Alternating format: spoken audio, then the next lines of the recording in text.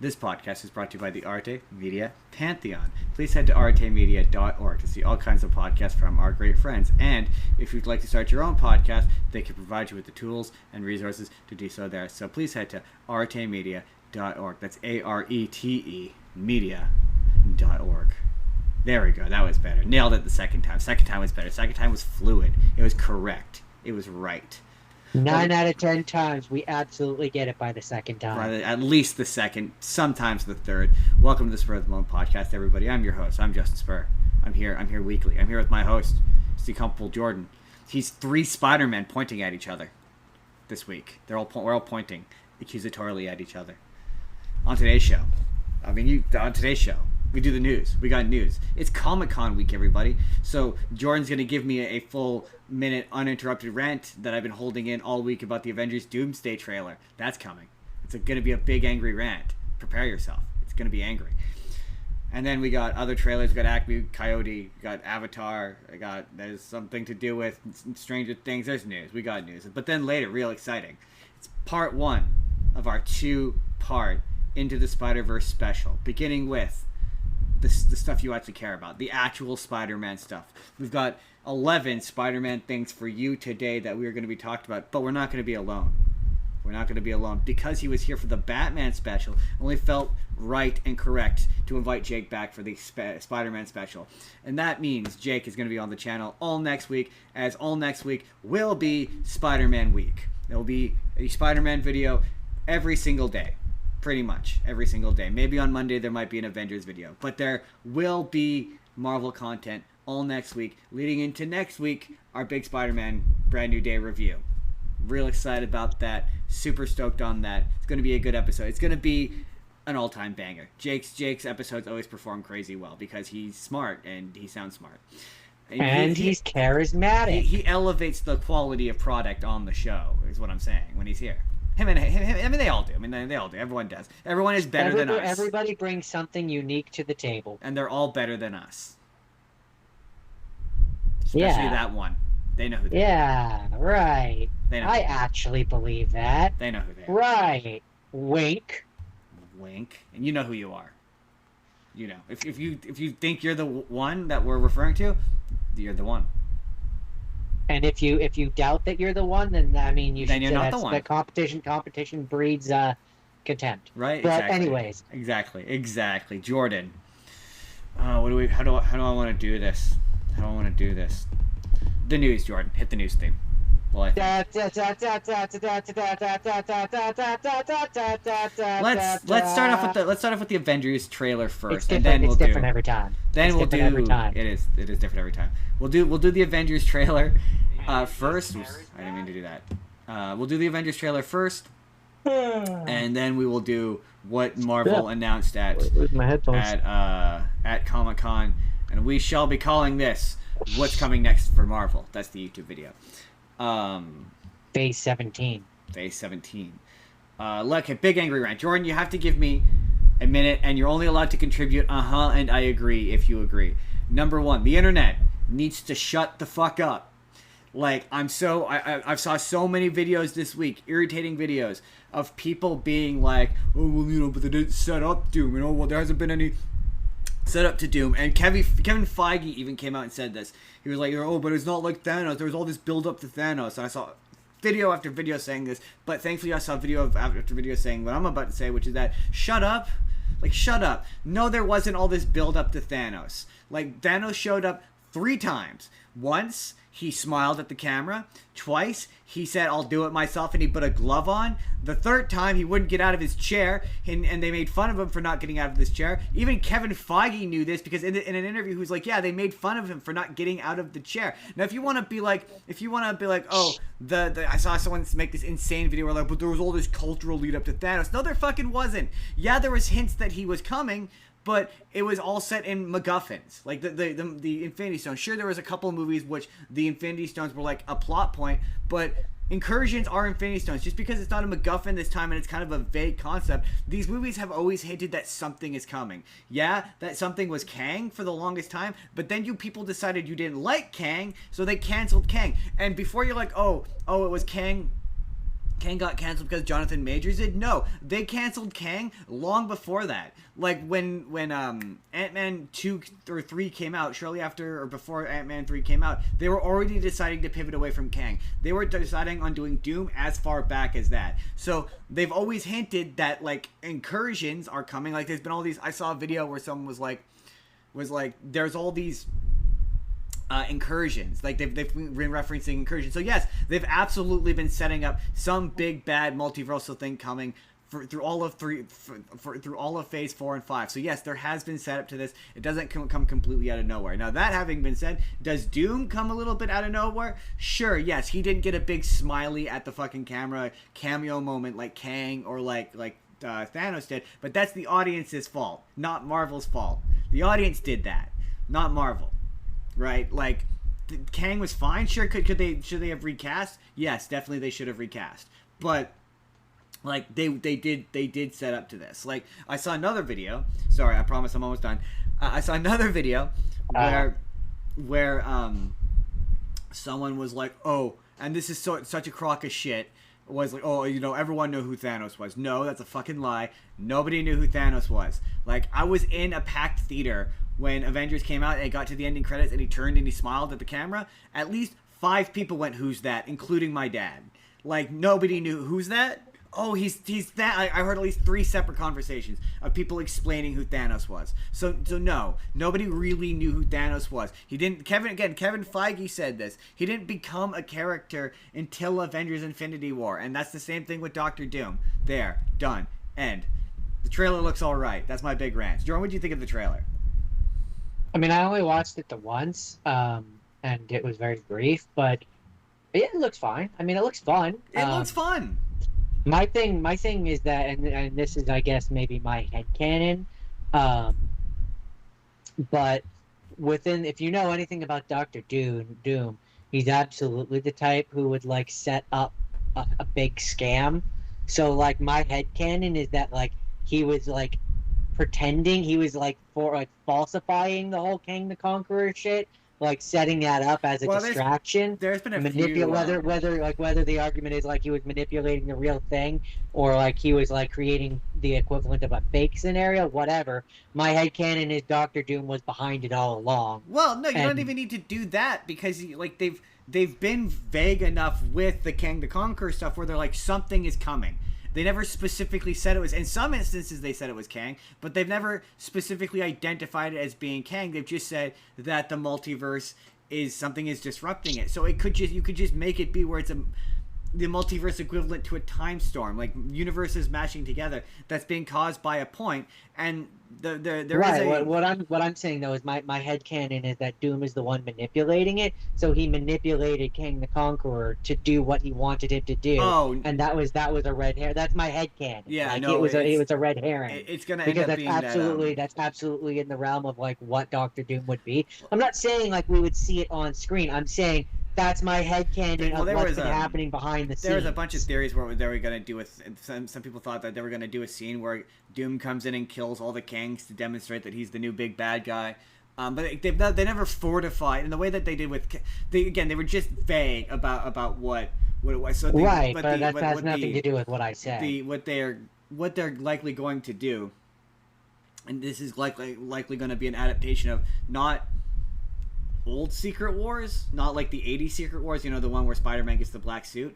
It's going to be an adaptation of New Secret Wars, which is it's kind of vaguely similar to the 90s cartoon, but it basically is Doom amalgamates all the universes into one universe, and it's called Battle World, and it's like an old like medieval style fantasy kind of world where they all live in villages and shit, and he's the king. And that's it's a pretty good sign that that's going to be what it is, because there's a bunch of concept art. Sure, that's true. Where it's She-Hulk and someone else together. I think it's Hulk and they're together and they're in like old fantasy, whatever. But anyway, Yeah, I mean that's kind of basically what the '90s version did, pretty so well. that's not Yeah. shocking. No, it's not really all that shocking. No, Like that absolutely, especially like when you look at what the aesthetic of Doom, yeah. him in a medieval setting kind of just makes sense. They've revealed some more stuff about him, kind of, that I will But touch on in my a second. headcanon to explain away all the King the Conqueror shit is that Doom was the one manipulating everything. That's my fair. headcanon. I don't necessarily think that would. You could just be like, they just are another element. I honestly, truthfully, I do think that they should bring him back and recast him and bring him in Doomsday. Put him in Doomsday and so bring him back. Like, what's interesting is I mean, I would have him a scene where like it sets him up as the big bad guy, and Doom is the one who like topples him. There's been a bunch of hints that the X-Men '97, that the X-Men that are in this movie are the X-Men from X-Men '97. And, yeah, I could believe that. Spoiler alert, big spoiler alert for the end of the newest season of which looks good, by the way, and it makes me go, oh, I want to watch it, but Kang the Conqueror shows up. And it's implied that they're part of the... So, I wouldn't be surprised if he does, in fact, if they have recast him and he does, in fact, show up. It would not show up. Wouldn't be hard. I mean, you just have him wear the helmet, and then the face can look vaguely similar but then, like, distinct. Or they'll just bring back Jonathan Majors. It wouldn't shock me if they just brought back Jonathan Majors. Marvel's not above that. My thing with this trailer, the number one thing, the very first thing I thought when I watched it was, I wish they hadn't said that Robert Downey Jr. was Doom. Like, they didn't have to do that. I also wish they hadn't said that that Chris Evans was coming back. Right, I wish they hadn't said that either, because like when they have him show up at the end, it feels like it's supposed to be a surprise, but I already know that he's in the movie. He does sound like the thing is, he sounds like Robert Downey Jr. because I know he's Robert Downey Jr. But if you had done a thing where you were like who is playing Doom, you could have made that part of the marketing, made it a mystery. Who's playing Doom? Who's playing Doom? And then when the movie comes out, you inevitably have to credit him and give it away. But if he sounds vaguely like Tony Stark, you could be like, well, that's kind of odd that he vaguely sounds like. I agree. By announcing it's Robert Downey Jr., it just sounds like he's putting on a bad affectation. Like, it doesn't sound good. It's not as bad as I would have thought. No, it's not. I will give it that. It's not as bad as I thought it was going to be. At least he's doing an affectation. I will give it that. I'm concerned like it's going to be fake, though. It's one of those things where, like, if I didn't know it was him, I wouldn't know it was him. I would instantly recognize But because I know it's him, I know it's him. I would have been like, that sure sounds an awful lot like Robert Downey Jr. I don't even my ear's not as tweaked as yours. I don't know if I would have thought it if I didn't know. Here's how it would have went. If it presented exactly like this, I would have went, it sounds like Robert Downey Jr., but there's no way Robert Downey Jr. would come back for this. That's what I would say. It would have made for a double punch surprise. Knowing how my brain works and knowing that I don't pick up things like that as easily as you do, I would have gone through the movie, had no idea it was him. We would have gone to the credits. You would have been like, holy shit, it was Robert Downey Jr. Or you would have been like, oh, it was Robert Downey Jr. Holy shit, it was Robert Downey Jr. And I would have been like, holy shit, that was Robert Downey Jr.? Well, no, I think we're going to find out, because they have said they are going to address the fact that he's Robert Downey Jr., so I think we're going to find out that he looks like Robert. Although I saw some people, I've seen different theories. One of the theories is that it's going to be like Doom steals his face, and that's why he's not actually a Tony Stark variant. Who knows? The other thing about this... I could see it being a thing where, like, because Doom... he can't leave the armor, right? So I could see it being a thing where, like, he creates like this holographic type technology, which allows him to take the face of someone else, and that'll be what he looks like when he's not wearing the mask. This trailer looks. My other big thing with this trailer is, look, it's not all sunshines and rainbows, okay? Like, I'm being overly nice to this because there are stupid people who are being overly critical of this. Like, I saw someone said, "Oh, it looks fine, but it just kind of looks like it's people mashing their action figures together," and I'm like, holy fuck.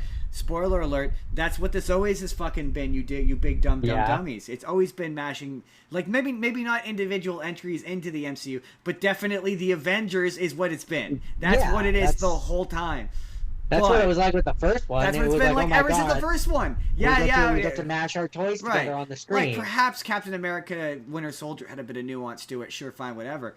But the actual Avengers movies don't, and that's the point. Like, they never have, They're and they just don't. Big dumb action blockbusters, right? They shouldn't have nuance. That's the point to them. But this trailer did look a little AI to me. It's just it didn't feel fresh and new because I've seen 5 or 6 AI trailers which looked exactly like this. And I'm like, Marvel, you need to step up. You need to step up, and your visuals need to be a bit more than just like, oh, it's Shang-Chi and Gambit hitting each other. There needs to be a bit more in there for me to be like, I had a good time. I'm gonna like it because it's Marvel. I'm always gonna like it. Whether or not I love it, I don't know. It has all the ingredients to be the worst Avengers movie. I gotta be honest, like. Currently, the worst Avengers movie is Age of Ultron. I'm somewhere, I land currently somewhere between like excited and a little apathetic and burnt out. Right. Somewhere between there. Like, I'm not excited for it, right. But I'm not like I'm like exactly what I would have been way. 10 years ago when it was like, oh my god, this is still fresh and exciting. It's another Avengers. It's going to be like all the other ones. I teeter on the edge of being like, I'm kind of excited for this, but also it feels sad.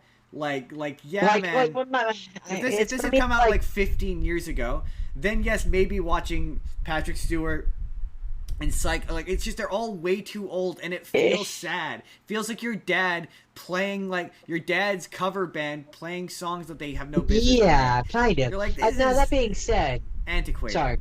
Sorry, go ahead. No, I was just gonna say it feels antiquated. For me, the parts where I get like, and it's not even excited. It's more like the best way I can describe it. It's more like ooh, that's cool. Is kind of that's the highest I get now. Yes. Is where it's like, oh, that's cool. Looks like it's actually going to be an accurate Doctor Doom costume. Yeah. Or like, oh, cool, Gambit, that's neat. Yeah. Oh, hey, look, I don't think we've seen that in live action. It's screen accurate. Finally, after 20 years, we're getting a screen accurate Cyclops costume. That's cool. I like that. That's neat. I'm like, that's kind of where I'm at, but like, I'm not. I can't reach the like, oh my god, that's so cool. I think the last time I felt that was when we got Andrew Garfield, Tobey Maguire. Oh, Spider-Man's doing that to me right now. But Spider-Man's doing that to me right now. The reason why this gives me that is it looks like it was shot in a cupboard because it was. Like at least Spider-Man Brand New Day, Tom Holland knew that after shooting the last Spider-Man movie in a cupboard that they needed to get on the street and shoot this, and this doesn't look like it's done that. It looks like it's all in studio, all of the backgrounds, it all looks so hyper. I saw someone say like, yeah, it's groups of people standing in a room, and I'm like, yeah, it's gonna be a wait and see. I'm not excited for it. It's very much gonna be a wait and see kind of thing for me. I'm not. Yeah. I'm not. But to be fair, I felt the same way about Endgame, and I felt the same way about Infinity War, where I was like, oh man, is this the point where I'm like, is this it for me? So we'll see. No, I was still excited at that point. Like, my thing is, like in Endgame, when you have like all of the heroes show up, that's still a genuine. No, but I mean going into it, from the marketing. No, I know, I was excited for that because we had Infinity War, and I wanted to see the fallout from that. I'm just kind of like, if you were to tell me, I think they have said this, haven't they? That the next 2 movies are like the end. Yeah, pretty well, yeah. And not strictly speaking the end, but like a reshuffling.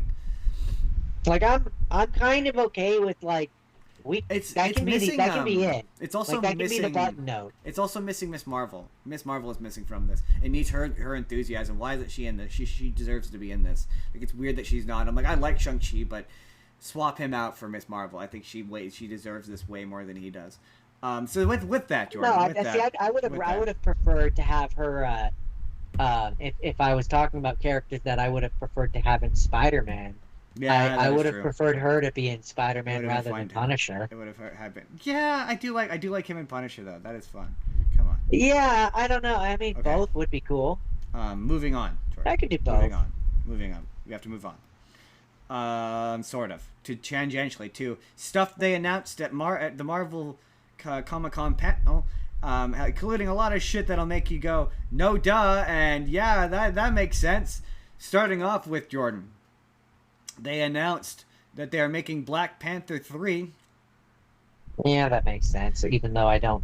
And Jordan, and the main character will be T'Challa's son, also called T'Challa. Remember Remember when we said that? Remember when we said after the third Didn't one? we pretty much just say that's exactly what they would Exactly do? what's going to happen, and people are like, I saw a video where another video from the same guy who said the stupid thing about the Doomsday trailer. He was like, I don't know how. What are they gonna do? Are they gonna age him up? Are they gonna do a time skip? What does that mean for girl Black Panther? I don't know her name, and who cares? And I'm like, well, first of all, girl Black Panther was an avid anti-vaxxer Shuri. and got canceled. Shuri, wasn't it? Yeah, Shuri. I don't care. She got canceled, and Marvel was looking for a way to get rid of her, and very, very definitely minimized her screen time in the last one.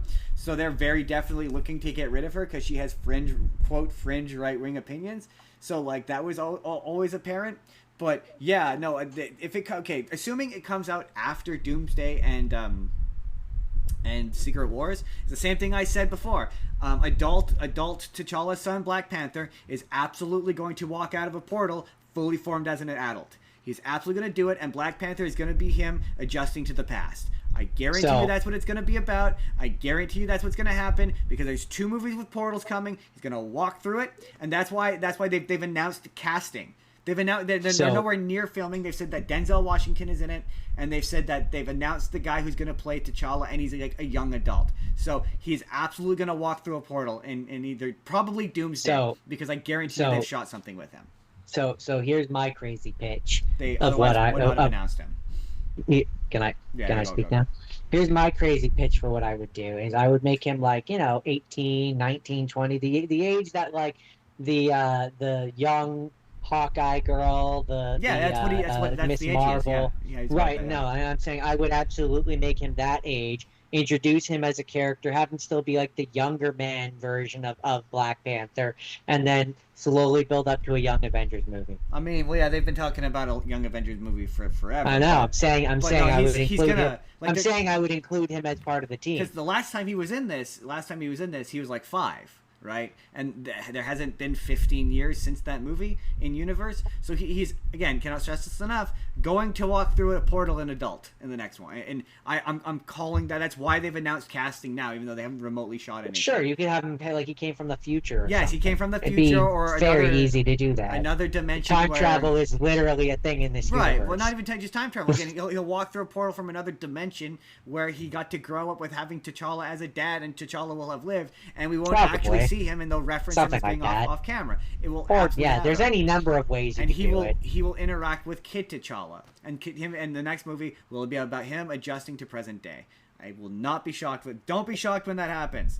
Don't be shocked. I'm calling that right now. Again, right. There's any number of ways you can do it. In 3 months from now, and you hear me say, that's definitely probably the most likely. You hear me say I picked up that phone. I will have picked up that phone, and I will have called it. This is me calling it right now. They'll just do a time jump where he's like because 17 or 18 now. No, because that would require like a 10-year. He was 5. He was like a little kid. It would require like a 15-year time jump. The universe hasn't moved that quickly, so they wouldn't. It hasn't like in the Avengers movie or anything. But who knows? I guarantee who knows? By the time that they actually make this movie, there's any number. Like I said, there's any number of ways they could have done. There's no way they're gonna do a time. I mean.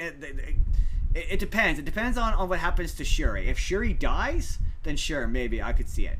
But if Shuri lives, they could make him. They could make him the MCU version of Spider-Man and have him be where he's 15 years old. No, but again, that would require there would be too much of a time gap for that to work. It wouldn't work. It would be way too much time in the future removed from the previous movie.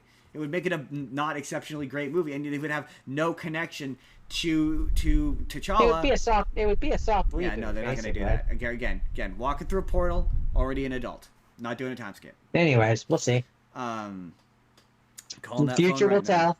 I'm calling that phone right now. What else? I'm not disagreeing with you. Yeah, that's honestly the most likely scenario. I'm just saying there are other ways to do it. Yes, that was the other thing they announced. They announced that they're doing a Jordan. Say it with me. Okay, Jordan. They announced a Peggy Carter show. Say it with me now, Jordan. Who cares? Why? Who cares? Who cares? Who wants that? Nobody wants that, Jordan. Didn't they already do that? They did. They already had a Peggy Carter show, and it got canceled because nobody wants it. Like, are we doing like the alternate universe, like she's the superhero version? Because that I could maybe see. I could see how you could do that, I should say. I suppose, but no, don't. Nobody or she's wants Captain America or whatever, Captain Britain. Captain Britain. Nobody wants that. Nobody wants that. Nobody likes that character. I don't understand it. I don't understand her presence in the MCU. Nobody I likes suppose her. you have to have probably in that show, thinking about this For a character who was logically, in one movie. probably in that show, what they will do is it will explain how Steve Rogers is a young man again to show up in Avengers. Well, and I imagine he's just gonna come back. Well, okay, that's another thing with that trailer. I think that's evil Captain America. I don't think that's our Captain America. I don't think it is because he takes the he's able to use the No, because I think that's a red herring because that scene, that shot is framed in film language as being sinister. His demeanor, their interaction. Evil, he wouldn't be able to use the hammer. I think that's a red herring. I think that there is that they will explain why he can carry Mjolnir, but I think that will be a fake out. And I suppose you could give the explanation that worthiness is an ill-defined trait. It's an ill-defined concept. There'll be some sort of workaround, but I don't think. I think it's gonna turn out he's evil. It's weird. That scene is framed as being sinister. It would also explain why he's young again. It's not framed as two people who are. Well, it's time travel. He can come back from at any point in his timeline and just arrive. Him being young, there doesn't need to be an explanation for that. Yeah, there does. No, he came back at the end of his timeline. He's at the beginning of his timeline. It's no. What do you mean? I don't understand what you're saying. How would he know to come to this point? He's old. Maybe he always. What are you talking about? Maybe he always did. No, when he comes back at the end of Endgame, that doesn't make any sense. He comes back from the past being old, but he still traveled around and dropped off all the Infinity Stones, so he could come back to this moment. He would have no idea to come to this point. It would be in his future. Right. That's what I'm saying is maybe his future is he does this and he goes back to the past and then he comes back as an old man. You're hurting my brain. I can't. Like a Doctor Who kind of situation. No, it doesn't make any. What you're saying doesn't make any sense. Like he could be from a different point in Steve Rogers' timeline. The far more likely thing is just that he's not the same version. I don't think he's the same one. I think that's a red herring. I don't know if he's evil, but I don't think he's our version either way. She's coming back. Kaylee Atwell is coming back as Peggy Carter for Doomsday, and something about a show, which she already had a show that nobody watched, so I don't understand.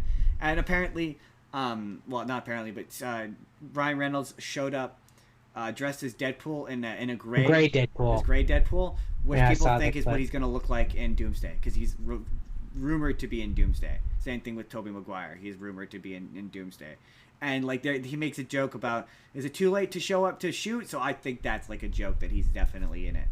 And then this is the final thing that's kind of interesting. They are the real question is as to what level is he in it. Like, I agree, he's probably definitely in it. He's definitely just about like the how theory much was that he was only in the opening scene and that he pretty immediately gets wiped by the incursions or Doom or whatever. Mm-hmm. And then they would finally explain why he's wearing the gray costume. Yeah. Finally, they announced that they are making a Ghost Rider movie starring Ryan Gosling. Directed by. I know them. Hold on. I can't picture it. Directed by Sean. I never know how to pronounce this guy's last name. Sean Levy. I think it's Levy. Directed The Atom Project, Deadpool and Wolverine, Free Guy, and a bunch of different Ryan Reynolds movies. He's going to be directing Ghost Rider, which tells me that Ghost Rider is definitely going to be in Doomsday or Secret Wars. Like, he's going to be there as a cameo. But I'm curious as to which version. Choice. Yeah, I know. It does make sense if you're doing Johnny Blaze. He does kind of have a kind of. He kind of has that look. Yeah. He does kind of have that look. Yeah. He looks like a younger. I like Nicolas the Nick Cage. Well, no, that's the thing is Johnny Blaze doesn't look anything like Nick Cage. Nick Cage is in fact a terrible Ghost Rider. Those movies are fun and I like them, but he's a terrible Ghost Rider. And that's funny because I saw someone being like, "Whoa, what does Sean Levy do that's like any good?" Basically, well, he directs really competently made action movies.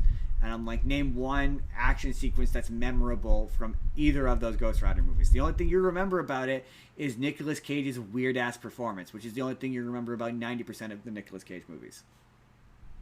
Right? There isn't, like, maybe, I thought about it, maybe in the second one there's the bit where he turns the big spinning wheel into a big flaming spinning wheel, but that's kind of it.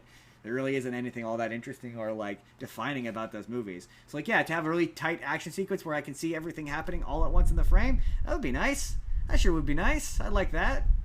I mean, I'd be excited by that just because like the sheer different amount if it's being made by Disney and Marvel in them, Yeah. then like the sheer amount of cameos that you could get in there. Yeah. I mean, they Like you can get like yeah. the thing that makes it cool, not that you have to, but like I'm just like the thing that makes it cool now is like if it takes place in the MCU, I could see the argument that it might be you could you could So go ahead. you could have like I'm trying to think of like he lives near New York, Yeah, but right? I wouldn't put your headspace in the idea of any other characters showing up that aren't related to Ghost Rider. Why? Because that's just not how these movies work anymore. They don't do That is. Not really. Look at Spider-Man.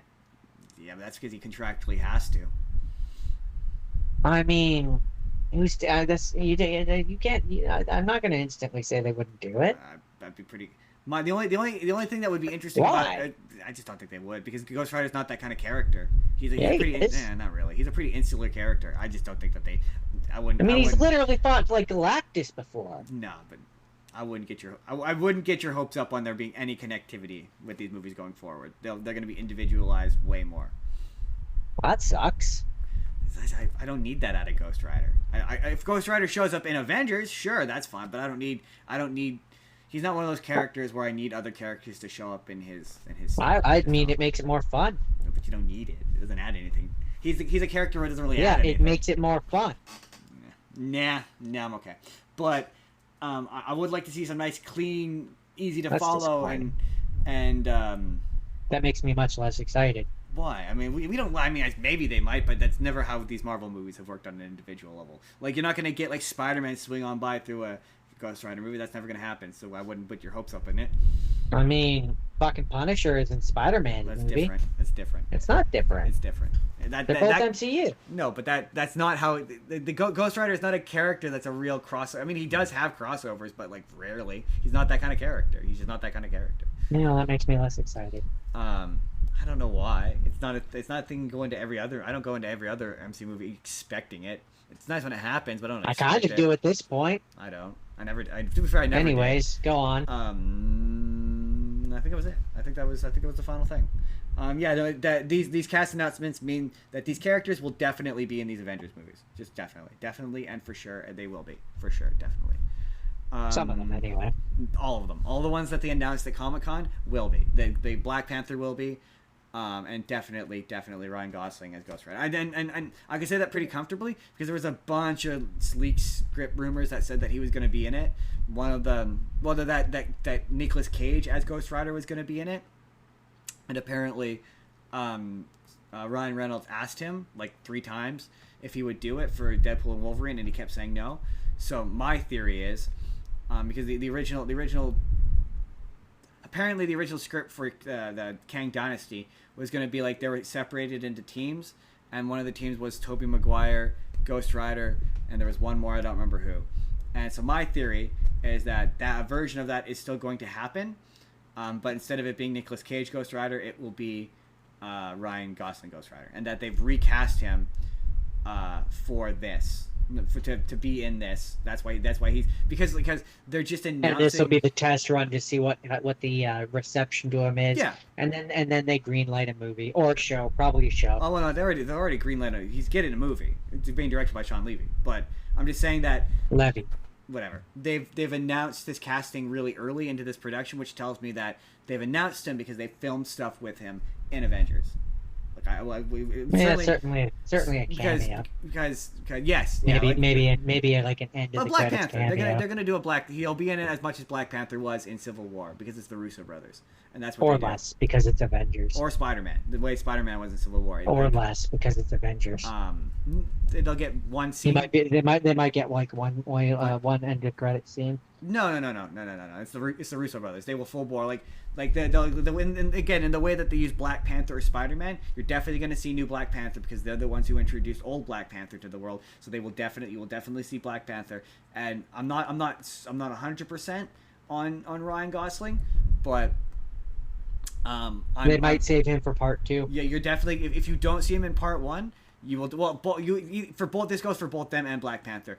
If they're not in part 1, they will likely be in part 2. Like That I agree you with. don't announce casting like this far in advance if you haven't already I'm written or just shot looking at stuff it with like them. I know there's a two-parter, and I know the second part is Yes, probably where we're gonna actually have Doctor Doom. That's where I expect we'll get more of the cameos. Like most of the absolutely, cameos is in part two. absolutely. Like we might see one of them in part one, and if it's one of them, then yeah, you're right. It's Anyone you probably the didn't Black see get Panther. announced in part one is going to be in part two. So like Miss Marvel, Tom Holland, all those guys, all going to be in part two.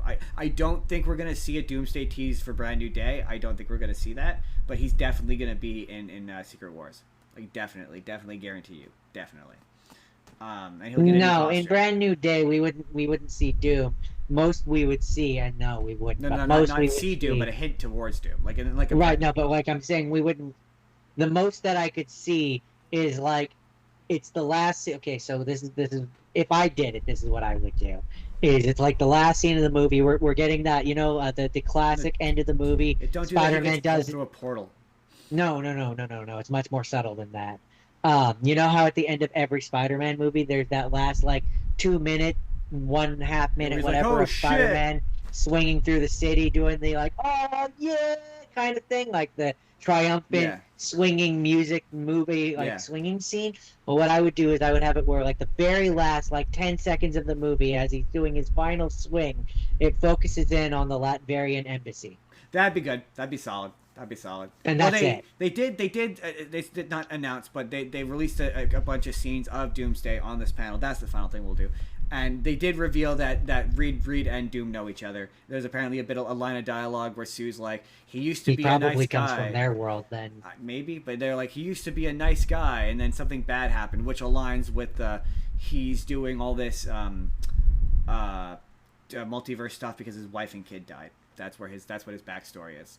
That's been done before, so that Yeah. makes sense. And apparently even him looking like Tony Stark. Apparently there's a comic book storyline. It's funny because I saw a video that said this, where it said the same thing we did, where it's like I don't hold, like when we talked about like Superman, where like we see that Superman movie as a particular comic book run. Like it's not going to be the same as or Batman is a better example. Like an Alan Moore Batman story is not the same as a Frank Miller Batman story. So you don't hold the Frank Miller Batman story to the standard of the Alan Moore Batman story. You hold the Frank Miller Batman story to the standard of the Frank Miller Batman story. That's what the MCU is like. And I'm like, yes, that's exactly. Holy shit, he said it exactly the way we did. Oh my god, we're so smart. Speaking of DC, that's it. That's Marvel. That's what's happening with Marvel. There we go. It's probably going to be a video.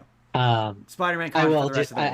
I will add on one final thing for the Spider-Man thing, or the Doctor Doom thing specifically, is as I've kind of gone on, him being looking like Iron Man bothers me less, because like there are comic book runs where Doctor Doom isn't Victor Von Doom. Yeah. Like there's the Ultimates one where he's Reed Richards. Yeah, there's lots of different versions of it. So like great big grand multiverse. You know. My thing is, as long as they give a suitable I just need explanation reason. reason, or if you never show him, but you gotta relitigate. Anyways, trailer, next trailer, Clayface. yeah, I don't know how to feel about that. I don't love it. I felt like the first trailer was really good. It was a really good trailer, and it really set a tone. This is giving me Sony spum. It's giving me spum. Yeah, it's giving. I had that spum. same thought. It's got all the hallmarks of like the not very good acting. It looks like it's trying to do horror, but it's trying to be PG-13 to get the audience who would go to see this, the comic book audience, but it doesn't look like it's going to please in that regard. I do think it's impressive that it looks like he's going to become Monster Clayface by the end of it, which surprised me. Like, that was a legit surprise. But it's definitely losing. In this trailer, it loses. And I don't know if it could just be the trailer. It could be a bad trailer. But it's losing a lot of the atmosphere that the first trailer had. It's not as creepy. It's not as unsettling for me. Like, he does the face thing too many times in the trailer. So, okay. Here's my thoughts, and I'll do this fast. My thing with when I watched the first one, and I was like, this is a good like horror movie. It feels creepy and unsettling, but it feels weird when you connect it to the DC element of it. And it like realizing that it's supposed to be in the same universe that Superman movie that we watched exists, and that was weird to me, right? That felt weird. And it feels like Sony realized that, or who's making this, Warner James Gunn, Brothers. Warner Brothers. I don't know why I said Sony. Maybe because it's spum. Yeah, spum. Anyways, Definitely spum. uh, You got a little spum on your bum. it feels like some executive like saw that trailer and then immediately kind of had that same thought where they're like, oh yeah, no, right, this is supposed to be connected to that big dumb Superman movie thing that we got Yeah, going so we on. need to lighten the tone up. We quite need a to bit. lighten the tone up Yeah. and make this back into a comic book and not into a horror movie. Yeah, and it's not. It's and not working. I can't decide how I feel about that. I need to see the movie now because like, I need to actually this- watch the movie. This feels like it feels like that first trailer was a good trailer, just a good trailer, and it's gonna be a bad movie.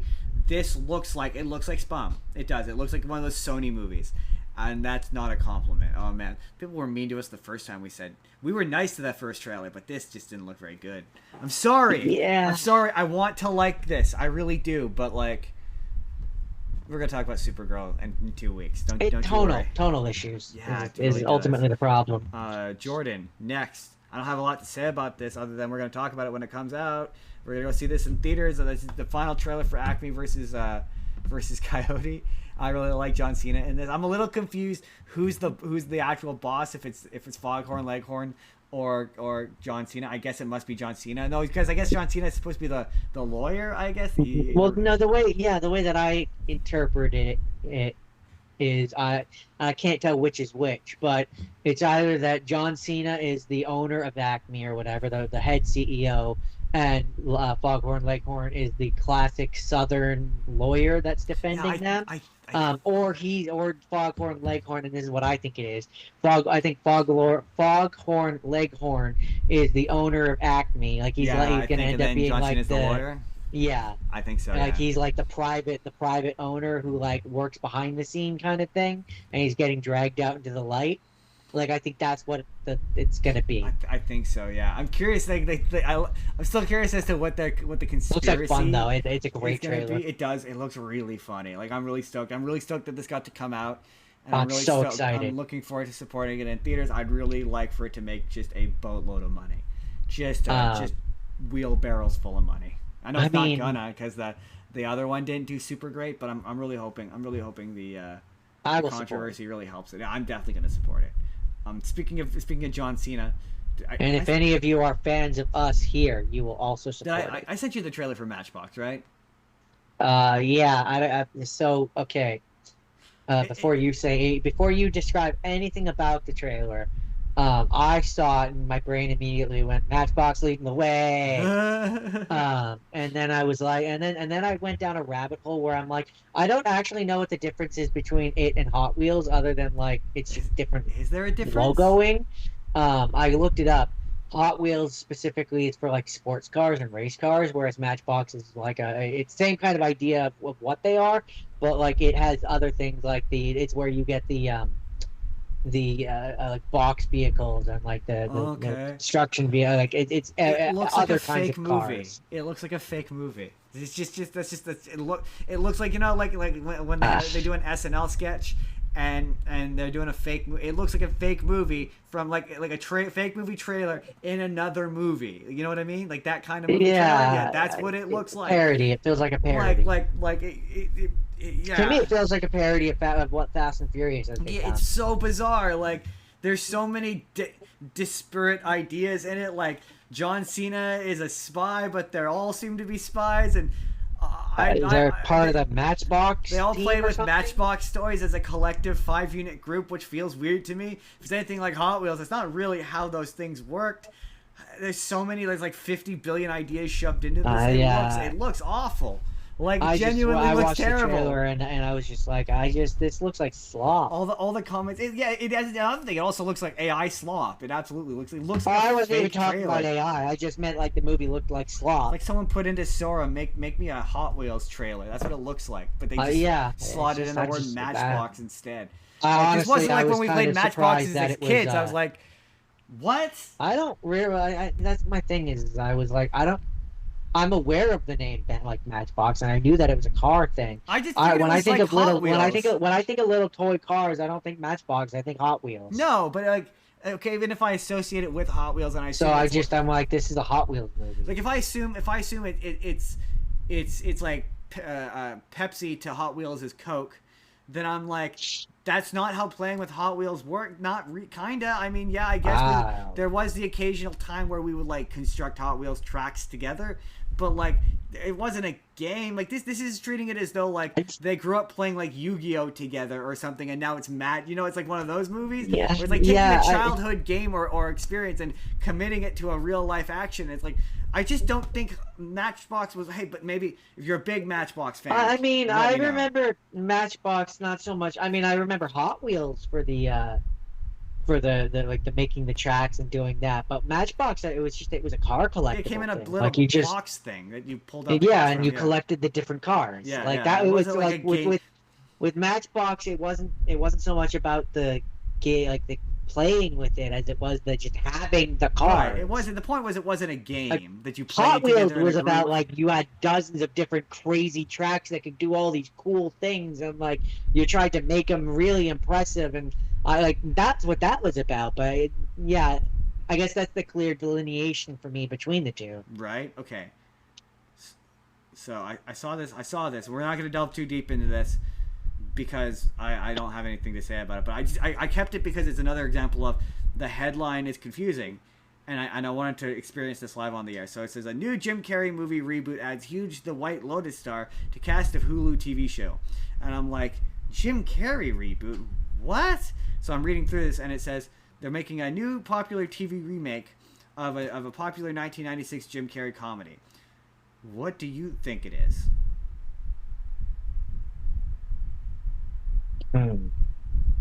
Okay.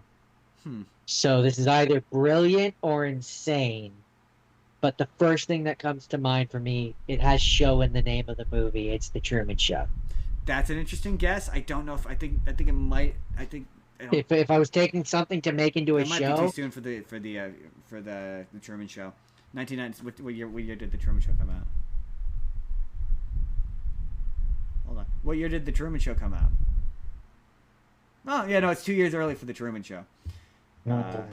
Okay, then my second guess is The Mask. No, Cable Guy, apparently. Apparently they're making a Cable Guy TV show, and it's a sequel, apparently. How?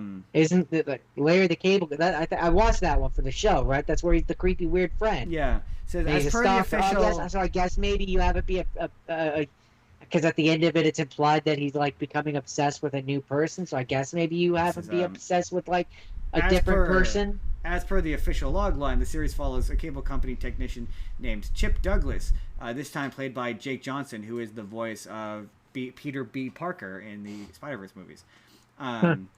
It's in the streaming area. He leads an isolated life until Steven reconnects with him, asking him to turn on his cable once again. The encounter catalyzes a new chapter in their lives. Chip finds someone who has been missing from his life. His infatuation with Steven turns to obsession. So it's a sequel, but without Jim Carrey. That's all right. That seems like a waste of an idea, but all right. All right, I guess. Okay. I have no strong feelings about this. And then, Jordan, remember we talked about the Family Guy spin-off series with Stewie? They announced a bunch of the cast members that were going to be in it. Seth MacFarlane, Mike Henry, the works. But the one that made me, that was like, oh, that's kind of funny. And the only reason why I'm mentioning it is one of his classmates is the son of Bruce. Oh no. Oh, okay, yeah. I know. I know. Yeah. Oh, that's not gonna get us made fun of. I love that character, and I think it's funny that he now has a son in the Family Guy universe, and I'm kind of hoping that these characters from this show get to bleed over into Family Guy a little bit. I think that would be fun. I don't know. I've heard some people be like, I don't know how I feel about it, but I'm kind of down with it. I'm down with the sickness, Jordan. Jordan, there's a Stranger Things spin-off. It's the Tales of '88. No, it's well, yes, there's that, but there's also the Broadway play. One. Okay. The Broadway play, Jordan. If you recall, there's why? Why is there a Broadway play? Yeah, that sounds like torture. That's been a while actually since it came out. It's been out for a Been a while. while. It's quite successful. It's not a musical. It's just a play. It's Wait, you can have just plays on Broadway? yes, you can have just plays on Broadway. Yes. Um, That it's that blows called my a lot of mind. it. A lot of it. I haven't seen season 5, but apparently a lot of it like comes back in season 5. But it's Stranger Things: The First Shadow. And if you Okay. want to read it or experience The First Shadow and you can't make it to Broadway, they announced that they are releasing it as a comic book, which is interesting because apparently a lot of the plot details from it wind up Season 5? wind up in season 5, which I haven't gotten that far, so I just have to text Jake. Very interesting. But stupid. Just telling Jake to be ready. Stand on guard for thee. To stand on guard for thee, like a true Canadian brethren. Jordan, the new Avatar show, they put out the trailer for that, and the first time I watched it, I was like, oh, I don't really like the art style. It's a bit chibi for me. Like it was You're really talking chibi. about the Avatar, Yeah, it's a little too. I don't. Element one. I don't like the art style. It's way too chibi. Yeah, It looks chibi to me, and I'm not a fan of that. it feels like they were like, okay, last time with Korra, we went for like that serious, like older Realistic look. looking. We yeah. need to go back to like what made Avatar great with the Last Airbender. Like, let's soften the edges, make it look more like Avatar: Right. The Last Airbender. But like it's it's for overcorrecting. kids again. It's overcorrecting. Like it's overcorrecting by a lot. I don't like how it looks. I don't mind the story. I do like the idea that it's a bit post-apocalyptic and that the Avatar is not liked or wanted at this point. I do like that because that's kind of a first. I've never really done that before. I'm curious if they're gonna do a thing where maybe there's more than one Avatar, like maybe because they were born as twins. Has that happened before? Do we know that? I don't know. If Well, I mean, there is I have seen a fan theory where because basically there's a point in the Korra thing where she like purifies Vatu or whatever, and like so the theory is that basically the way that it works within the lore is when one destroys the other starts growing within the one, basically, the light spirit and the dark spirit or whatever. So the going theory is that in like this is now 10,000 years or something since the last, however long it is since the last one. I don't actually know. I can't say that confidently. Anyways, and so the fan theory is basically that the dark spirit will be in the one twin, and the light spirit, which is the regular Avatar spirit, is still in the other twin, basically. And so like you'll have like the dark Avatar and the light Avatar, and like that's gonna be a thing. Each twin is one. Hello? Oh, sorry. Yeah, yes, I'm listening. I'm just texting Jake. What did I just say? You said that there's gonna be a dark and light Avatar, and twin will be one, and one twin will be the other. That's the fan theory.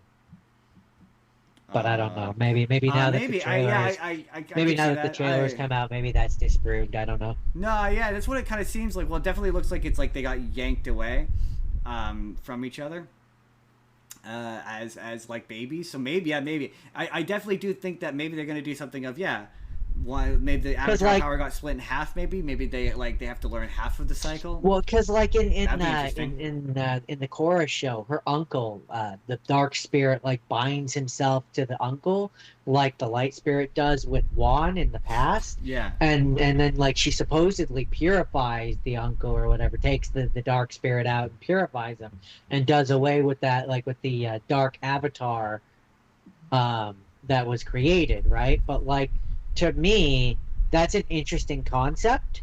The idea of a dark Avatar. So to have and they like establish that, like, because like they established that like if one ever destroys the other, they can't truly be destroyed because they're the spirit of light and dark.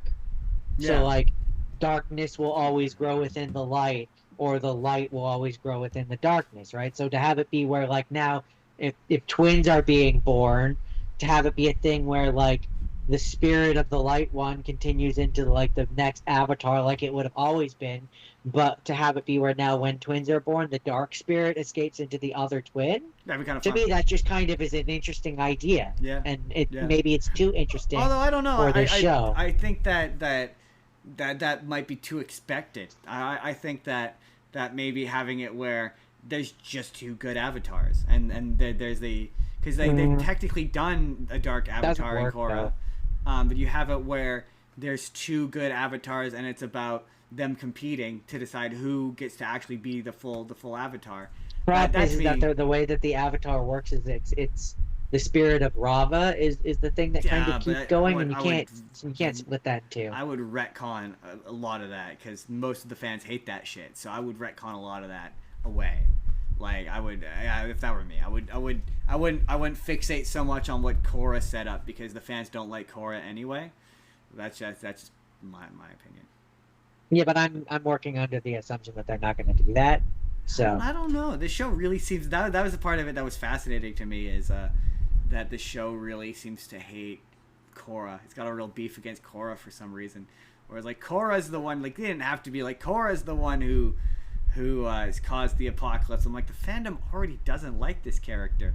Like, I mean, you say that like it's kind of crazy, but it's not really that crazy when you look at the fact that like in Aang's time, they look back at Roku and are like, yeah, he's the one who directly led to the war.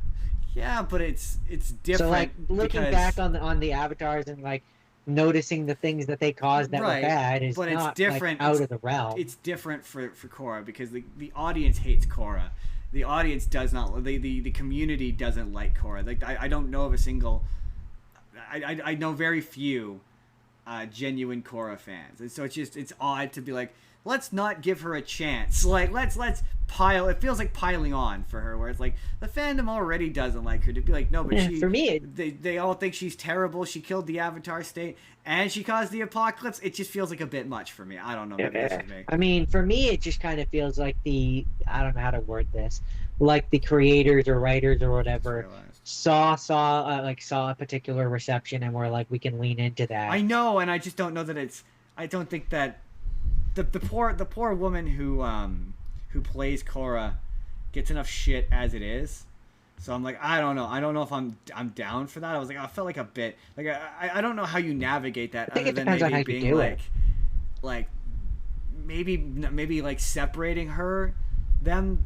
Like I think it depends on how you do it. Like I think like if you do it where it's like the show starts off and that's what you think, and then because they could easily do a thing where it's like where they in episode 2 or 3 we start through the Avatar, we start finding out what really happened.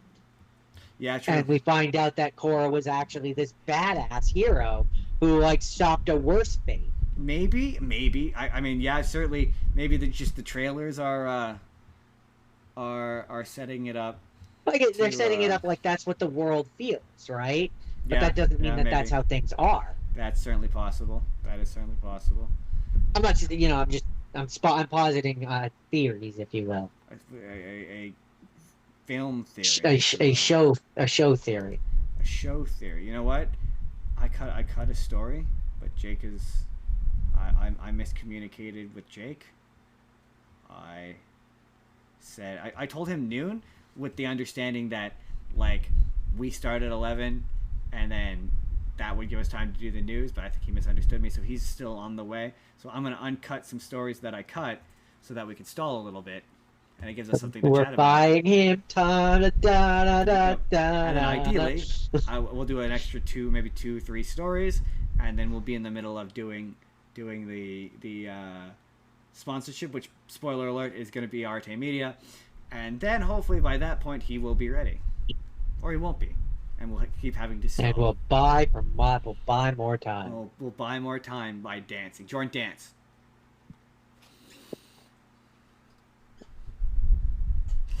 Jordan, I put this story in. It's funny because we don't do. I mean, that's not fair. We have done a bit of celebrity gossip. We try to avoid celebrity gossip as much as possible.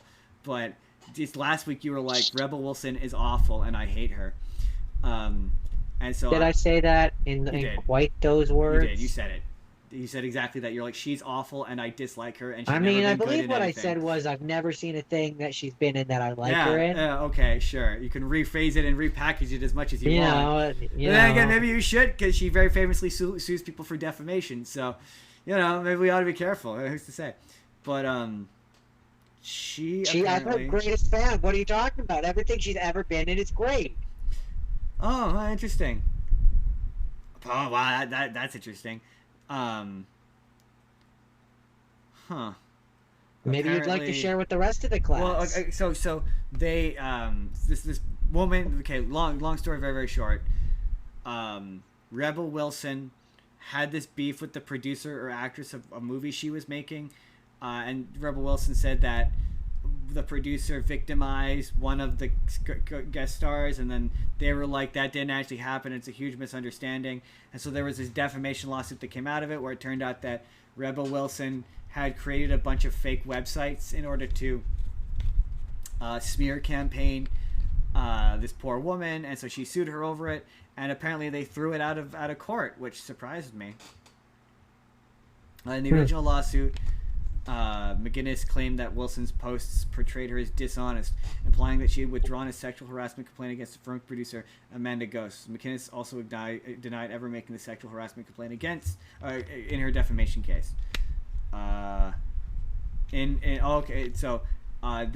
the post. See, this is what makes the internet fucking stupid. So I guess she sued because on the internet she claimed that Rebel Wilson had said these things, and the judge determined that what she said on social media was not defamatory, which is interesting because that enters into that weird gray soupy legality area of what can you do on social media, where it's like, yeah, what does saying something on social media count as saying something? Is always a question when it comes to. Is it still your words, and can you still be held accountable for them? Exactly, and that's what cases like this sort of demonstrate. Is that no, you won't be. It's hard to prove. What's hard to prove intent?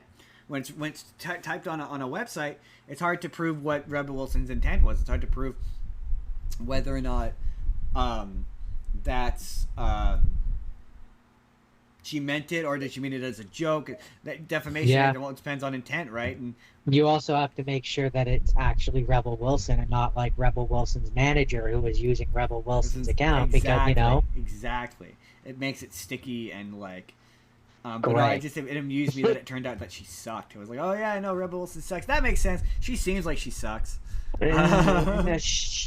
We don't want her to come after us. That's true. No, I don't want her to come after us for defamation. She seems like a very lovely individual. I'm sure she's.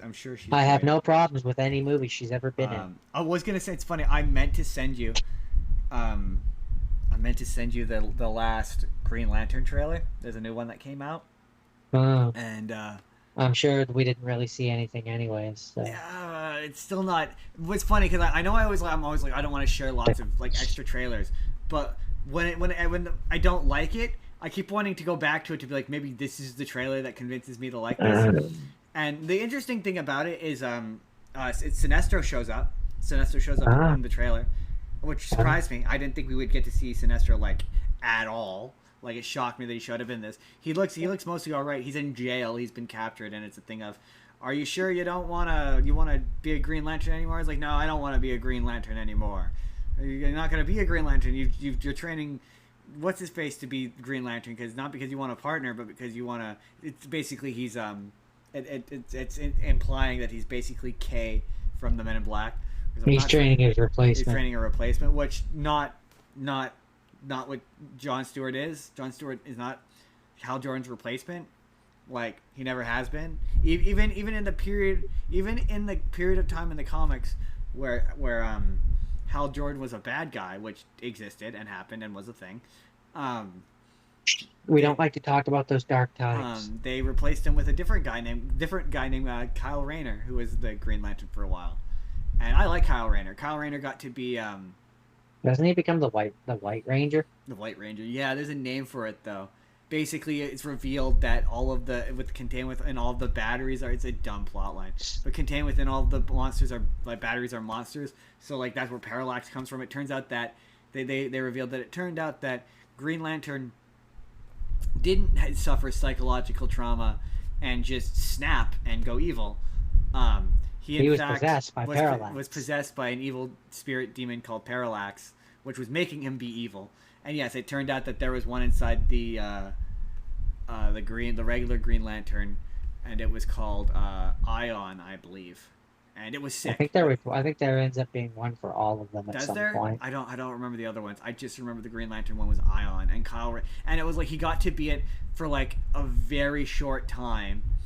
Like for a very short time, he absorbed it, and he had all the basically he could like summon constructs without a ring. It was super badass. And then that was around the time they introduced the other Lantern Corps and the Black Lanterns and the White Lanterns. And pretty immediately after that, he gives up the power and becomes a White Lantern, and it's way more boring and way less cool. He's not it for very long, like at all, and it's super disappointing because it's a super sick costume and it's a super sick power set. And I really like Kyle Rayner because he's different. He's different than It surprises me that there must be a reason why they've never brought him into. Maybe he'll show up in this. That would be interesting if he did. Because they've never really, like, you know, in Green Lantern's thing, they always inevitably bring in Guy Gardner with his stupid bowl haircut. Like, Guy Gardner even showed up in that 3D Green Lantern show they did. He showed up in that. They always do. House Stewart shows up way more often. Right, but they never do Kyle Rayner. Like, they never do. And Kyle Rayner's costume was different, too. He had a different Green Lantern costume. His thing was he was an artist, so his constructs were completely different from Hal's. It was really cool. I really like, for most of my comic book reading time, Green Lantern was Green Lantern was Kyle Rayner. Just like how, for most of my time, Green Lantern was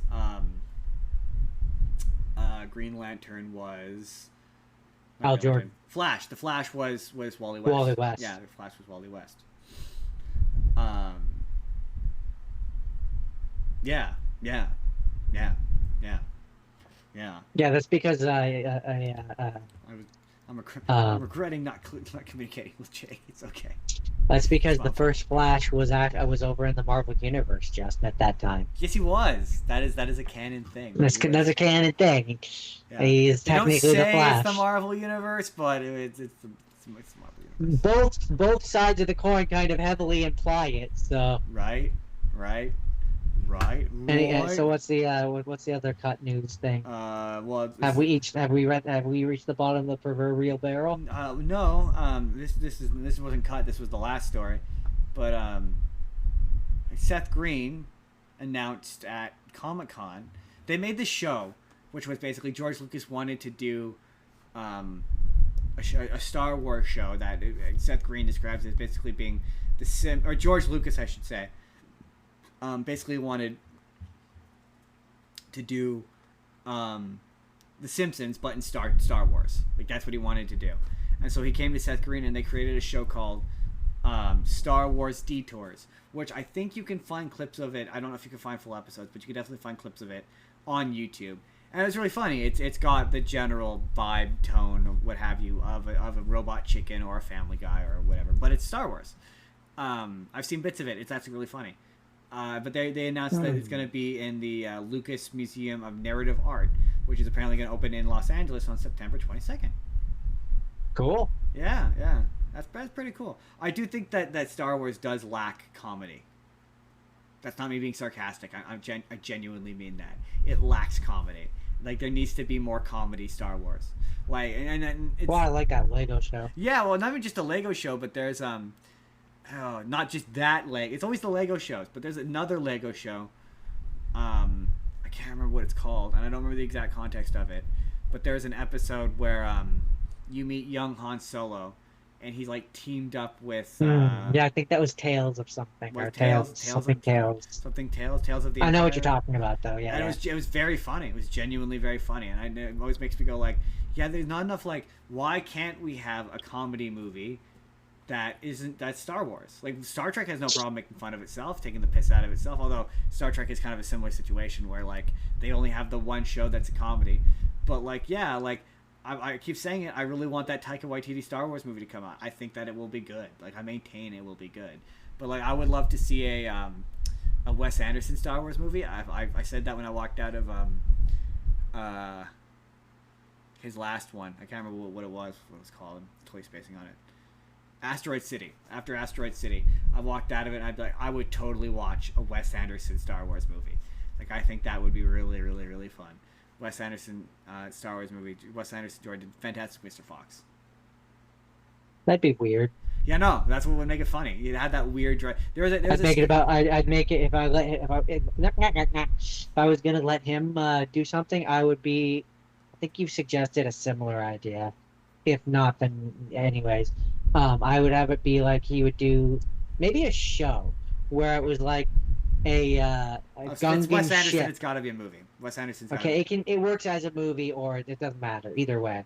But have it be where it's like a Gungan led ship. Because like Oh no! just See, weird, I want Taika Waititi they're just to do weird that. and like and different enough that his style I think could really work for I them. want Taika Waititi to do the Gungan Captain movie. That's the movie I want him to make. Wes Anderson, I want it to be about. I want it to be just about a regular guy, and like that's the entire gag. No, but It's his whole just thing was that the foxes were weird and like different. No, but the foxes. That's the thing. Is the Strange. foxes were just they were weird. His dialogue is weird, but his characters are normal. Like that's what makes that movie funny. Is there's no real reason for them to be animals. Really, they could be humans, and it would be the same movie. And that's Yeah, part of the so that's humor. what I'm saying. I would make them like a weird. You could make it Twi'leks. You can make. It I don't anything, but disagree make that them... it would be funny if you had a Gungan. If you had a Gungan saying Wes Anderson style dialogue, I don't disagree. I do think that would be funny. It's just one of those things where like, I just wouldn't make them human. Is I guess what I'm saying. no, well, see, so I mean that works for me too. But I also would want it really funny. I think it would be really funny if it's just like a moisture farmer on Tatooine, like, and he like happens to know Luke Skywalker, but you never see Luke Skywalker. Like, I just think He's that his neighbor. Yeah, like it's like his neighbor, and like he just lives a relatively normal existence. Like that's a Wes Anderson movie, and you make the dialogue really weird and like sort of out there. I just think it would be funny. So I just had this Call me, amazing Wes idea. Anderson. Call me. I just had this amazing idea for a Star Wars comedy movie, like a Star Wars movie that's about like that's a comedy that I would do, where it's just and it's mostly just a comedy with Star Wars dressing until the end, till the very end. But I would have it. There's two ways that I could do it. You either have one style or the other, and it works with either or. Either you have it where it's like a slice of day in the life of a person on Alderaan, like a lazy, like a Jack Black style like comedy where it's like he's a loser or whatever, and bad things keep happening to him. He's having just the worst day ever, and then no. The ending is the ending is the thing that really sells this. And then he gets to the end of the day, and things are just starting to turn around for him. He's like, you know what? I think things are only gonna go up from boom. Alderaan explodes. and he said Alderaan. Oh, I was gonna be like he's on the Death Star. That was the other way that I see it is you have it with the Imperial style where he's the janitor cleaning the Death Star or whatever. His day is going like really, really poorly and like or whatever. It gets to the end, he's like, yeah, things are just gonna start getting better. I'm gonna climb the boom, and then the Death Star explodes. You could have it be either way, but that's what I would do. That's one of the few things I liked about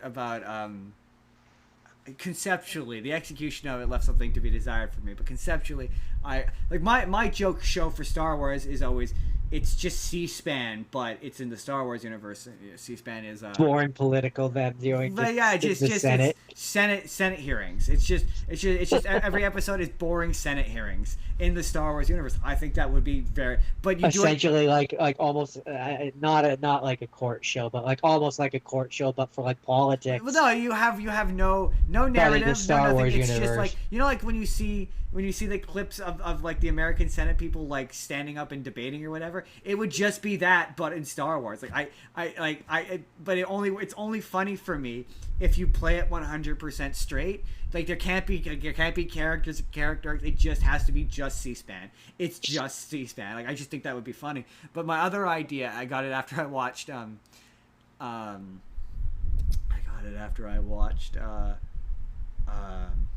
that Star Wars show that we don't like. The one that people yelled at us for. Totally escaped. Not Rogue One. Andor.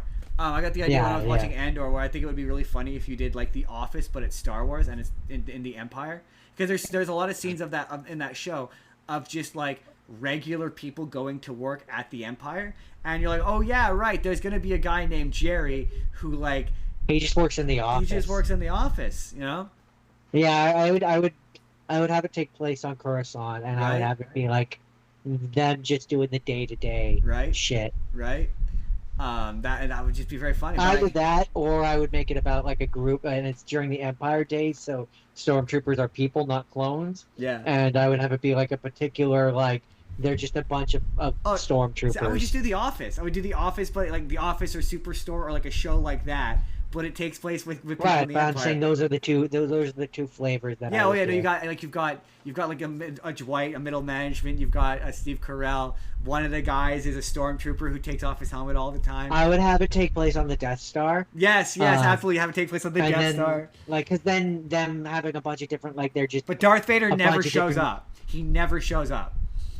maybe like in like I would have it where they Like, refer you know, like, to him you know by how, name, like- or they'll reference him, but you never actually see him. Or the the Emperor. only way that I would maybe do it is like it would be the equivalent in the office of like when the corporate comes in basically. Yeah. Where it's like it's in that one episode maybe where it's see the a hint of episode a where cape. corporate That's comes it. in and like you maybe see like the cape and like the voice of him yelling at someone. Off camera. he's though. like- Off camera. yeah. You can't directly see him or the Emperor at all. Like I just think Or like you I see his just think it would be feet or funny. something. I think it would be. I think you're gonna.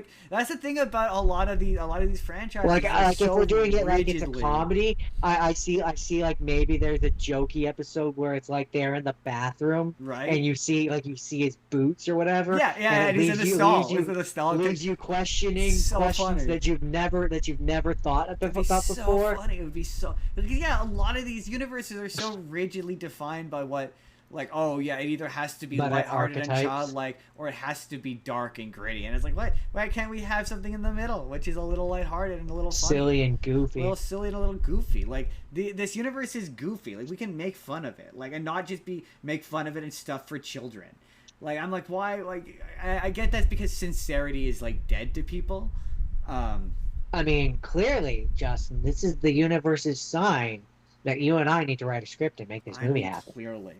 Clearly that's a sign. I'm gonna let Jake know that we are ready whenever he gets home, and we will move into. We'll do some comment response time, and we will read some comments while we wait for Jake. I realize that's the thing we can do while we wait for Jake, and then Jake will pop in, and then it will be time for Spider-Man. Spiderman? Dave Spiderman? You are Dave Spiderman? I am.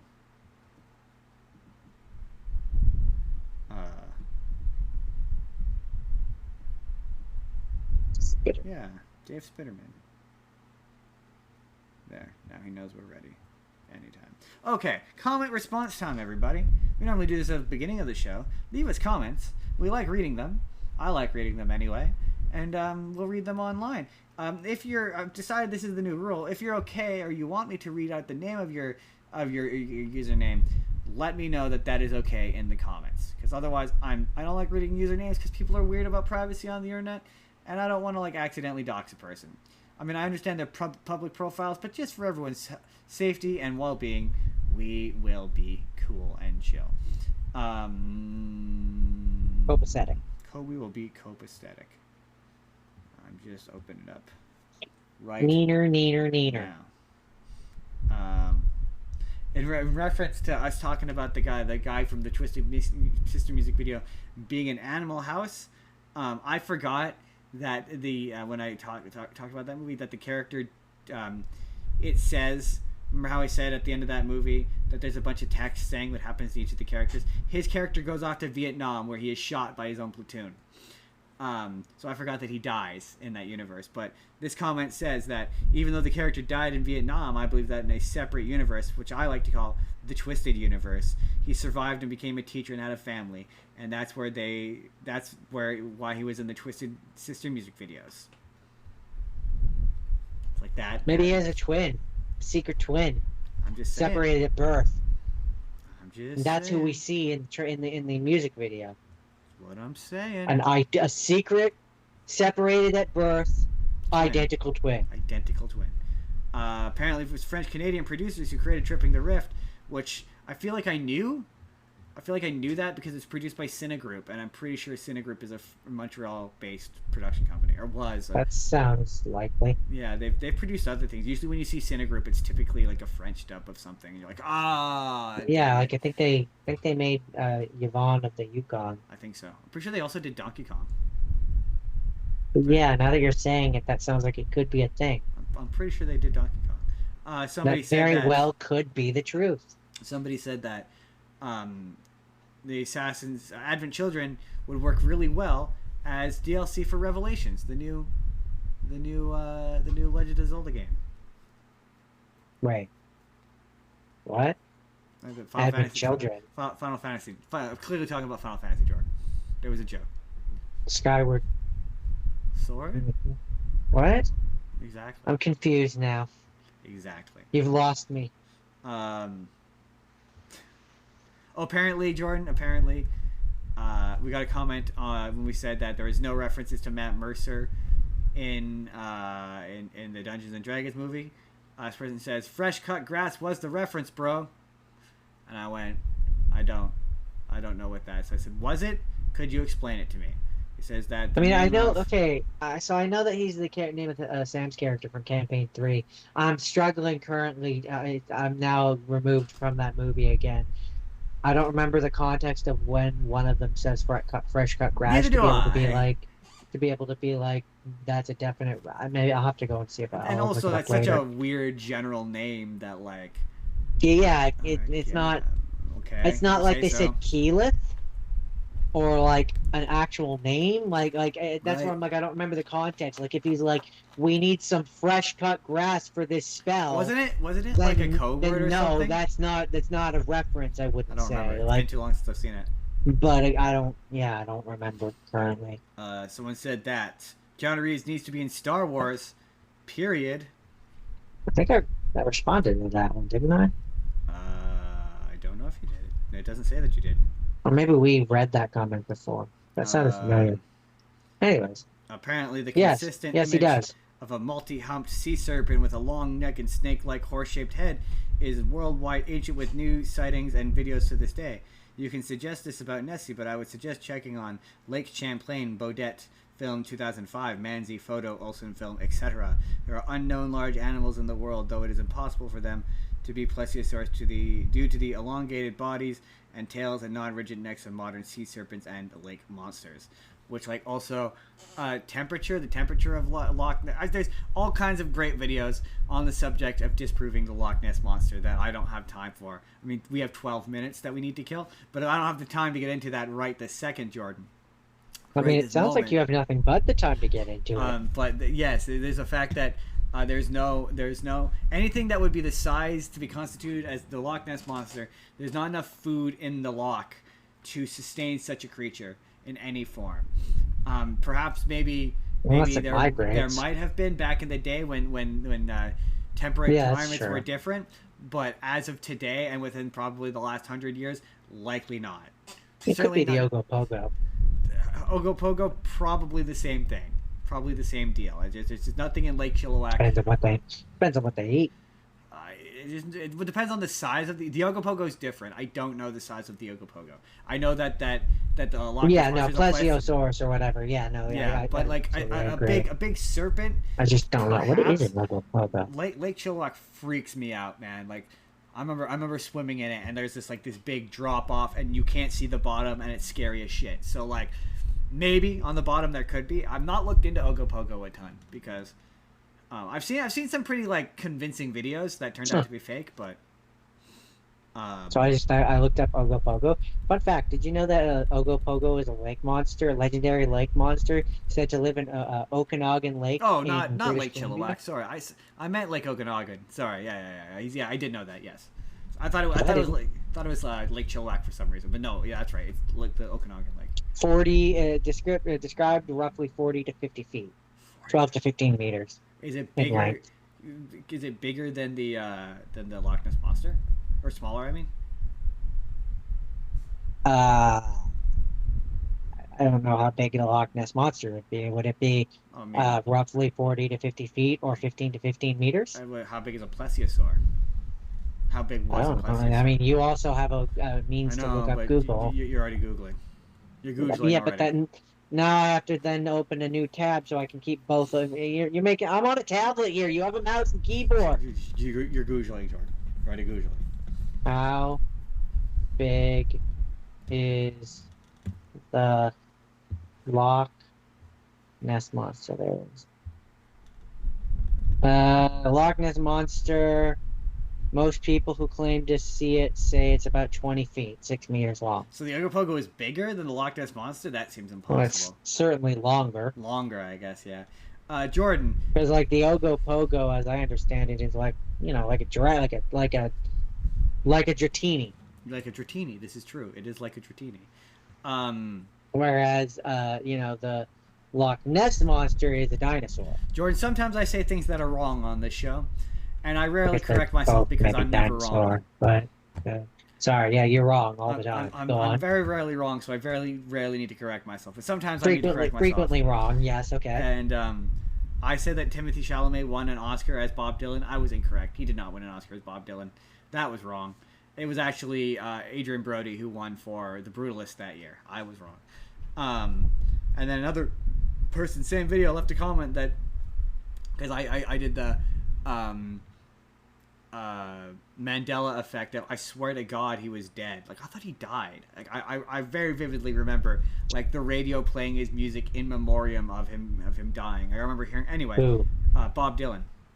And Times they are changing. Someone left a comment that says, "I know, right? Maybe it's because people always talk about him in the past tense. He was the greatest of his time. Nobody did it like him." And I'm like, "Yes, that's it.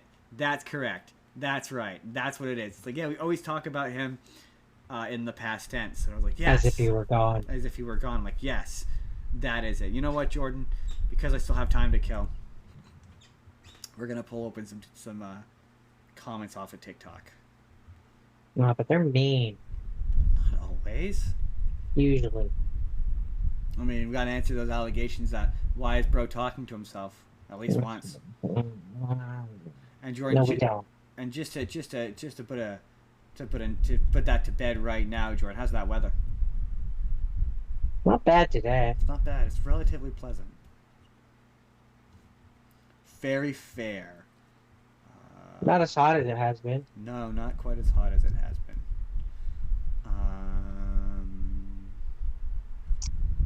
It's getting awkward.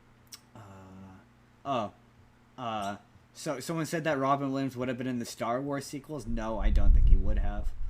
In the prequel movies? Yeah, no sequel. Oh, in what context? As a character, I assume. No, but like, I mean, I don't know. It would depend on the character. Who would you have as? In the Star Wars sequels? Yeah. And Yeah, you can make up a character if you want.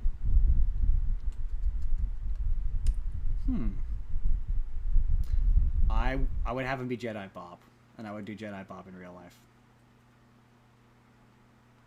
I'd have him be a droid. Yeah, a voice or like he's Bicentennial Man. I mean, either would be hilarious, but I think I'd keep it subtle and have him be a voice and have people guessing if it was Robin Williams. Oh, that's fair. I just think that 2000, yeah, he could be Jedi Bob, and they could be, instead of they're looking for Luke Skywalker, they're looking for Jedi Bob. Jedi Bob. I mean, that would be funny. I'd make it a buddy cop road movie, though. Yes, I would. In the Star Wars universe. We didn't. I don't know if we talked about this. Where I said, I posted the or my opinion, I guess. I won't lump you in with me. That the Souls games are a plague. Ooh, that's what we could talk about while we wait for Jake. We could talk about how Xenoverse 3 looks bad. Yeah, it doesn't looks look really great. bad. I don't. For me, the big thing is It's not even that it looks bad. I've heard it's bad. Like there's been a lot of like, and to be fair, I've seen a lot of like. I'm gonna jump on this bandwagon. I don't love the time limits on the No, nobody transformations does. thing. Nobody likes it. I'm firmly on that bandwagon. Now, if they do if they do a thing where and this is the only way it would be okay, and this is kind of the universal agreement that I see that people are willing to concede, is if it's like a RPG kind of thing where it's you train and you get better and the time limit The gets lower because and someone pointed this out is like the timer and then like when they did the demo or whatever when they played the trial the way that it worked was like each transformation up the timer gets smaller, it gets halved. yeah, So like when you're Super Saiyan, Super Saiyan 1, it's like 60 seconds. When you're Super Saiyan 3, it's like 30 seconds. That's not sustainable. no, So what is it like when you're Super Saiyan Blue?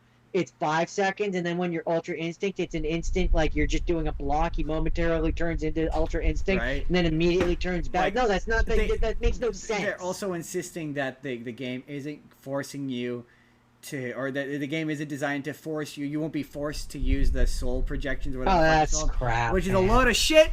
It's a load of shit. There's no way. That's why we have the time limits. Right? It's to force you because they're like, oh yeah, all these abilities have a cooldown. So like they all operate on alternating cooldowns. So it'll be like, whoa, while the Super Saiyan cools down, you can turn into Trunks, and it gives you a stat boost. And it's like I saw so many people like.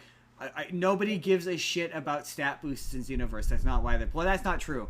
I did watch some really up their own asses fucking gameplay gameplay impressions from people who are in the Xenoverse 2 community, which like absolutely exists, and they're like, oh yeah, man, it doesn't have like that same elitist fucking fighting game bullshit. It doesn't have freeze frames, and it doesn't have this, and you can't do lockstep, and you can't do all this really bullshitty exploitative shit I don't care about to make the fighting better. Like that's what separates the actual hardcore Xenoverse players versus just the fucking casual players. And I'm like, oh my god, you guys sound like elitist asses. I mean, I'm a casual. I don't care. I'm playing it for the story. Right. I could give two shits about the PvP. Like I don't really care about any of the online shit. Well, even then, fighting in these games is clunky as shit. They're not good fighting games. Like what fighting actual people is not fun. Like it's not. It's not like doing a Fighter Z or what. Yeah, but I'm saying like that's not a metric by which you should measure whether or not this game is good or not.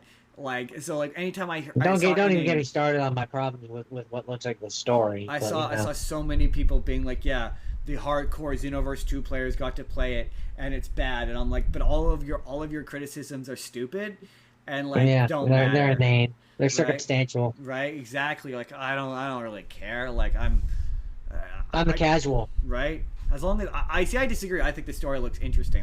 Do I think the story looks interesting in a Xenoverse game? That's debatable. That is the debatable part of this. Would I enjoy the story more if it were an anime, and we were introducing new characters into a brand new anime, which is what I basically view this as a new anime. So because like that's what this clear. I'm guessing that's what this was. Like this began its life as a anime written by Akira Toriyama, and then he died. Like that's what this. I would not be surprised. I could see it. I could believe that on the one hand, but no, I could also just believe that it was meant to be its own game. Why would Akira Toriyama write a game? They just slapped the. He's never written a game before. Does it say that he wrote the entire game, or does it say that he helped create characters? He wrote the story. It says that he wrote the story. He came up with the story. Yeah, then it was probably a show. They're advertising it the same way. Or a movie. Maybe a movie. They're advertising it. To be fair, it could be a crock of shit, but they're advertising it the same way they did Superhero, where it's like a story from Akira Toriyama. So he allegedly created Brett, and he created. He definitely created Brett. That much I know for sure. Maybe this is just me being cynical, but like, I could believe he like gave them story notes, like bullet points of where but I don't think he wrote the entirety of either thing. He probably created characters. I guarantee he created all of the original characters. Like, I believe that absolutely. So, but like, there's no way he wrote a video. He didn't write it because he's never written a video game one of these video games before. Why would he start now? Like that would be very strange. But are they going to continue to slap? This is the final thing that Akira Toriyama wrote in order to sell shit. At a certain point, they can't. They can't anymore at a certain point. But no, getting back to the game though. It looks bad. Like genuinely, it looks. It just looks boring. for me. Like I don't. So I haven't finished thing the is, DLC for Xenoverse got Xenoverse it. 2. I haven't finished the DLC for Xenoverse 2 yet. I'm still doing that. So I don't know how it quote unquote ends.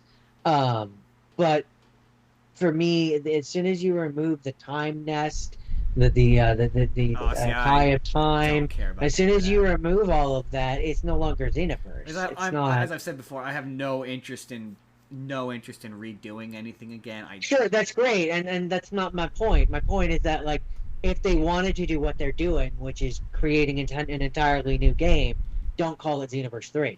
Yeah, but then it I wouldn't would not sell. have an issue with that, with the story and with that, like any of what they're doing with it. I would be far kinder to it if it had its Yeah, own name and its own identity. I would Like if they had stuck with calling it like Dragon Ball Year 1000 or whatever, and that's what they called yeah, it, and that was that's its name, entirely it would different. bother me less. But because you're attaching it to Xenoverse, Xenoverse, like it or not, is about the time travel. Yeah, That's what that series is about.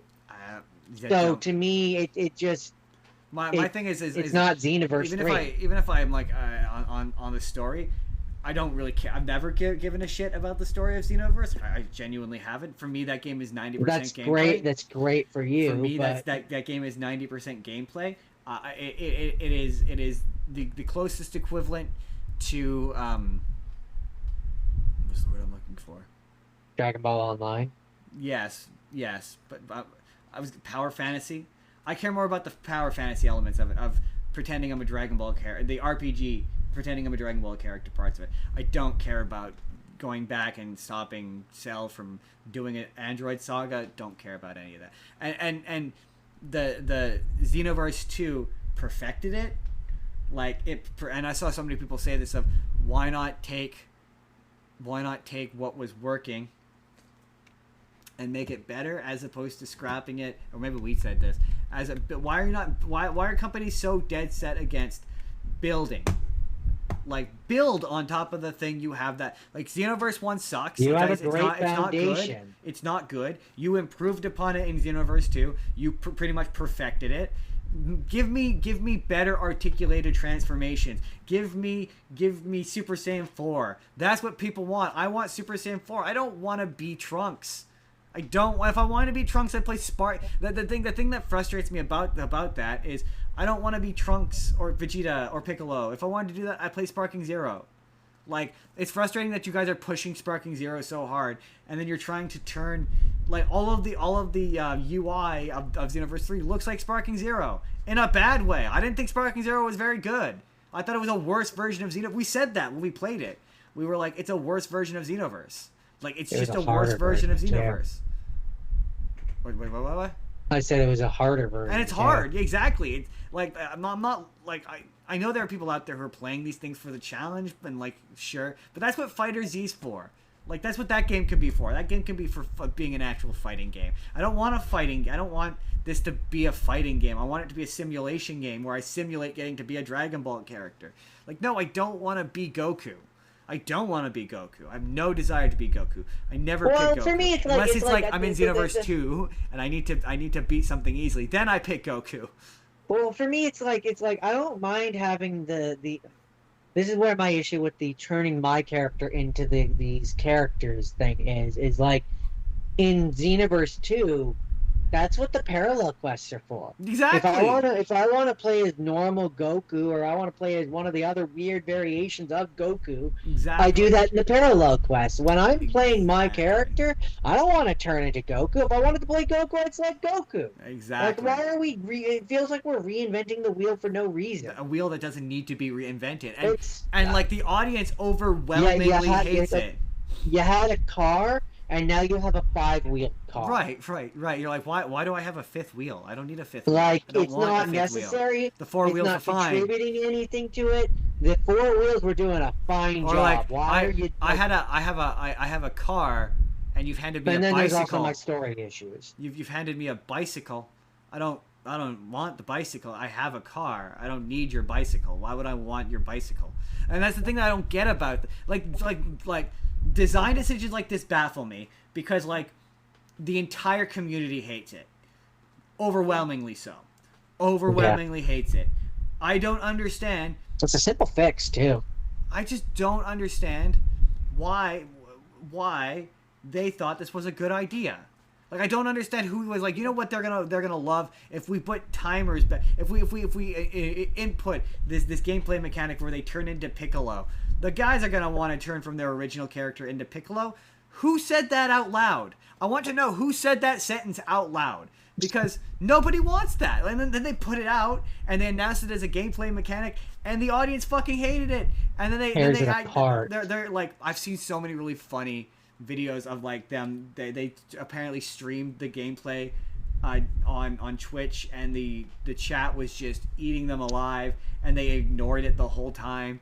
And it's like, they are they just that into themselves that they think that the people were gonna fall? Like, you're like, took your people 10 years to put out Xenoverse 3. People were begging you to stop putting out DLC for Xenoverse 2, and you did it so poorly that people were like, well, maybe Xenoverse 2 ending was a bad thing, because the DLC for that is infinitely more interesting. Like, infinitely more interesting. That's where I say a large part of what makes that DLC interesting is its story. Right. So like, now we're just living in West City, and we're like on a super team. Like, it's just, there's nothing interesting in this for me. There's nothing. I completely disagree. I'm totally into that. No. I'm into again. Goku's If it had its own identity. If it had its own identity, yeah, I know. and then we would be having a completely different conversation. But as a continuation of the Xenoverse series, for me it doesn't work. It just doesn't. It's the time travel stuff has kind of served itself. It doesn't really. There's nothing really else. You're right. There shouldn't be a Xenoverse 3. They haven't. That's my point. It doesn't really. They've done it all, right? Right. Exactly. So to my point is Xenoverse 3 isn't though. To me, Xenoverse 3 isn't the time travel stuff. To me, Xenoverse 3 is the character customization. Xenoverse is the time travel stuff. Nah, I don't 1, 2, 3. It is. It is just continued furtheration of that. Nah, I disagree. Like, that's what it is. It's doing. So next third one. No, you're right. Time travel, we've done that. Alternate universes. Nah, I disagree. Having different versions of the characters showing up. Nah, I disagree. Anyway, wrapping it up. We have someone arriving. He's arriving. Jake never is late. He's not late, but he never is late. He arrives at the time he is meant to. Much like a wizard. Much like a wizard. He arrives when he is meant to, which is now. This is the moment. Well, maybe, assuming my video cooperates. I was just gonna say, currently we're talking to Jake's voice, but that's fine. We're talking to the void. That's fine. So there he is. There's Jake's face. No. Oh, well, this is my crummy laptop camera, but that's not that bad. That's not that bad. That's fine. Well, Jake works out his tech. That'll give me a prime opportunity to say the sponsor of this week's episode, which is the sponsor of every week's episode, which is the Arate Media Pantheon, headed by our fearless leader, Jake Arate.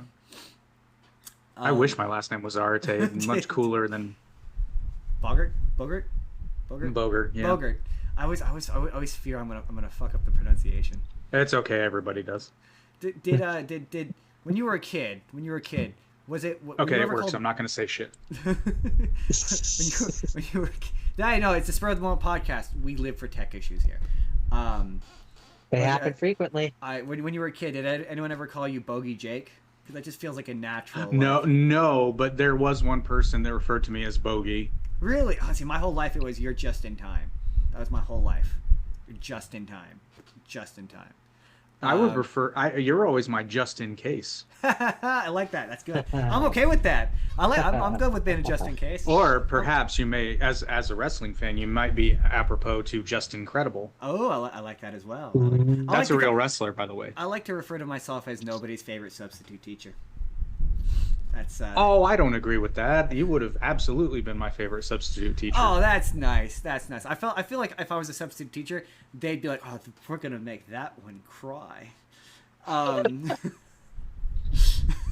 that's what it was like when I was in high school. You've been on the internet too long. Oh God, I know. Nothing makes you cry. No, not anymore. No, He's immune. My thing is you develop. I saw someone say that you have to do the internet when you're an adult because it doesn't hurt you because you're like, man, people have said so much meaner things to me in real life that you 12-year-old kid on the internet, you can't hurt me My with your friends words. have said worse things to me in real life, but that's growing up in high school as a millennial. Right, exactly. Yeah. We've Yeah. discussed Comedy that. used to be a lot meaner. Like, we've discussed this on the show, on this very show, where we've been like, the year 2003 to like 2006 was really mean. Like, Comedy just was like very It was. really mean, like really mean. mean spirited too. Yeah, Not even yeah. just mean. Yeah, but we were mean made spirited. uncomfortable by Napoleon Dynamite a couple weeks ago. We're like, oh, this movie makes us uncomfy. Anyway, speaking of being uncomfy, today's topic we're here to talk about because Spider-Man comes out next week. Flip, everybody. I cannot describe to you how stoked I am for that. I'm wearing my Spider-Man shirt. I'm going to wear my Spider-Man shirt to it. I maintain, I think it will be the best Spider-Man movie. Now, today, You missed an opportunity there. You should have we've been like, curated- I think it will be spectacular. We're not talking about that today. We've curated a nice broad spectrum of Spider-Man shit, from cartoons to movies. I'd like to start from a place of Jake. I never asked you, what is your favorite superhero? I mean, so that's kind of a loaded question. Really, for me, Spider-Man. See, Spider-Man. here's the thing. Spider-Man is an answer, and I think it's one of those things where, to quote the philosopher Jordan B. Peterson, most truths or lies are acted out rather than said. And as much as I'm a massive Green Lantern fan, that came later in life, and I think you can make the case that in terms of how I've acted my entire life, it's Spider-Man. I would say the same thing. Now here's this follow-up question. We're gonna get into each of them. We have got a cross selection of all the Spider-Man, of many of the Spider-Man as we possibly can. Who do you think is the best live action Spider-Man? Ooh, Loaded okay. question. This is a loaded question. Oh no, I mean it's Andrew Garfield, but Really? so long as you don't, but Interesting. so long as you don't take into account The movie? that other movie. Interesting. Okay, we're gonna get into Andrew. We're gonna get into the individuals. I thought a great place to start that I'd like to start when it comes to Spider-Man for me is the beginning, like any place. My very first Spider-Man thing, my love of Spider-Man, it all originates from the animated series, and I just felt like that is And honestly might be still to this day the most accurate comic book. Why am I blanking on this word? Show? Adaptation. You're not wrong. You're not wrong. I was. It find it feels funny like how a the- comic book. It feels like a Yes. comic book It absolutely as, does. as you pointed out when we were talking about Spider-Man off screen, you're like, yeah, but that's Spider-Man because I had feared that the new one's gonna be a little all over the place, and then Justin rightly pointed out, yeah, but that's Spider-Man. One minute he's fighting Vulture, the next minute he's fighting Rhino or Scorpion, Yeah. the next Yeah. minute he's late to work, and I'm like, well, yeah, that's Yeah, like I watched a curation He's of kind of- episodes. He's like your early 18 or 19-year-old man, where Yeah. even when he's an adult, like when he's older, he's still got that energy where he's like he's all over the map, I like just all don't- over it I don't love high school in the Spider-Man. best way. And I couldn't figure out why until this week when I'm like, that's because for me Spider-Man was never high school. Like for my entire childhood, Spider-Man was a young college guy. He was college. He was yeah. young Oh, yeah. college. Well, and that stems largely from the fact that the first Raimi Spider-Man really took a lot more from, I believe it was Spectacular Spider-Man rather than the Amazing Spider-Man that everybody claims to know and love, but a lot of people actually don't. Yeah. It's whichever, or Ultimate Spider-Man. Sorry, not Spectacular. A lot of it came from Ultimate Spider-Man with him. You know, being in high school, living next door to Mary Jane, because those that know, in Amazing Spider-Man, Peter doesn't even meet Mary Jane until he's well into adulthood. Does not. No. Yeah. No. Does not. No.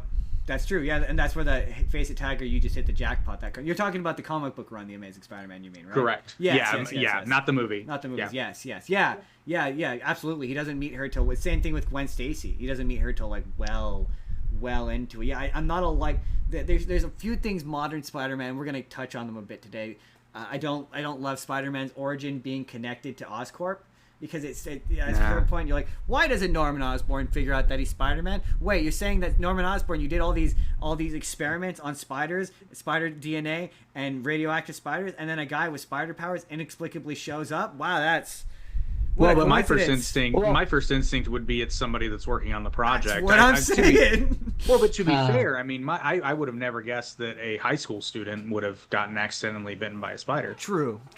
He always does get bitten as a high school student. He just usually, Yes. within the context of Amazing Spider-Man, he's not Spider-Man. Well, because he has to be young enough to be a pro wrestling fan, you see. Yeah, absolutely. Yeah. I maintain the fact that they cut out the pro wrestling part of his origin in most modern iterations is a waste, and they still have roadside It is. professional wrestling events like that. They took it out because they didn't believe it was believable, but like it's still believable. I don't care what anyone. Well, says. and never mind the fact that there's more in terms of, when I say mainstream, I mean like on television. Yeah. There's more professional wrestling mainstream on today than there has been in I'm saying several decades. with the internet, with the internet, it's Well, but I mean on not even the internet. I mean on legitimate televition stations. have Like an Amazing Spider-Man on TV. Sorry, Jordan. Sorry. Yeah. Well, I was speaking of TV. I was going to say in that '90s cartoon, isn't he's not a wrestler in that one, wasn't he? He was on TV. No, there's an episode where they do the origin, and he does. He does perform on TV, and then he still does do the wrestling thing because he lets the guy go past him in the back of the arena.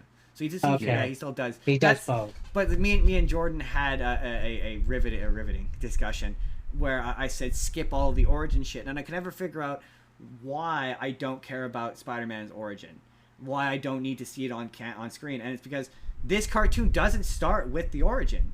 Like they don't get into his origin till like 4, 5, 6 episodes into it, and it's through flashbacks. It's mostly told through flashback. They don't waste the time of having him get by the spider. It's all in the theme song. You all know. well, they abide by the film rule in media res. You start in the middle of the action, and then if you need to fill in information, that can be provided via flashback, which I think.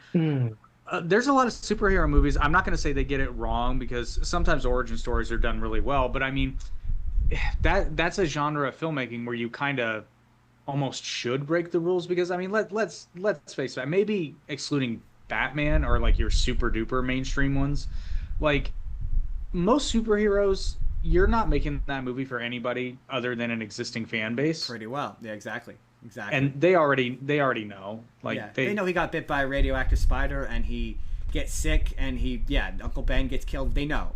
But then it's like if you don't do that, Marvel fans are fickle. They'll bitch about that. So they're bitching currently. Oh, we didn't see Uncle Ben. Well, yeah, because when it came time to do Tom Holland, people were like, we're sick to death of seeing Uncle Ben. So that's why they didn't do Uncle Ben. But that's why studios. And I understand there's it's a fine line you have to walk. But like.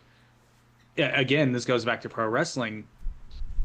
Like you want to give the audience what they want, but a lot of times the audience doesn't really know what they want. Exactly. We say that all the time. Until you give it to them, and then they're like, "Oh, because I was that way with Tom Holland." I'm not gonna lie. Yeah, I will touch on that later, but like, I went through a journey when it came to Tom Holland. I went from not liking it at all to being like, "This is awesome." Sorry, Joy, go ahead. I was just gonna say to contrast your opinion that sometimes like skipping origins, yada yada yada. To contrast that, I think that the show, to skip ahead a little bit to one of the things I did, I think the show Your Friendly Neighborhood Spider-Man does do the origin, but it does things differently, makes things fresh, and does it kind of has its cake and eats it too, where it does the origin, but it also gets to do things differently and we're gonna kind hit of the take its fresh take. We're gonna hit the origins a few times this week because I will say not all Spidey origins are created equal, but there's rewatching the '90s Spider-Man was a trip because like there's a lot of this I forgot and I forget it. I forgot that in the first episode is the lizard. I forgot that my brain and the lizard on that show is he's growly monster lizard, but he talks. Like his plan is the plot of the Amazing Spider-Man movie where he wants to turn people into lizard people. Like that blew my mind. I was like, oh my god, I forgot. There's a Mysterio episode where he shows up as a good guy, which is basically the plot of that Tom Holland movie. It blew my mind. I was like, what? It's almost like they follow the comics that have already been laid out. Crazy. I watched.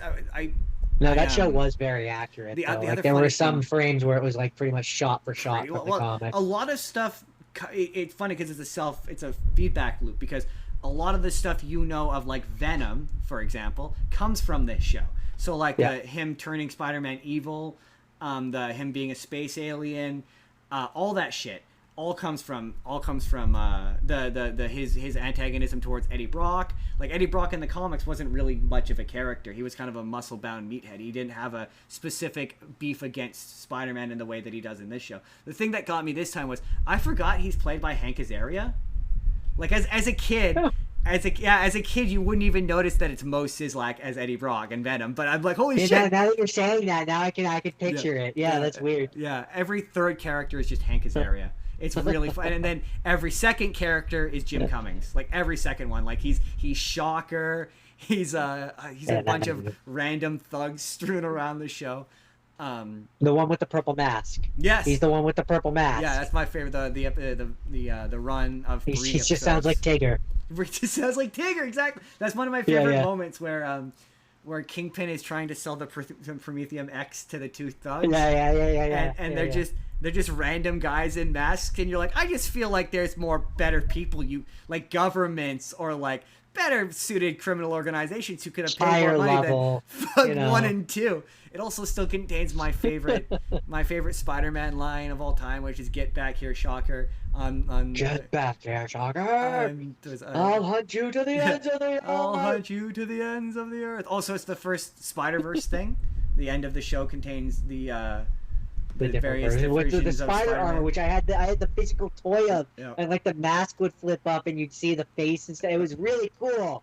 I remember that toy. Yeah, there's a reference to Spider. I love Spider. I love that show as a kid, man. Such a good show. And it still holds up. The only real complaint I had when I was watching it was they're not allowed to punch. They're not allowed to punch. They're not. But it's weird because they're allowed to kill. They're just not allowed to refer to it as death. Like the episode with Carnage. Oh, they go to the next dimension. No, he sucks their energy, their life energy out. Yeah. Well, that's small. Yeah. I will say the episode with Carnage, if I had to be critical, which I often am, the episode with Carnage isn't very good. Like it's because really...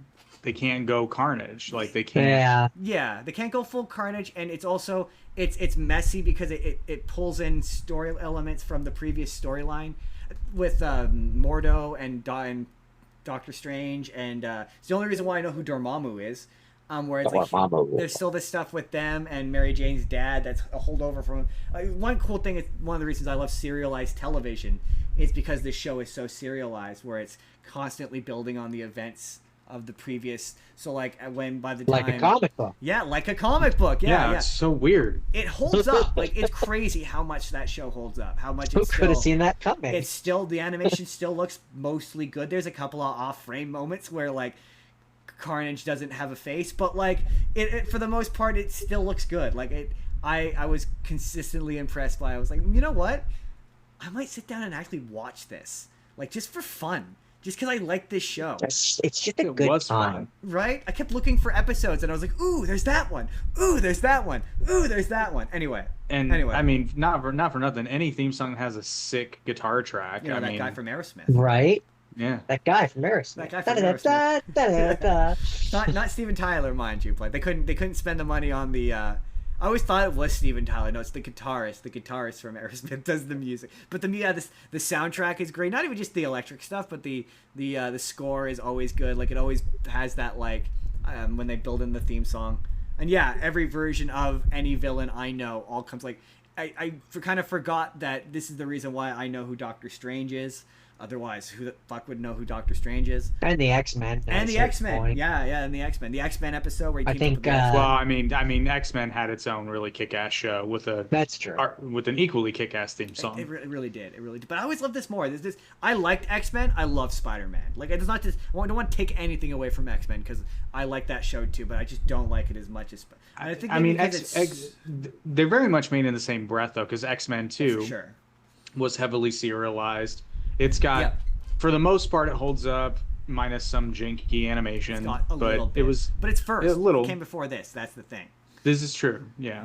They come back in this, and I mean, they look shiny. Yeah, pretty. And this was a time where serialized television, particularly for children, was just not a thing.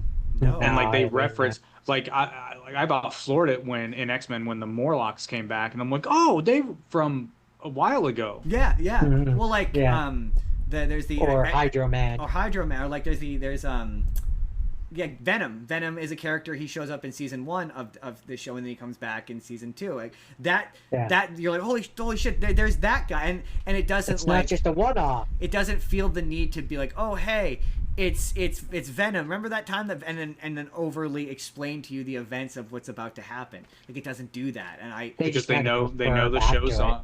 Yeah, they know the show's awesome and are hedging a pretty good bet that you've seen it already. Right, exactly. Like that you've watched it every single Saturday. Like, yeah, this, and like even it's also the Fox smart Kids, because man. Because like Digimon as well. Like, there's a reason why we love serialized television, is because we grew up on it. So it's also smart because it's like, you know, you've either definitely seen it, which at the time, if you hadn't seen it, you were that kid who hadn't seen it, so you definitely had seen it. But if you weren't, then you were that kid who hadn't seen it, who now has to find a way to go and see it, and it just makes it more popular and makes it so that more people, you know, it's exactly brilliant marketing. Does not exist in the same way. But anyway, I love that show. I thought that was a great place to start our Spider-Man journey. Jordan, what's your first Spider-Man thing? My first Spider-Man thing was jumping ahead to 2002. We do the first Sam Raimi movie, which, I mean, we've all seen the movie. We all know. Have we all seen the movie? Well, all I remember is that they say that a hero can save us. I'm not going to stand it. I refuse. No one will convince me to not like Nickelback. Oh, like so, Nickelback. Okay. I was going to... Hang on. Okay. This very, very, actually moment. Technically, that's not Nickelback. No, it's Chad Kroeger and... it's the singer, and then it's and the guy from Saliva. Is that what he's from? Oh, I just remember it's Chad Kroeger featuring somebody. The guy. I had before Benji passed away. We had like a 5-minute argument where I'm like, no, dude, it's fucking Nickelback. Nobody sounds like that guy except he. And he was like, look it up, and I'm like, you motherfucker. But here's the thing. I thought it was though Nickelback featuring that guy. No, it's just Chad. It's just Chad Kroeger. Really? It's just Chad. But here's the thing, and the reason why is because every radio station got it wrong. At least where I live, every radio station got it wrong because they'd play it and say "Hero" from Nickelback from the Spider-Man movie, but it wasn't Nickelback. Yeah, that's so wild. I knew that. I know it's like technically. Yeah, I knew that the other guy, because I've seen the music video 100 times of them on the rooftop. I've seen it 100, so I knew that the other guy was in it, but I did not know that it wasn't the rest of Nickelback. It's just Chad. No. I didn't know. And it's funny now that I know that, I can hear the difference in the two vocals, because I was a massive Saliva. I still am. I love Saliva. Really, that's so fascinating. Yeah. That's so interesting. Yeah, but now I hear it, but I'm like, how did I not hear the difference? I could hear that because it sounds like it. Because he sings the Rise, the second chorus. Yeah, I could tell that it was two different guys singing it. But it was like, someone told me. So the audience knows what me and Jordan think of the first Spider-Man movie. What do you think, Jake? Where were you in your life when you watched the first Spider-Man movie? I have a 2002, so I would have been. I don't remember when I was like in 8th grade or a freshman. And it's good. It's really good. Like, there's nothing wrong with that movie, especially when you consider this was a time where superhero movies they weren't a thing. They weren't a thing. We'd had X-Men, but I mean, this was unprecedented territory, and it's great. There's nothing wrong with it.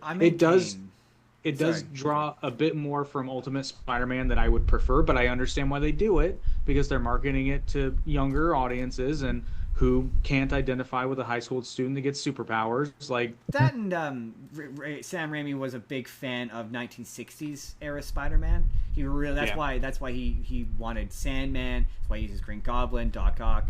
But it's definitely again, another Spider-Man tends to be a feedback loop of like the Ultimate series impacted the Raimi movies, and the Raimi movies impacted the comics, and that's why. Yeah. Here's a question: how do you feel about organic webbing?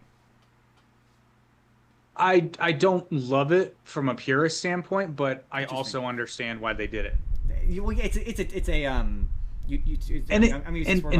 To be fair, well, and I'm also a lot less cynical now than I was, because like if you think about it, it makes sense because Peter, quote, gets the powers of a spider. Yeah. It makes sense that his body would mutate some form. Now, my running joke is that if it were arachnid accurate, he would shoot webbing from his ass. Also, anytime he was dehydrated, he'd run out of fluids, and then he'd be dehydrated.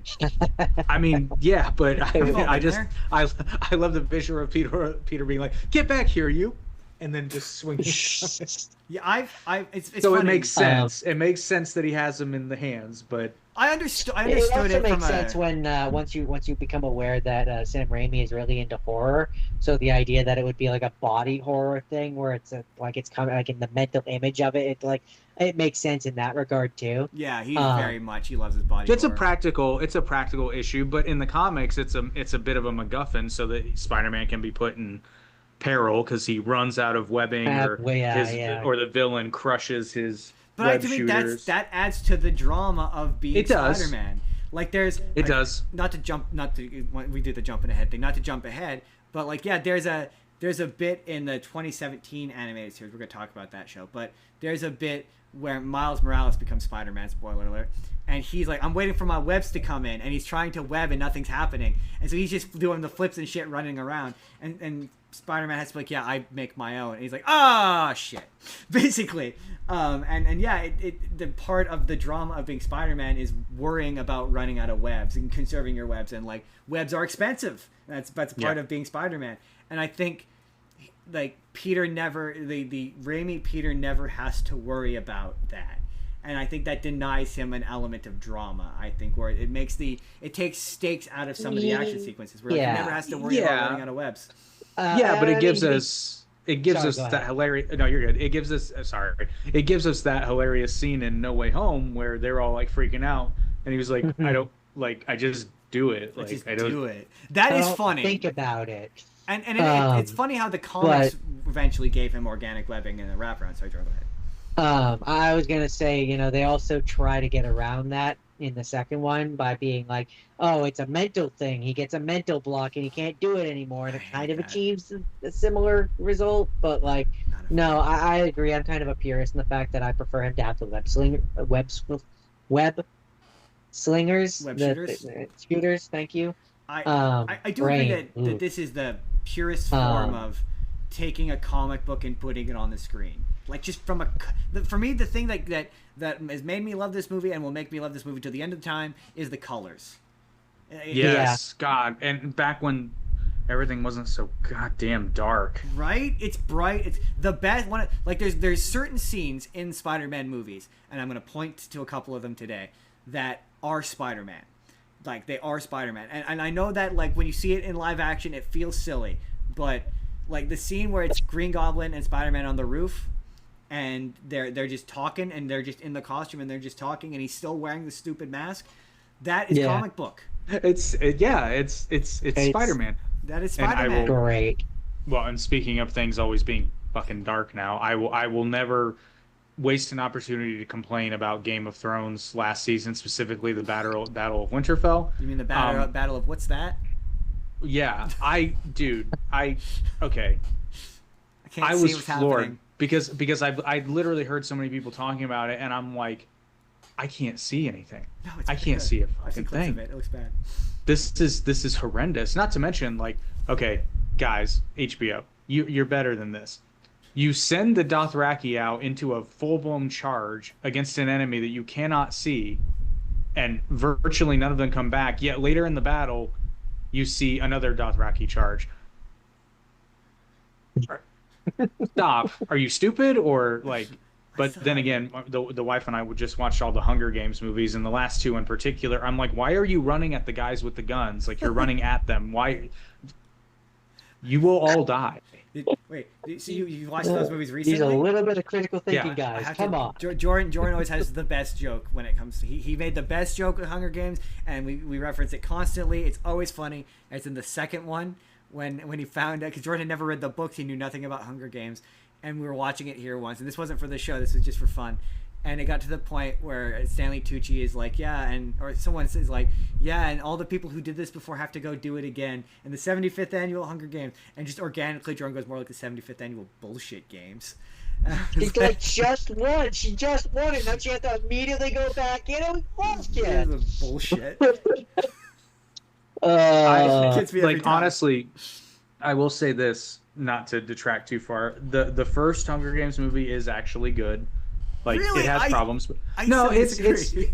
it's decent. It's decent. It's a premise that rips off several things, but one of which is a tale from antiquity, so I'm not gonna hold it too far. They get progressive. Actually, I take that back. They don't get progressively worse. The second one's quite bad, not least of which That's so being fascinating. why didn't they tell Katniss the plan? It would have been so much simpler and a lot less risky. The third one is the worst one by far. Like it is horrendously bad. So my very brief take on those movies is that I have no loyalty to it. So They're like not great. I don't give a shit about like the Hunger Games part. I don't care about the story so much. For me it was like all about the visuals. And so the first one looks like it was shot by Michael J. Fox. The second one, um, it, it's better just by lieu of the fact that you can actually see what's happening in it. This is true. Like you can, all of the action is clear and easy to see. And I don't remember the third and fourth ones, so they're probably the worst. And you're probably right. I don't No, remember them. they're quite bad. But yes, yeah, the first Sam Raimi Spider-Man quite good. Yeah. It's I don't I know. agree. It's hard for me. So with that, Jordan, is that it for Sam Raimi 1? Yeah. We're Yeah. gonna skip over Sam Raimi 2 because everyone likes Sam Raimi 2. We're gonna skip to Sam Raimi 3. I don't love it actually. You don't love Sam? Okay, interesting. Here's the thing, Since it's- we're on Sam Raimi 3, this is a good point. What do you think's the best Sam Raimi? Do you think The it's first one. The first one, interesting. Yeah. What do you think of the third one? Oh, it's dog shit. But do you like it more than the second one? No. No. So Interesting. like here's the thing. The second one is good. I just don't love it. And I'll be honest, I can't tell you what it is about it I don't love. I just don't love it. I can't put my finger on it. The Interesting. three's bad, not least of which being Topher Grace is supposed to be Eddie Brock. They picked the skinniest person working in Hollywood at the time to play an alleged bodybuilder. Interesting. Yes, they So, did. much like Yes, me and they George, did. we often share a brain. So let me tell you what I don't like Spider-Man 2. And you could tell me maybe if you agree. I'm fascinated by this. So I got a lot of shit back in the day for saying I don't think Spider-Man 2 is very good.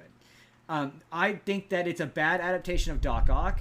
I don't think it's an Yes. accurate representation of the comic. I think he's Kirk Connors in that movie, and I don't think it works. I agree, and not to mention, if you're not going to commit fully to the bowl cut, what are you doing? What are you doing? There's a lot of. He's I've seen too a lot of, nice. like Yeah. I've seen so many Like questions. that's perfect. About, like, That's what it is. He's Dr. Connors. He's Dr. not Connors. Dr. Octavius. He's Dr. Connors. Yes. That's They're exactly Dr. what Connors, it is. Yeah. and they've had to contrive a reason to turn him back into Doc Ock, which is why he has the chip thing, which fries, which yeah, they're makes doing the his brain all Frankenstein screwy. thing. They're doing the whole deal. Someone said this about the Hulk, He but I absolutely is equally Doc believe Connors. I equally believe the same thing about Spider-Man. It's not fun when your superhero doesn't want to be the hero you showed up to watch him be. I showed up to watch Spider-Man. That's a problem with these movies.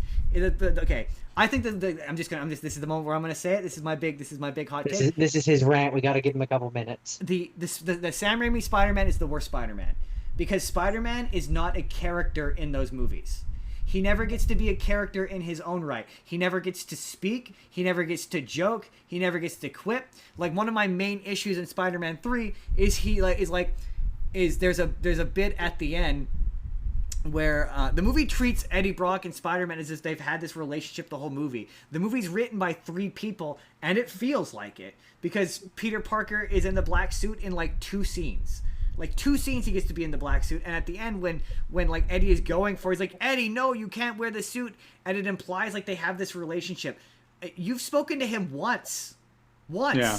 one time, and the most embarrassing briefly. part. See, Jordan never gets this, but Jake, you will get this because you like that '70s show. You left that '70s show to do this. Like that's the most insulting Yeah. part of this. Is you left a successful show to be in this garbage. I understand your apprehension about skinny, frosted tip. Is he frosted tip? Blonde haired fucking Eddie Brock. What writer? Because Sam Raimi and 2 other people wrote this, and one of the writers was clearly going for a thing of Eddie Brock is supposed to be inverse, like mirror evil Peter Parker. Like that's what Right. they're going for. So he shows up and he's supposed to be charming. Like he's supposed to be hitting on Betty Brant and he's supposed to be charming and he's supposed to be like what Peter becomes when he puts Yeah. on the suit. But both Topher Grace and Tobey Maguire are complete dorks, so neither of them pull it off remotely. However, I will thank Raimi's Spider-Man 3 for one thing and one thing only. Because of that, we have Bully Maguire. Yeah, yes. I saw a fan a theory almost that like when he's walking, because someone's like the problem with it is it's inconsistent, because some of the women are like ooh, he's sexy and whatever, and some of the women are like ew, gross. So I saw a really fun theory that was that's all in his head, like that's his perspective that we're seeing. He thinks he's cool, and so whenever anyone thinks he's cool, that's his perspective. And I was like, oh, okay, I can kind of get behind that a little bit. They've got that weird scene where he dances with Gwen, and it's like it's supposed to come off as sexy, like really suave and cool and sexy. And then to your point, not Topher Grace, Tobey Maguire is a massive dork. Yeah, so it just doesn't read that way. And also, the Venom suit and the plot point of him acting aggressive comes in like way too late into the movie for it to be effective. Like. The problem with a lot of Spider-Man movies is it's 1/3 of a good movie that if you stripped away, like if you just focused on it being about his connection to the Sandman, and you just focused on it being about letting go of that, then it maybe would have worked better. But you're trying to the movie will stop so other characters can do like the stuff with what's his face. Canceled guy, James Franco.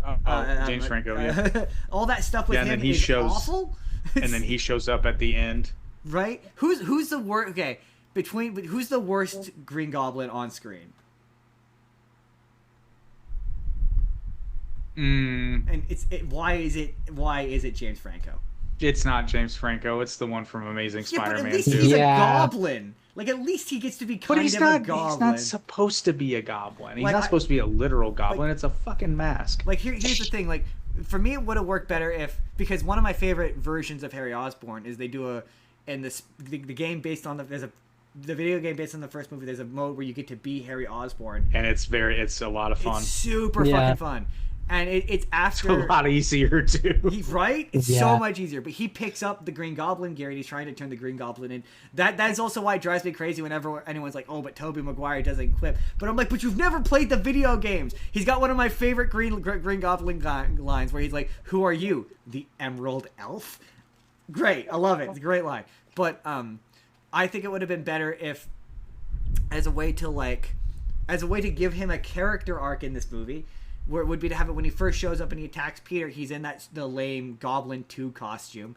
He gets knocked out, gets taken out, and when he comes back to save Peter at the end, he's wearing a version of the Green Goblin costume. It doesn't have to strictly be the Green Goblin costume, but like at one point they showed like a chrome version of it. Like have him show up in that and have it be where like that's him reclaiming the identity of the Goblin as not being something evil. So then at least thematically you're doing something with that character instead of just having him die and then have Tobey Maguire do this really awful. Tobey Maguire can't cry on camera. It's awful. If he cries on camera, it's awful.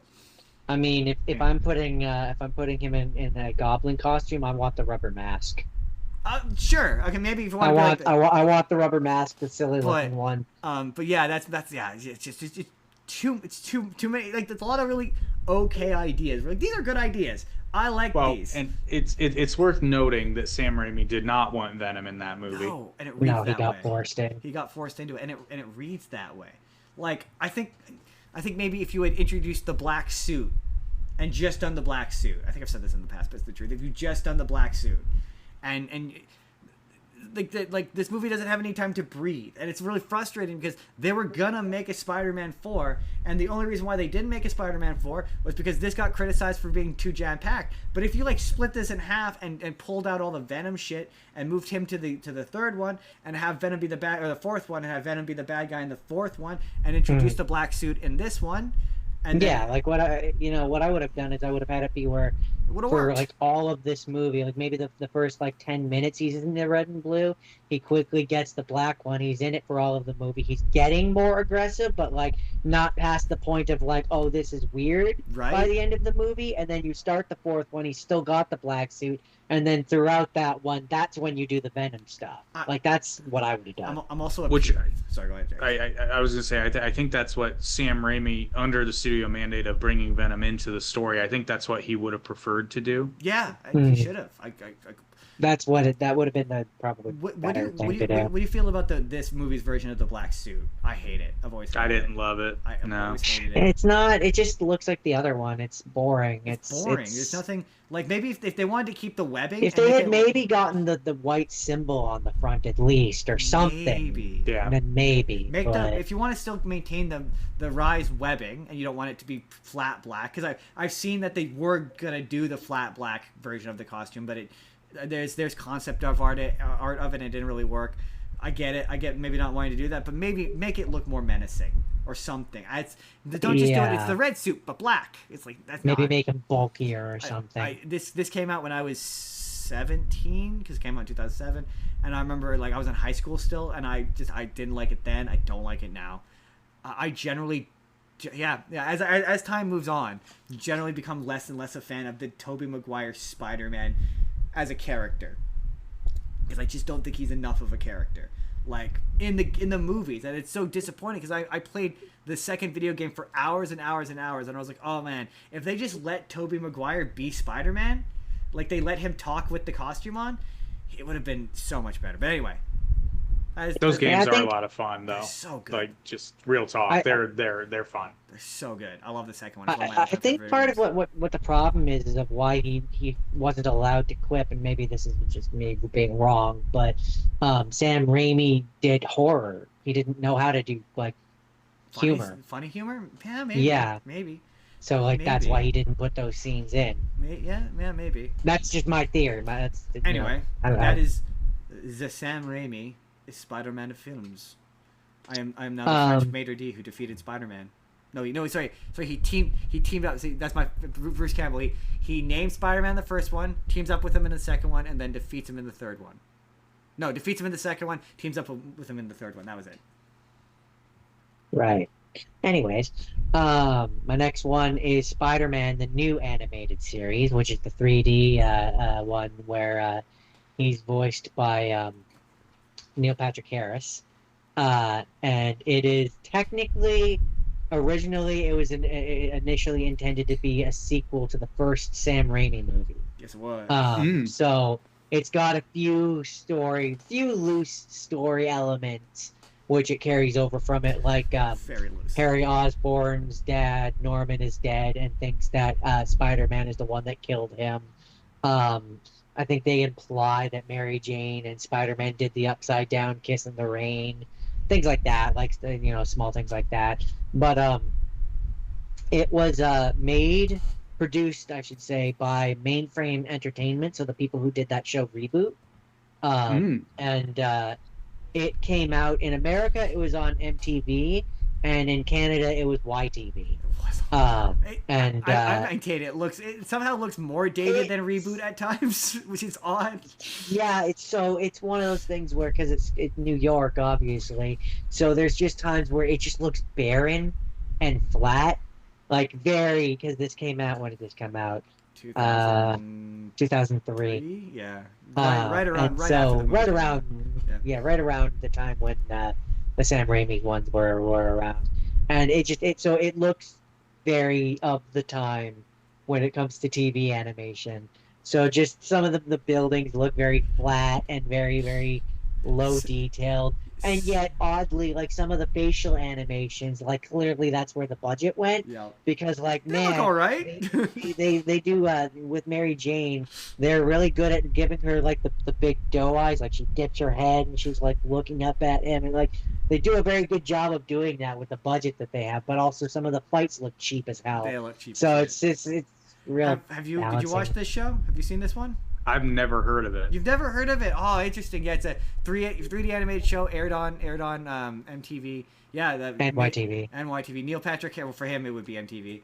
Yeah, I know. Neil Patrick Harris plays Spider-Man, and the whole appeal to it was that it was PG-13, so they could get away. Yeah, they could get away with there's some surprisingly dark subtext. Yeah, and in some cases just plain text. It contains one of my favorite versions of Electro, where the Electro is he's a Max Dillon. This takes place during that period where Peter Parker is in college, so he's a college nerd kind of Revenge of the Nerds style character, and he's picked on by a frat, and they correct me if I'm wrong, they put him in they tie him up and they blindfold him and shit, and they put him they put like a helmet on him with the headphones. They put him in the back of a limo or something.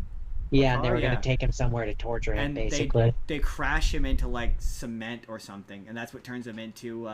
That's not what turns him into Electro. That's actually just the beginning of the story. Then later on, he gets invited to the party at the frat. That was it. And they bring him down to the basement to either oh, this is you might go on to the next stage and be accepted or not. And they do of course they do, reject him and then do paintballs at him. He runs away and then he goes up to, there's like a billboard, an electric billboard or whatever. And he tosses a thing at it, and then he gets struck by lightning, and the thing explodes, and then he's Electro. It makes me wonder if the Amazing Spider-Man movie took any inspiration from this, as seeing Electro as a put-upon character. Nerd. Like that. Yeah, nerd put-upon character. Because I as a nerd, I identified with this version of Electro. I'm like, you know what? Maybe those jocks do deserve to get fried. He killed the one. So, just straight, that's where I'm like, yeah, this show is like PG-13. It rides the line sometimes where it's like, man, that's dark. That's dark. Literally, there's, so I can give a few examples. I can cite a few sources. So yeah, there's the one with Electro where, the kid, it's the equivalent of that movie, Justin. Remember the one where the kids get all the telekinesis power, and the one kid goes on to become like essentially a school shooter. Chronicle, thank you. Well, basically, that's what Electro is in this. He's the kid that got tormented for all of high school and then continues to get tormented in college, gets superpowers, and goes fucking crazy. But the one he goes back immediately. Of course, he gets the powers, goes back to the frat party, and fries, uses his electricity power to literally electrocute and fry the one leader of the frat that had been tormenting him to death. He murders him, and I'm like, for a Spider-Man show, that's oddly dark. I mean, as one does, you know. Yeah. It or in another episode, there's I don't remember what the character's actual name is, but she's essentially a female Kraven the Hunter. And that's the thing with this show too, is they make a lot of their own ones. I don't recognize them from comics. I think it's Electro, and then they do the Lizard, and then they do Electro, they do Lizard, they do Kraven. And I think those are the only three actual. Oh, and Kingpin. This movie does. Oh yeah, Kingpin. Right. It does. Michael Clark Duncan Kingpin from Daredevil. Yeah.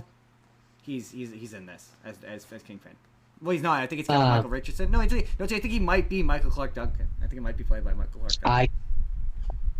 I could probably tell you. But anyway, in that one episode, there's this rich person who hires. Anyway, plot doesn't matter, but. Long and short of it is the bad guy, the bad girl or whatever, goes back to the person who hired her and is like, take your money back or whatever, and the deal is off. He tries to have her killed, and she lops his head off. Whoa. And you see the head. That escalated very quickly. I mean, the one that got me was there's the one girl who... just dark. You could tell this is a show for teenagers because the one girl has a tramp stamp on her lower back, and there's several shots specifically highlighting her backside. Just so you know, she's allowed to have a tramp stamp because it's a there's show. a lot of overtly suggestive scenes like that. But another one. Very famously, it got canceled after 13 episodes, and it ends on a brutal cliffhanger, which is what prevents me from recommending it wholeheartedly because it ends on a really brutal cliffhanger. It's still fun though. I had a good the whole time series ends on a cliffhanger. Yeah, it got canceled after. So basically, the last episode. Jordan, correct me if I'm wrong. If I get this wrong. Spider-Man wants to quit being Spider-Man. He gets tricked into killing someone, or nearly accidentally killing someone. And almost killing Kraven. There's two twins. Oh, and his girlfriend. There's two twins who have mind control powers, and they mind control him into hurting someone, and so he gets tricked into quitting being Spider-Man. And putting his costume... Not tricked. He makes the decision. Anyways, go on. Well, yeah, no, but I remember it ends with... Basically, the long story... The plot is he gets mind whammied because they want to take out Kraven the Hunter. They have revenge needs. And they're like, Spider-Man, go do our dirty work for us. They mind whammy him and make him think that Kraven killed MJ after Peter revealed himself to her. And so they know the two twins know his secret identity. And even after he shakes off the mind wabbiness, they're like, "We know your secret identity, and we know you love MJ. If you don't go and kill Craven, we're gonna make your nightmare happen, basically." And then Peter does a whole, "No, I'm not gonna do the thing you want," and goes and tries to stop them. He thinks that he's pushed the one twin off the roof, and really it's his girlfriend who was created for this show, who he had been strangling and pushed off the roof. And so then J. Jonah Jameson goes on a rival news network or whatever, the TV variety, and is like, I'm putting out like a bounty basically for Spy or something like that, basically, where he's like, he's a menace, and he either needs to hang up his web shooters forever, or his webs forever, or he needs to be arrested, et cetera, et cetera. And Peter's like, "No more Spider-Man," and I'm gonna quit. And he puts the suit into a suitcase, puts person and tosses it into the river. And it's like, it's something to do with, there's some guy who controls the twins who shows up. And then there's it was no, I might be mixing up my shows. There's someone who shows up at the end where it's this cliffhanger where it's like, who is he and what's the correlation and blah blah blah, and it's just we'll never know. It's like that meme from Toy Story 2 where it's like, where's the next episode? And it's like Mainframe is just perpetually stuck and leaving us with terrible cliffhangers that ruin childhoods. Leaving off with Clifford Jordan. They did it with the reboot. Jordan. They did it with Spider-Man. Jordan, is that it? That is it. That is it. Hold on. Let me I said that very aggressively. Let me decide what I want to do for next. Hold on. That is it, because nothing else happens. Nothing else happens. Very disappointing. My phone. I like that show. Yeah. So it's one that it's funny too, because it's like, I remember watching that when I was young, and there's certain things that as a kid you just don't notice. I never noticed just how cheap it looked. Yeah, no, I know. As a kid, that just was not something that. But as an adult, as I'm watching it, I'm like, yeah, no, this show had a budget. It had a very tight budget. I have a very I have a fondness for it because I've told this story in the past, but I was really excited for Spider-Man 1, and the bit where he turns into Green Goblin scared the shit out of me. And it killed Spider-Man for me for 5 years. I came home and I tore all night. Literally, I had a bunch of Spider-Man posters. I tore them all off my walls. Refused to have anything to do with Spider-Man. Yeah, you made us leave. I didn't get to finish the movie. This was the show that made me love. I was upset. This was the show that made me love Spider-Man again. I remember when they announced this. This was the first Spider-Man show since Spider-Man Unlimited. They hadn't done Spider-Man on television in forever. I was super stoked on this. And I remember being way nicer to it than I think it probably deserves, because it's absolutely. It's not one of the better. It's not the ugliest one. That's coming. It's a product of its time, is what I would say. Jordan has you have the Amazing Spider-Man on your list, Jordan, right? I do. Yeah, so my first one. We're gonna skip ahead then for me. We're gonna skip ahead to a second Spider-Verse movie.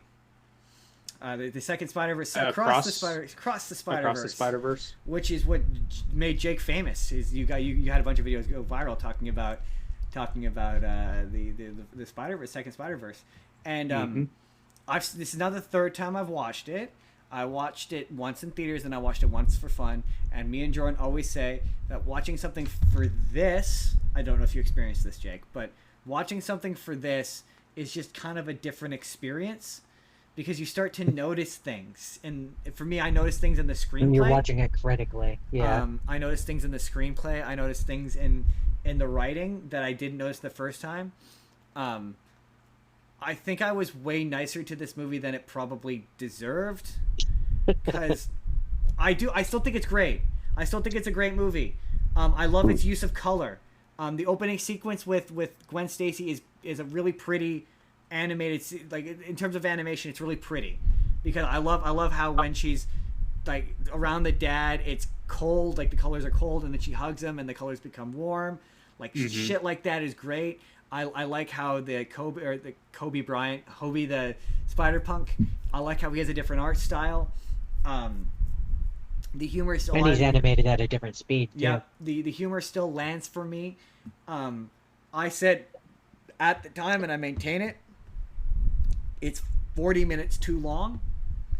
Yeah. It's now I would say 45 minutes too long. I used to say 30 minutes, and every time I watch it, that number gets longer. It does take us a bit to get to. It takes us a while to get back to Miles. Now I get we're learning Gwen's backstory and all that, but Yes. it does seem to be a bit of a sluggish pace. Of course, as is the case with most Spider-Man film series, I think this will be paid off in the next film because I still maintain that Gwen Stacy's gonna die. Interesting. Yeah, I could see why you would say that. My number one, I don't think any animated movie should be longer than 2 hours. That's just a blanket. I think all animated movies should be an hour 45 to at most an hour 50. That's just a general opinion I have. But a thing I noticed when I was watching this was it's two movies that have been mashed into one. Like the opening sequence of it goes on for like 15 minutes, and it's just Gwen Stacy, and it feels like it's a completely different movie. And like it then skips, it does a weird time jump to like the opening sequence ends with her going off with Miguel and Jessica, but then it cuts to Miles, and then the movie just starts over again, and then it introduces a whole secondary villain and with the Spot, and it introduces a whole second character arc for Miles, and then it goes along, and now it's Miles' movie, and Gwen is just gone, and all of her character arc is just gone. She's just not there, and it becomes Miles' movie, and then Miles disappears again, and she goes back to her universe with her dad, and it becomes a Gwen movie again. So my theory is that this was a Gwen movie, like it began its life as a Gwen movie, and the Miles stuff was in the third movie, and when writing it, somebody went, Miles is the main character. He's in this franchise. He's not in it enough. We need to put him more. And so they shoved all that Miles stuff in it because the notion that any organization becomes fascist, no matter how well intentioned, seems to be from a completely different movie and seems to be super removed from the stuff with the Spot. Like at least it does to me. It felt like the twist that Miguel O'Hara was the bad guy he was originally the villain, and somebody went, well, no, we can't have Spider-Man be the bad guy. That won't work. It also really assumes that you know who Miguel O'Hara is, like, a lot. Yeah. Like, what That's the fuck? True. He's a vampire? What even is that? What does that mean? Like I can't be bothered to go look. I just know that he's Spider-Man 2099. That's really all I know. Yeah, about. Right. But like he doesn't have web shooters. Like he doesn't have webs, and he can't wall crawl. And I know that's a thing because that was there's a video game. I'm not sure if you've played it, Jake.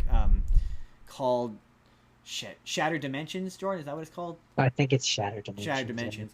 And you play as Spider Noir. Four different versions. You play 4 different versions of Spider-Man: Amazing Spider-Man, Spider Noir, Ultimate Spider-Man 2099, and Ultimate Spider-Man. And Spider-Man, the Amazing Spider-Man, is voiced by Neil Patrick Harris. Spider-Man Noir is voiced by Christopher Daniel Barnes, who is the Spider-Man from the 90s series. The Spider-Man 2099 is voiced by the Spider-Man who played him in Spider-Man and His Amazing Friends. And then Ultimate Spider-Man is Josh Keaton. And in that, and also each of the villains are also played by voices across the various universes. In that game, cool. Spider-Man 2099 sounds fun. It's really fun. Each of them have a different kind of play style. Like Spider Noir is like Batman. It's really fun. But part of the story of that game is Madam Web all gives them powers, so they all have similar power sets. So like she upgrades certain ones. Spider-Man 2099 can't wall crawl and he can't web shoot. But like there's no explanation given for this in this. You're like, wait, why is he the one Spider-Man who doesn't web swing? There's no explanation. I don't know who you are. Right, exactly. I also like how the Spot starts off lame. Like that was a big thing for me. Was like I know the Spot. Like to me, the Spot is lame. I remember him from that one episode of the animated series where he has like I rewatched it this morning. He has like a foppish British accent and is a total like dork and nerd, and he ends up being a good guy because he saves the day or whatever. So the transforming him into someone who's scary, like legitimately scary, and I like how when he becomes after he absorbs the energy or whatever, I like his look, I like his design. I think he's terrifying. I like the animation. It's the animation is different. It's effective. Yeah. I have a different theory for the third one. I think we're gonna see other Miles variants. Like, Well, we already see one. I see one. We see one, but you notice, and I pointed this out. You'll notice that, and Jordan disagreed with this, but maybe you will too. You'll notice that there aren't any Miles variants in the Spider Society. Correct. Because the whole deal they say is that Miles was never supposed to be Spider-Man. He was supposed to be Prowler. Right. That version of Miles, though, was never supposed to be Spider-Man. That be version fair, of Miles though, gets well, bitten by a I separate. don't know. I don't know. I don't take it that way. I take it as Miles Morales because okay, here's part. But- This is in my head too, so I could be wrong here. But these movies, because it worked this way on me, these movies, in addition to making Sony an obscene amount of money, also exist to sort of show everybody, no, Miles Morales is a good character, and it's not just shoehorning in or race swapping. There's actual thought put into this. I did see you say that. My response to that, I always saw these movies thematically. They're not about being Spider-Man. Like, they're about the idea of Spider-Man as an idea, as a concept. My pushback to that, though, would be you see it like this movie makes the case that every version of Spider-Man ever created exists on the spider web, on the web of life. And the web of life is a thing that does come from the comics. It comes from a storyline called Spider-Geddon, which is where Spiderverse comes from. But in this movie, you see PS4 Spider-Man. He's a character that you see in this. And Miles Morales is Spider-Man in those games. He is Spider-Man in those games. He gets bitten by a spider. He is Spider-Man. He does exist. He has his whole own game. Yeah, there are other multiple versions of Spider-Man within the Spider Universe who are all meant to be bitten as Spider-Man. Like they didn't get bitten by a random spider from another Technically, universe. Spider-Gwen isn't Peter Parker, so she's different Right, too. so I there just think could it's conceivably be versions of her. Is the third movie going to make the case that in this version of the universe there's only one Miles Morales and he's not supposed to be Spider-Man? He's supposed to be the Prowler? Or are we going to see other Miles Morales as Spider-Man? Because again, they do exist. There's at least 5 of them. So but that's way, because it's so interesting. One of the more interesting elements of this to me is that they make such a deliberate point. There's multiple jokes of them pointing out that the Spider Society is 90% Peter Parker, but like 5 of them are not Peter Parker.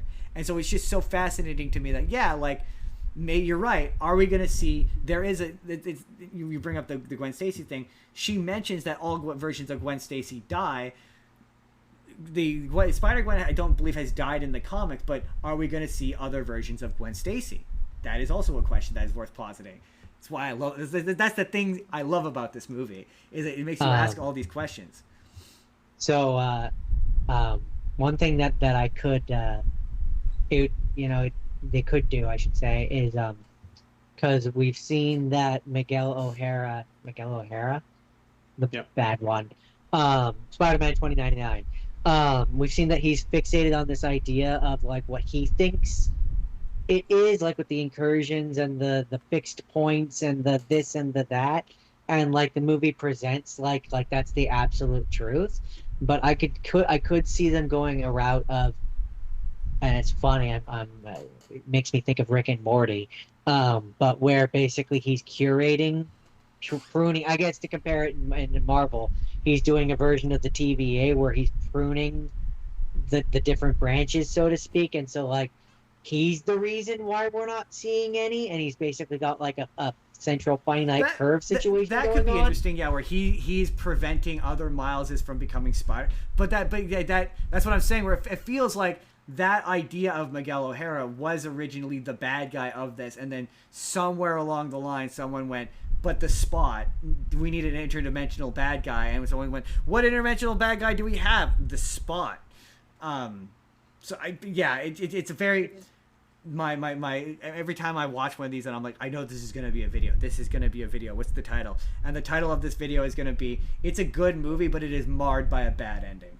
And it's even further marred by a bad ending. It doesn't even have an ending. It doesn't have an ending. It just kind of stops. But like with the point where it stops, like it's weird because it ends with like Gwen Stacy. She's like, I'm forming a team, and the movie's not really clear about what that team's gonna go do. She just kind of walks through a portal, and like Yeah, we're gonna go do a thing. I'm a MacGuffin. Join me. Join me as we go and do a thing. And like the Miles stuff, yeah, I maintain that feels like it's the opening sequence to the next movie, and they've shown a bunch of footage like and various conventions. There was a trailer they showed at one of the conventions where it was Prowler Miles and Spider-Man Miles fighting each other, and it's like, yeah, that's clearly what the opening of this is going to be. I think the fact that he's evil is a red herring. I don't think Prowler. I think Prowler Miles. It's going to turn out. My theory is it's going to turn out that he's Spider-Man.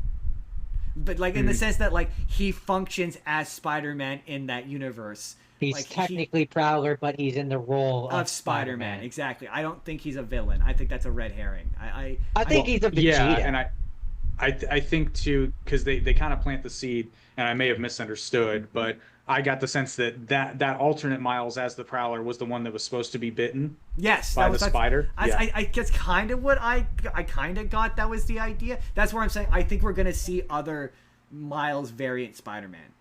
Yeah, and I think they're gonna bring back I think they're gonna bring in the PS4 voice, and they're gonna have him do a variant of Miles. I think it's gonna be like a bunch of different Miles all team up.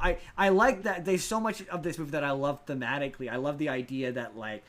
I mean, the way I would do it is I would have it be where Gwen, Spider-Gwen, that's who she's going and getting. There's a bunch of different Miles. But I like just thematically the idea that Spider-Man, like all the Spider-Man are dead set that Spider-Man has to be tragic. And as much as you're like, oh, this is them trying to make Miles seem palatable, which I don't disagree with that. I also think that it's them trying to be like, Spider-Man doesn't have to. The movies give you this impression that Spider-Man is always tragic all of the time. And he's not. That's why I like the TV shows better, because he's not always tragic, and I like that this movie makes that case of like Peter B. Parker, and all of them are like, yeah, this is the way. Spider-Man has to be sad, and it's like, but Spider-Man doesn't have to be sad, and I really yeah, and really, I mean really like these movies to me always also, especially, I mean, there's only the two of them, but the two of them always felt to me like it was less. It's partially selling the Miles Morales angle, absolutely, that's undeniable. But it always also felt to me like it was about selling the idea of like there is a lot of different Spider versions, Spider people, Spider Men, Spider Pig, Spider everything, and was their way of being like a backdoor into to jump ahead a little bit to be able to make like a Spider Noir show and be like, yeah, definitely. It's just another Spider-Man. It's not like the Spider-Man, but it's a Spider-Man. I just don't understand why they didn't make a. And to me, that's felt kind of like that's what the point of those movies was as well. I almost would have preferred they split this in half and it just be a Gwen movie where it's about her fitting in with the Spider Society and like because they reference all of these missions that probably didn't do well with test markets. I'm guessing. Well, they reference all these missions that they went on that we don't get to see, and you're like, well, she has this relationship with this group that is never really. It's just kind of said that it exists. It's never really explained like where the foundation of it comes from, where the origins of it come from, and I just don't understand why they never. Well, because the foundations are a lie, right? My headcanon, because I think Miguel is the bad guy, but he's the bad guy in the sense that he made a mistake and now he's just frantically trying to cover it up / fix it. So he creates the Spider Society by accident, because I believe him when he says he somehow managed to get to an alternate reality where his family wasn't dead. But my whole thing is, I think he killed the Miguel in that universe to get his family back, but he didn't count on the glitching. Well, so he has to make the technology, and he says that he went to a universe that Miguel was already dead. Correct, but I think he lied. I think he went to another universe because I think he was doing the same thing. Yeah, I think he was doing the same thing Kingpin was doing, but now because he accidentally encounters other spider people, he now has to have some big cover story. So his whole bit about the canon events is bullshit. Is that what you're saying? Yeah, well, in the sense that it will tear universes apart. Interesting. So what do you think is? Oh well, I mean, I guess the implication is that the tearing the universes apart was from that initial collider explosion. I guess is. But I got confused because in the bit where you see the universe falling apart, you see that it looks like Peter B. Parker is there, or Peter Parker is there. So is it that like? So they never explain. My thing is like it feels like there's a bunch of shit cut out with Peter B. Parker because he barely gets to be a character in this, and it feels like he's gone through something in between the. It's weird. It feels like I missed a movie for a lot of this, which is bizarre because it's 2.5 hours long. Like it's weird. It has that vibe of like 5 or 6 writers all jamming in ideas into it, and it's a Spider-Man movie. They're like that. They're all like that. They'll have like 1,000 ideas and they never. Anyway. That is Across the Spiderverse. I'm apprehensive. My indignation towards towards the ending has only increased in the removal from when that movie was supposed to come out. I would have been less pissed off about it had it come out a year later like it was supposed to. But the fact that it's now like 4 years later and they still haven't put it out yet, even though they said they were going to put it out a year later, makes that cliffhanger ending even more egregious to me. Yeah, say what you will about the first one. It's Very a complete frustrating. movie. It's again, good movie. It's a good movie. Really, like in terms of creative, non-stagnant animation, it is a benefit to the industry. But it is marred by a bad ending. It is a bad ending. Like every time I watch it, I get frustrated. But I'm like, man, if this movie had only ended 20 minutes sooner.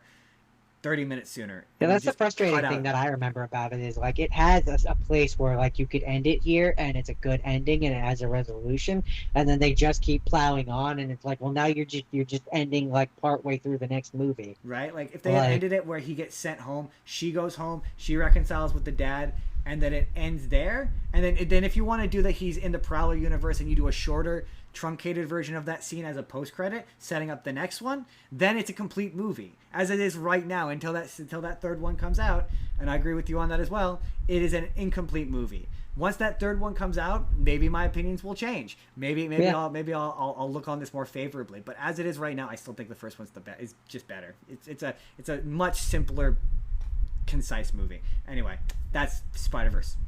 Jordan, what's your next thing? My next thing. The year is 2012. We're getting The Amazing Spider-Man with Andrew Garfield, the first one. All right. So this one's great. This is where I step. This is great. Okay. Me and Jordan. Okay. Do you ever want to see Fat Justin and Jordan? We have a video review of Fat Justin and Jordan talking about this movie. Please don't show that to anyone. No. We got into a huge thing of this. I like this movie less and less the more I'm removed from it. It's very strange. I really liked it the first time. Here's what I will say. This movie does take the creative and wild choice to say, what if Spider-Man talked while he wore the mask? And that was enough for me at the time. It's not creatively wild, but... No, he was like, what if Spider-Man at the time it was. Because Tobey Maguire never did it. Yeah. This is true. Yeah, like when he's like, that's my one weakness, small knives. Small knives. Like that shit. That's like Spider-Man. He gets the sarcasm and he gets the wit of Spider-Man, which is like. So my thing with the Andrew Garfield Spider-Man, and Justin made the case for a different perspective on the second one, and I can live with that.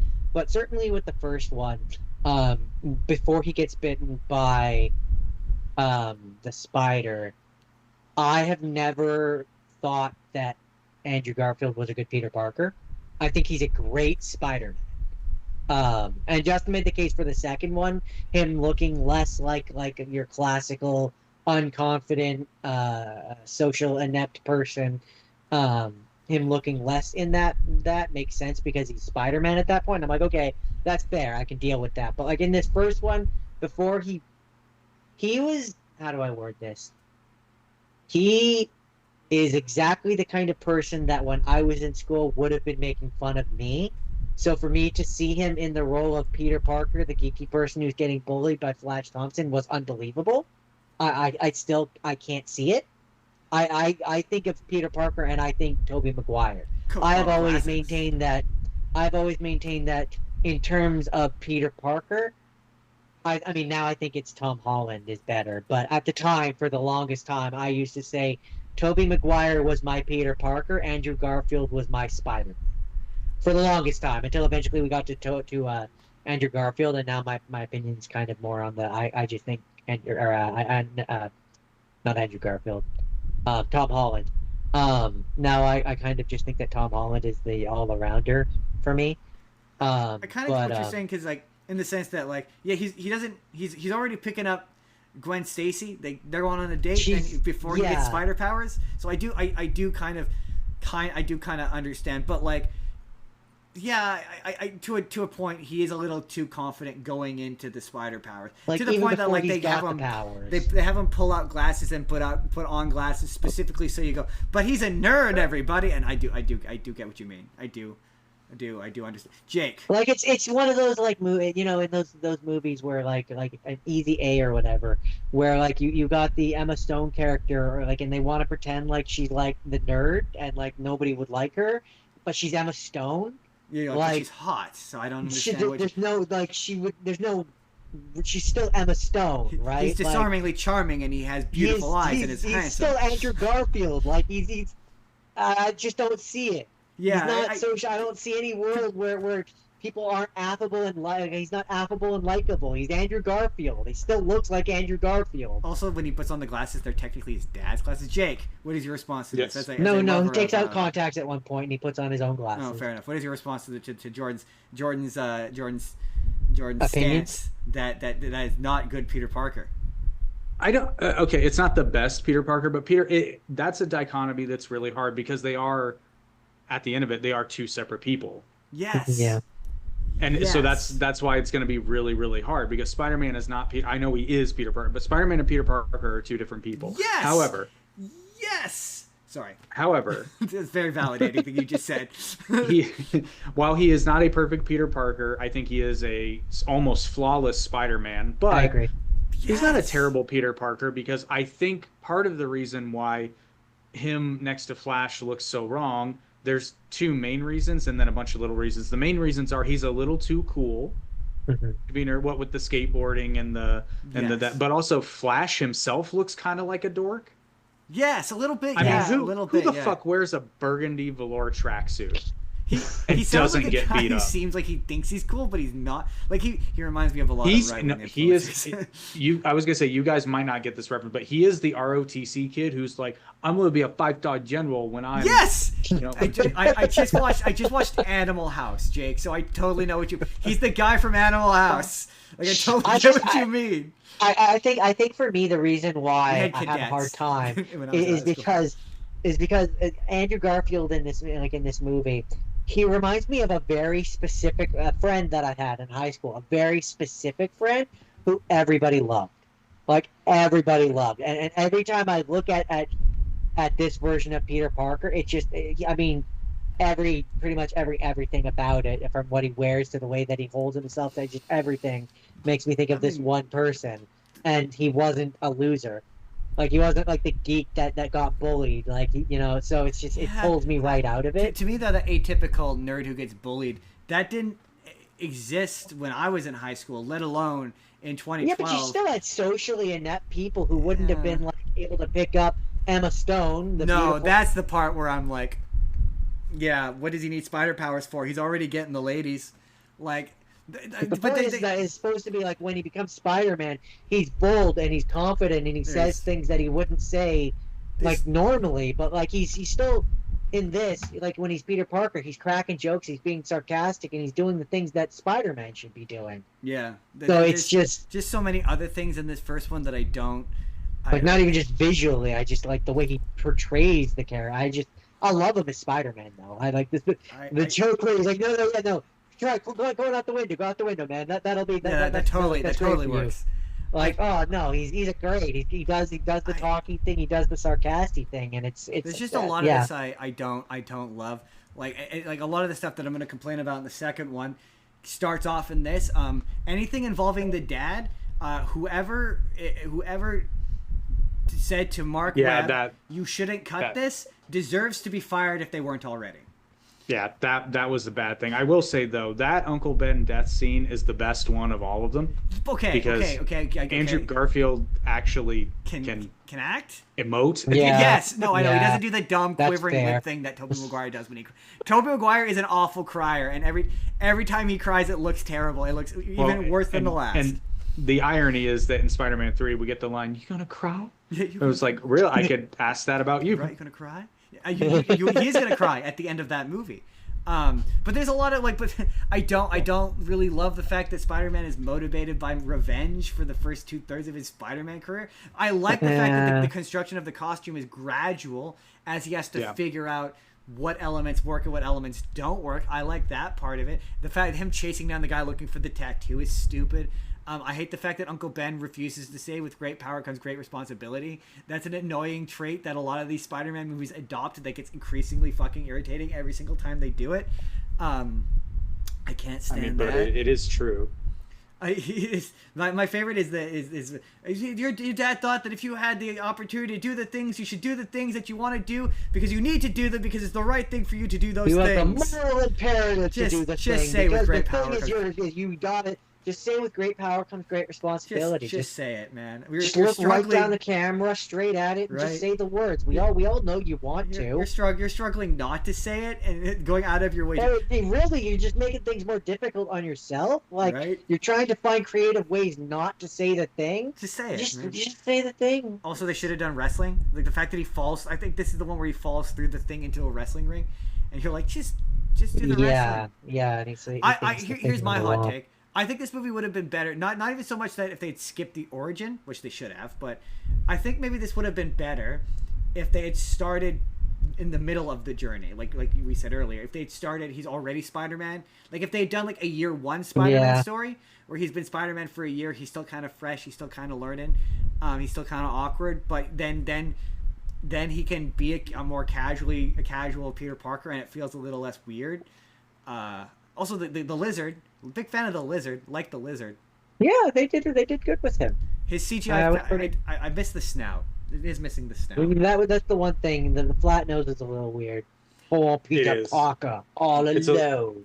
It's a little bit too original Mario Brothers movie. Right. He doesn't take off his mask in the climax, right? No, he does. Does he take off his mask in the climax? Yeah, I think so. I don't remember. Because that was the one thing I liked about it. Watched a lot of Spider-Man things. That was the thing I liked about. We're gonna Jordan. Is that it for the first one? That's it. Because I got all my shit I got to complain about is about the second one, because everything I hate about the first one is like compounded in the second one. The second one is like a third of a good movie. No, okay. I fucking hate that movie. There was nothing good about it. It suffers from the fact it suffers from the fact that I think Jamie Foxx legitimately had in his contract he has to be on screen for an X percentage of the film, because there's no other way you can explain to me why Jamie Foxx is on screen so fucking much. That's so interesting. Okay. That's interesting to me. It's so bad, dude. See, Jordan said that Jamie Foxx looks good as Electro in that movie. I like the scenes with him. I think that those are the best parts of that movie. There's just too many of them. I think he looks terrible. I also Justin and I agree. We both like Andrew Garfield's suit in that. It's the best. The suit is good. In my opinion, it is objectively the best suit until the new one, until Brand New Day. Brand New Day is the best Spider-Man suit. I just don't see the movie changing my mind on that. Because I don't know if you're like me, Jake. I'm a Spider-Man suit purist. Like, I'm a purist. It has to look like the comic. So I think, I made this as a joke on the show before, but none of the Tom Holland Spider-Man suits are good. They're all bad. Like, they're all bad. Not a single one of them is good. In the home trilogy, I should say, none of them are good. They're all bad. The only negative thing about the Andrew Garfield suit is his eyes are too small. Or too big, I mean. For the second one, you know. Yeah. He's too thin, and the eyes are too big. That's the only negative thing. But otherwise, it's the best suit. I think that Jamie Foxx looks terrible as Electro. He's got this weird, pronounced mongoloid fucking forehead when he's Electro, where it's like they've shaved him bald and his forehead is massive and bulbous, and like he's got some sort of weird prosthetic in his mouth that makes him garble all of his fucking lines. I guess I should clarify. I mostly just like the scenes like when he's in the middle of New York Square Times or whatever, and it's slowly doing the music like that. Yes, that's a good scene. No, I will not take that. I don't think he's or bad like as when Electro. When he's fighting in the Transformers with Spider-Man, and it's got like the music going and stuff. Like I love those scenes. I think they're genuinely really good. They're probably some of the only good scenes in the movie. So. I don't dislike him as Electro. I just hate his costume. I think it looks bad. But like I don't mind him as Electro. See, who I would delete is Harry Osborn. Yes, I would completely cut Harry Osborn out of this movie. Not completely. Like, there's two versions of it. There's a version of me that's like completely cut 100%. Him out. All of his shit is unnecessary. All of it. It's stupid whenever it cuts back to him. Yep. It takes away from the movie. But absolutely, there is a but to that. No, there's not. There is a but to that. No, I don't dislike Dane DeHaan's performance as Harry Osborn. Like the writing of it, sure. The scripting of it, maybe. His Green Goblin, put a pin in it. I'm going to talk about it. Don't worry. But like when he's just regular Norman Osborn, I like his chemistry between him and Dane DeHaan. Not Harry Osborn. Harry Osborn, where he's just regular Harry Osborn.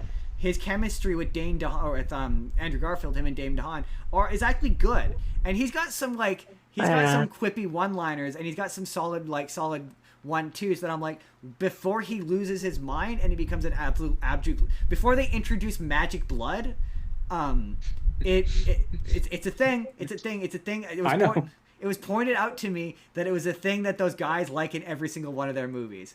Have I ever told you about Magic Blood, Jordan? Maybe. Every single one of oh shit, who are the people who wrote that movie? They wrote Star Trek Into Darkness as well. Oh shit, I forget their names. Where they wanted Dawn's blood. Yes. Every time they write a movie, a character in that movie has magic blood. Where a character needs magic blood that will either heal or cure or bring something back to life. In their defense, people wanting Spider-Man's blood is not exactly new. But no, I wouldn't be against it. It's been done before. My big problem with Harry Osborn is it acts as though he's been a character the whole time. So like they bring him in this one, and it's like oh yeah, Harry, we've been friends the whole time, but this is the first time we're meeting him. So we've got this long storied history, you and I. Yes. And basically they want to do what they basically they want to do what the Insomniac 2 one does, but like it doesn't do it well. If they had introduced him in the first one, and Dane DeHaan was there the whole time, and he was there in the first one, and then in this one he becomes so. If they had punted all of the Green Goblin shit to the next one, to the third one, and Green Goblin is the bad guy in the third one, and maybe he's not a weird. I hate Monster Green Goblin. I can't stand it. It's my least favorite version of Green Goblin. But if you want to do Monster Green Goblin and you introduce Green Goblin disease in this one, and he's a regular guy, and Green Goblin disease is progressive.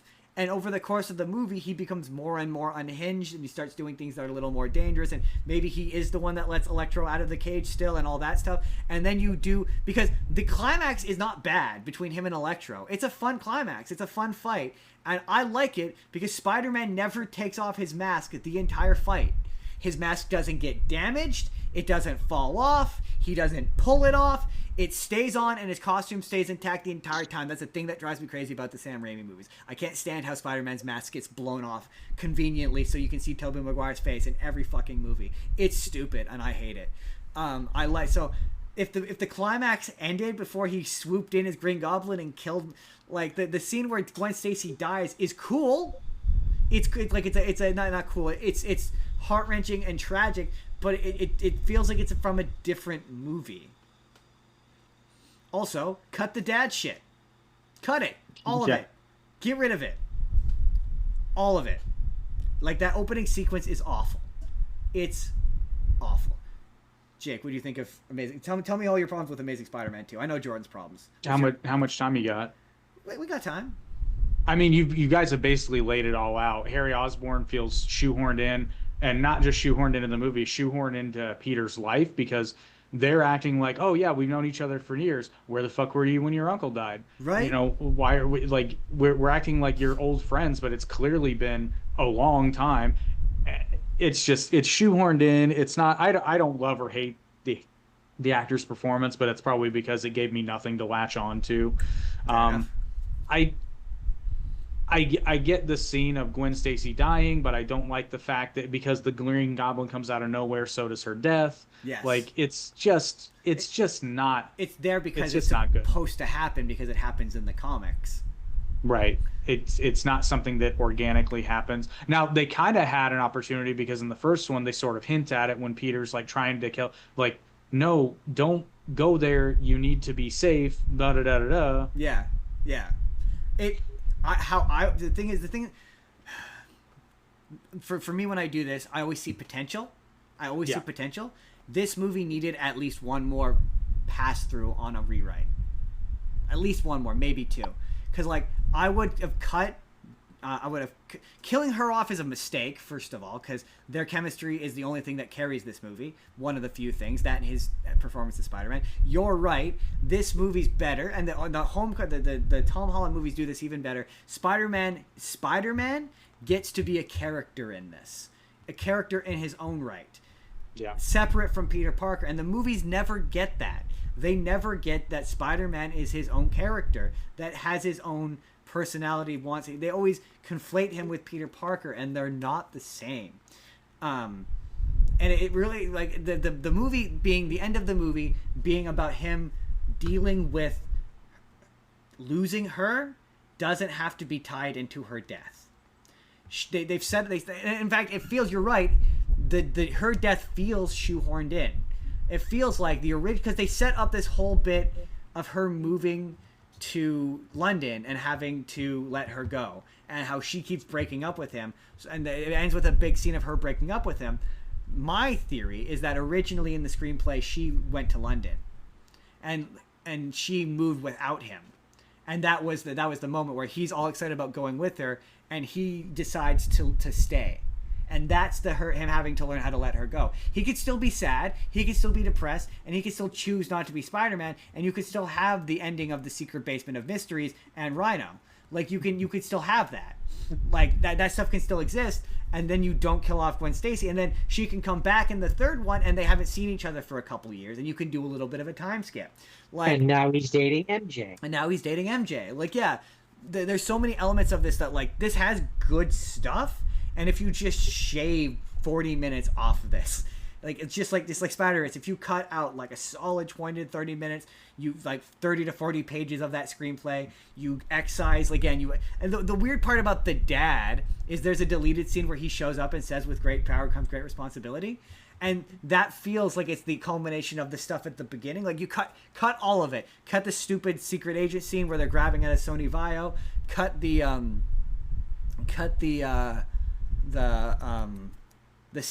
secret lab underneath Lincoln Station. Get rid of all of that shit. I don't understand why it's in this.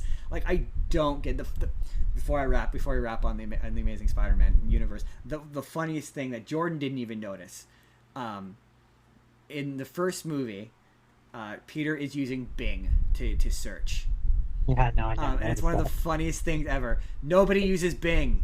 No, so in the second one, there's a sequence where they very specifically show him using his computer, and he's using Google. Yeah. Like, there's a very specific, a deliberate intentional hold scene. frame. Yeah, there's a hold on a shot of his laptop as you see him Googling something. It's I don't know if that's intentional. It has to be. I refuse to believe that it's not. So fucking funny. So good. Yeah, not my favorite Spider-Man movies. Not my favorite. Okay. At this midpoint, what's the worst Spider-Man movie? Is it this one? Is this the worst? It's this one. It's this one? It's Amazing Spider-Man 2. Interesting. Mm. It's a hard push between this and 3 for me. Yeah, they're real close. They're walking the line. It's hard not for to me. say It's no, actually now. Well, I'm thinking. I can see that because they suffer from the same problem. They do. Yes, exactly. Yes. Yeah, I think for me, I have to go with 3. Spider-Man 3 and the Raimi. Yeah, is the worst. 3 is probably slightly worse. Because for me, it comes down to personal. Just Venom is my favorite Spider-Man villain, and they do him such a disservice that, like, it just it's the equivalent of Transformers 2, the Shia LaBeouf ones, when they have the Constructicons, and they do Devastator such a disservice in that one that it hurts me, and like a person, I take personal offense to what they did with Venom. At least Venom doesn't have big swinging testicles. Don't even, man. Jordan, what's your next thing? Don't even. Next thing, Jordan. My next thing is, speaking of the one of a thing that I think is the worst of the thing. Anyways, We're going to talk about Spider-Man: Far From Home, which I like, but I think it's the worst of the three. I do. Tom I do Holland. think it's the I worst can of see that. Spider-Mans. But I still like it. Like, don't get me wrong. Like, there's still things in there that I Yeah. enjoy and I have fun with. But like, one of them has to be the worst, and this is it. It's interesting because it has the same problem for me as Spider-Man 2 does, where it's not fun to watch Peter Parker complain about being Not Spider-Man. want to be Spider-Man. Yeah, go out of his way to wear a costume that isn't Spider-Man. And then hand off any sort of responsibility so he can not deal with it. Right. It's not fun to watch him be like, no, I just want to be on vacation. Like, Peter, I want you to punch a thing.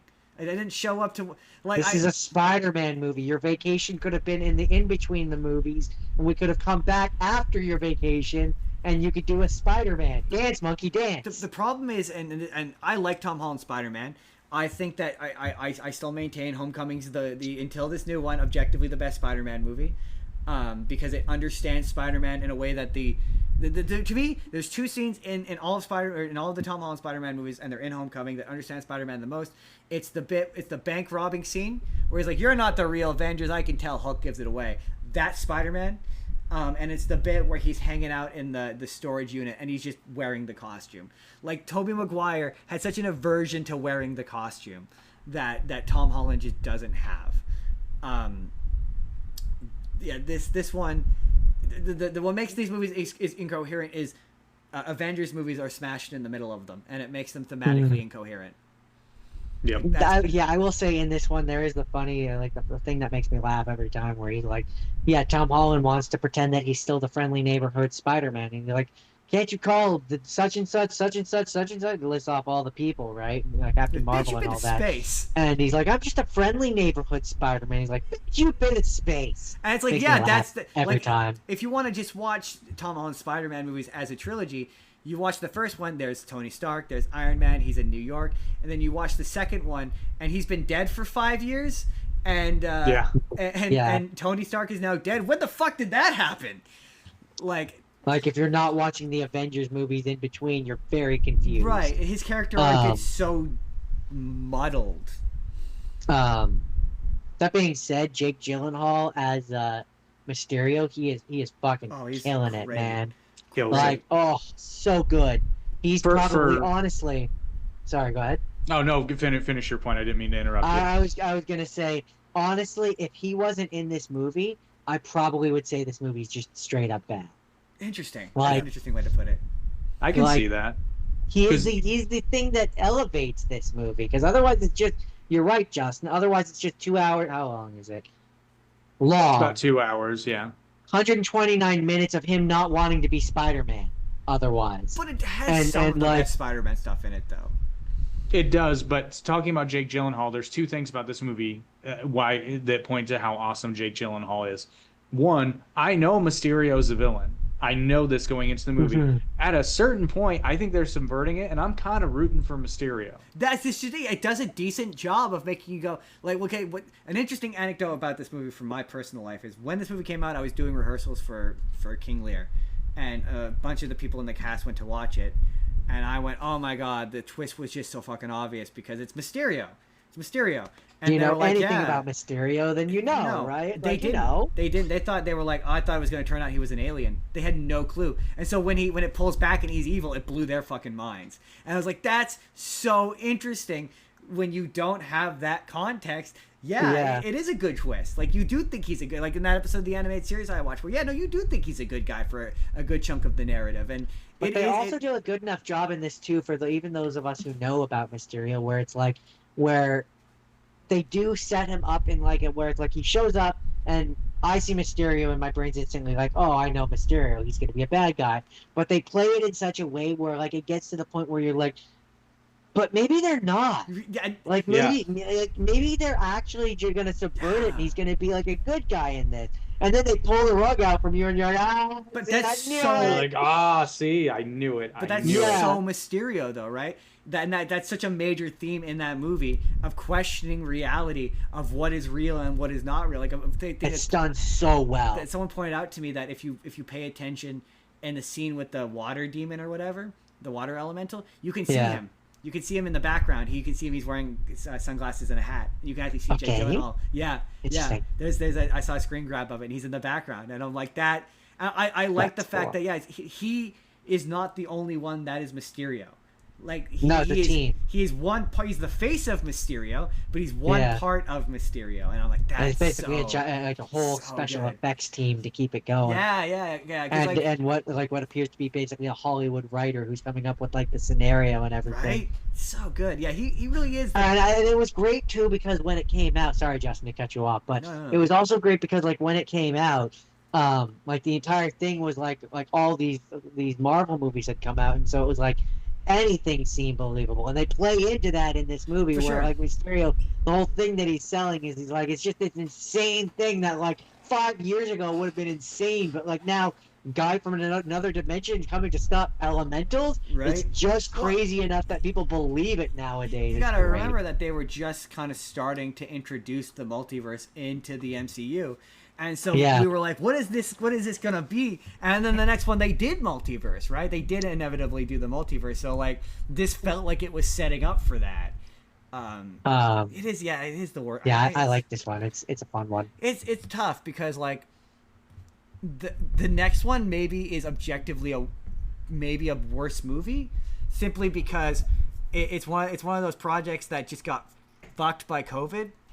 And when you go back, it's fun to watch Tobey Maguire and all those guys in it, but when you go back and watch it, you can't help but notice how much it's shot in a cupboard, and like how much it's on green screen sound stages and it's CGI, and half the people couldn't come back. And this is like, no, they went to Europe and they shot this in Europe, and it looks like he's in Europe, so it feels a bit grander. But no, yeah.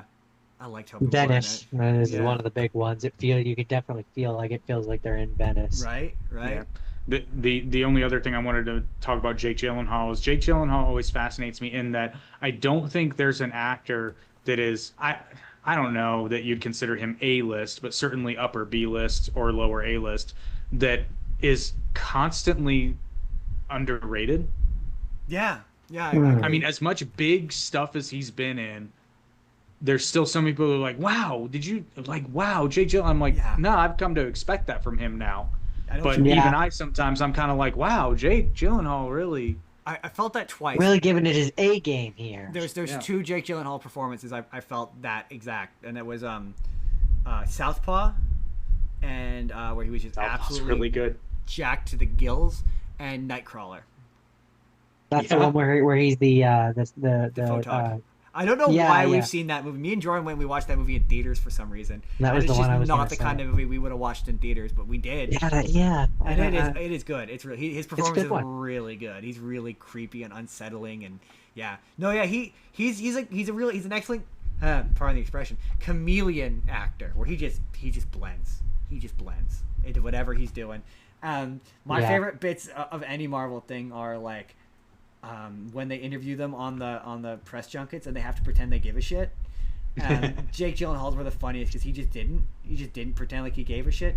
He was like, yeah, I know nothing about any of this. I'm here for the money. I didn't watch Iron Man. Who watched Iron Man? I didn't watch Iron Man.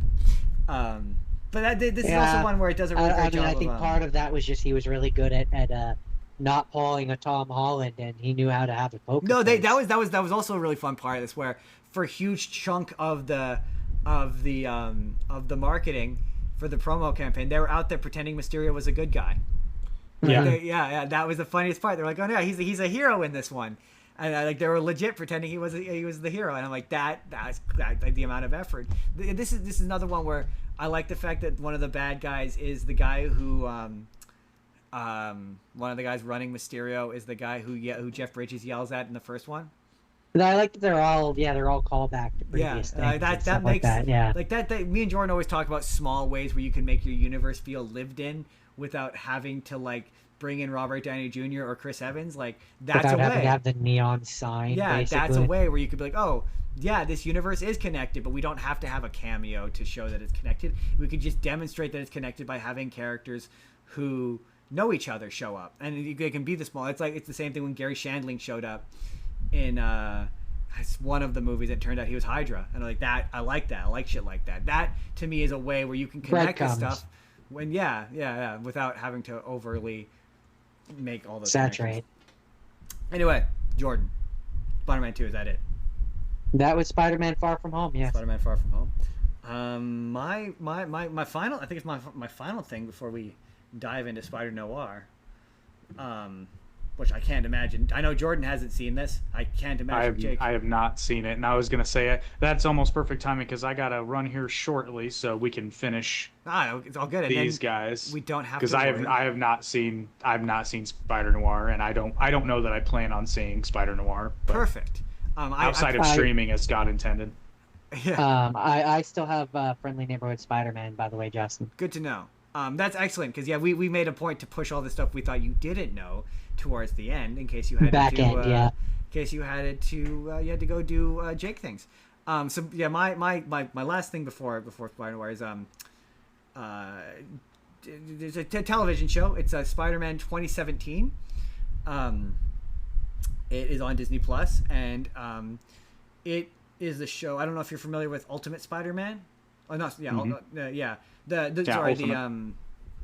The cartoon, the Drake Bell one, not the comic. Yes. Yeah. This came after that.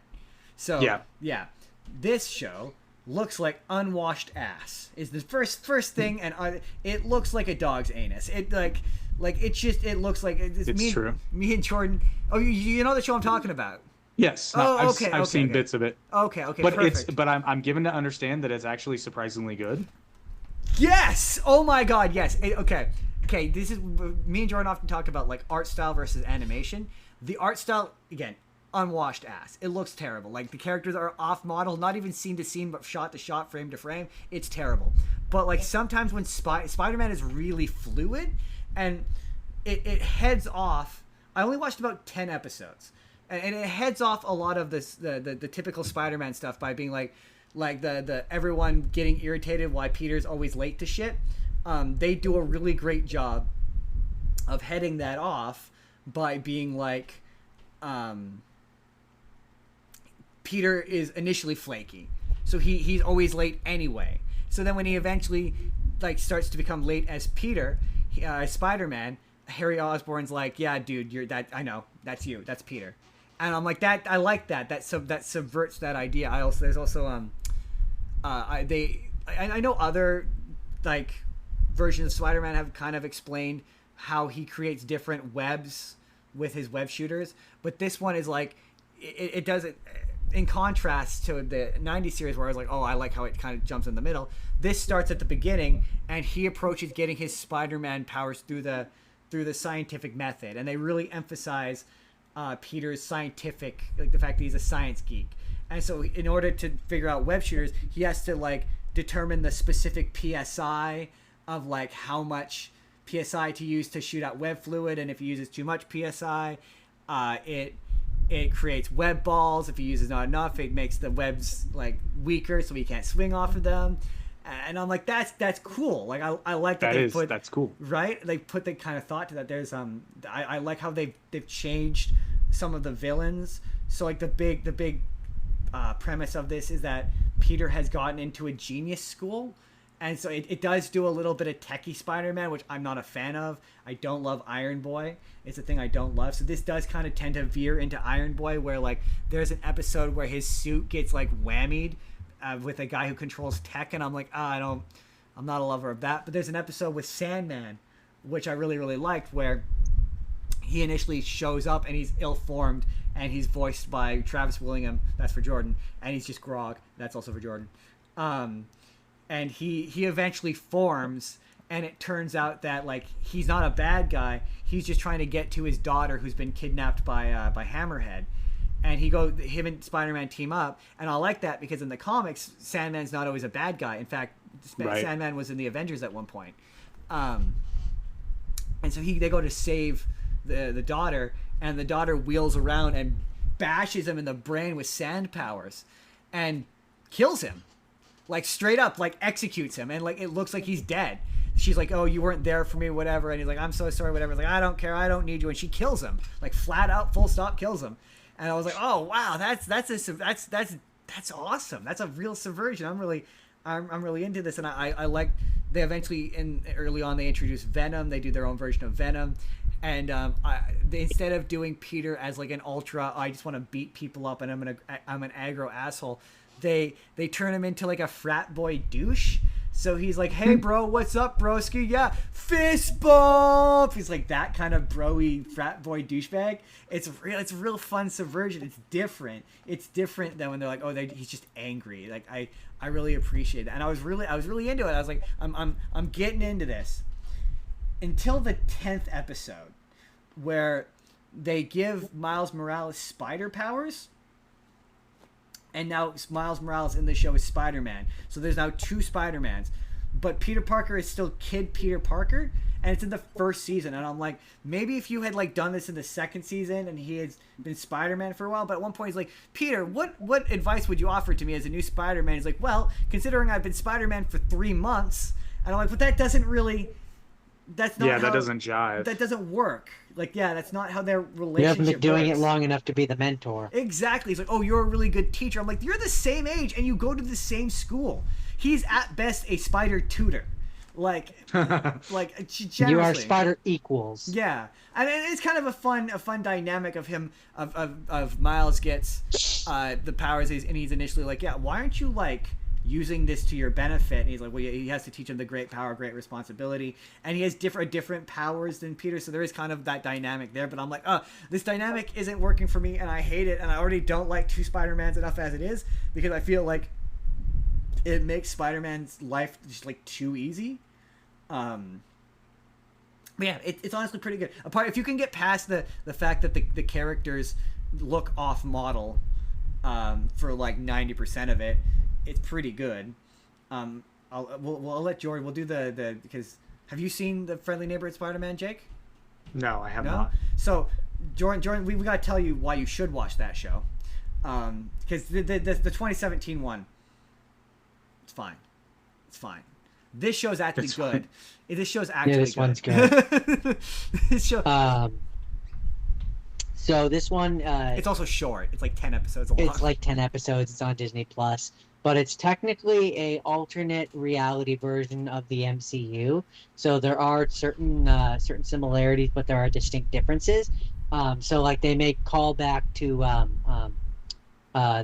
except Peter Parker wasn't there in this instance, but they make callback to the airport fight with in the Sokovia or whatever, the Civil War or whatever. You see it. It's the same thing, but it's the same. But Spider-Man's not there. This began its life as a Tom Holland origin show. And in this version of the events, instead of Iron Man being Peter Parker's mentor, Norman Osborn is.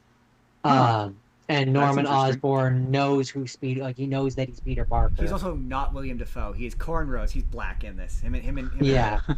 And so is Harry. He's got cornrows in this. But I like him in this because he's a bit more nuanced. Like, yeah, he still winds up being kind of a prick, but he's not an out and out bad guy, unlike most versions of Norman Osborn. Yeah, he's still a ruthless he's still a businessman, right? But like, at least as of season 1, it's true. He's not a villain yet.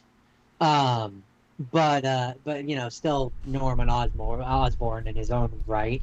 So like it comes to a point in the you don't mind if I spoil some of this, do you? No. Okay.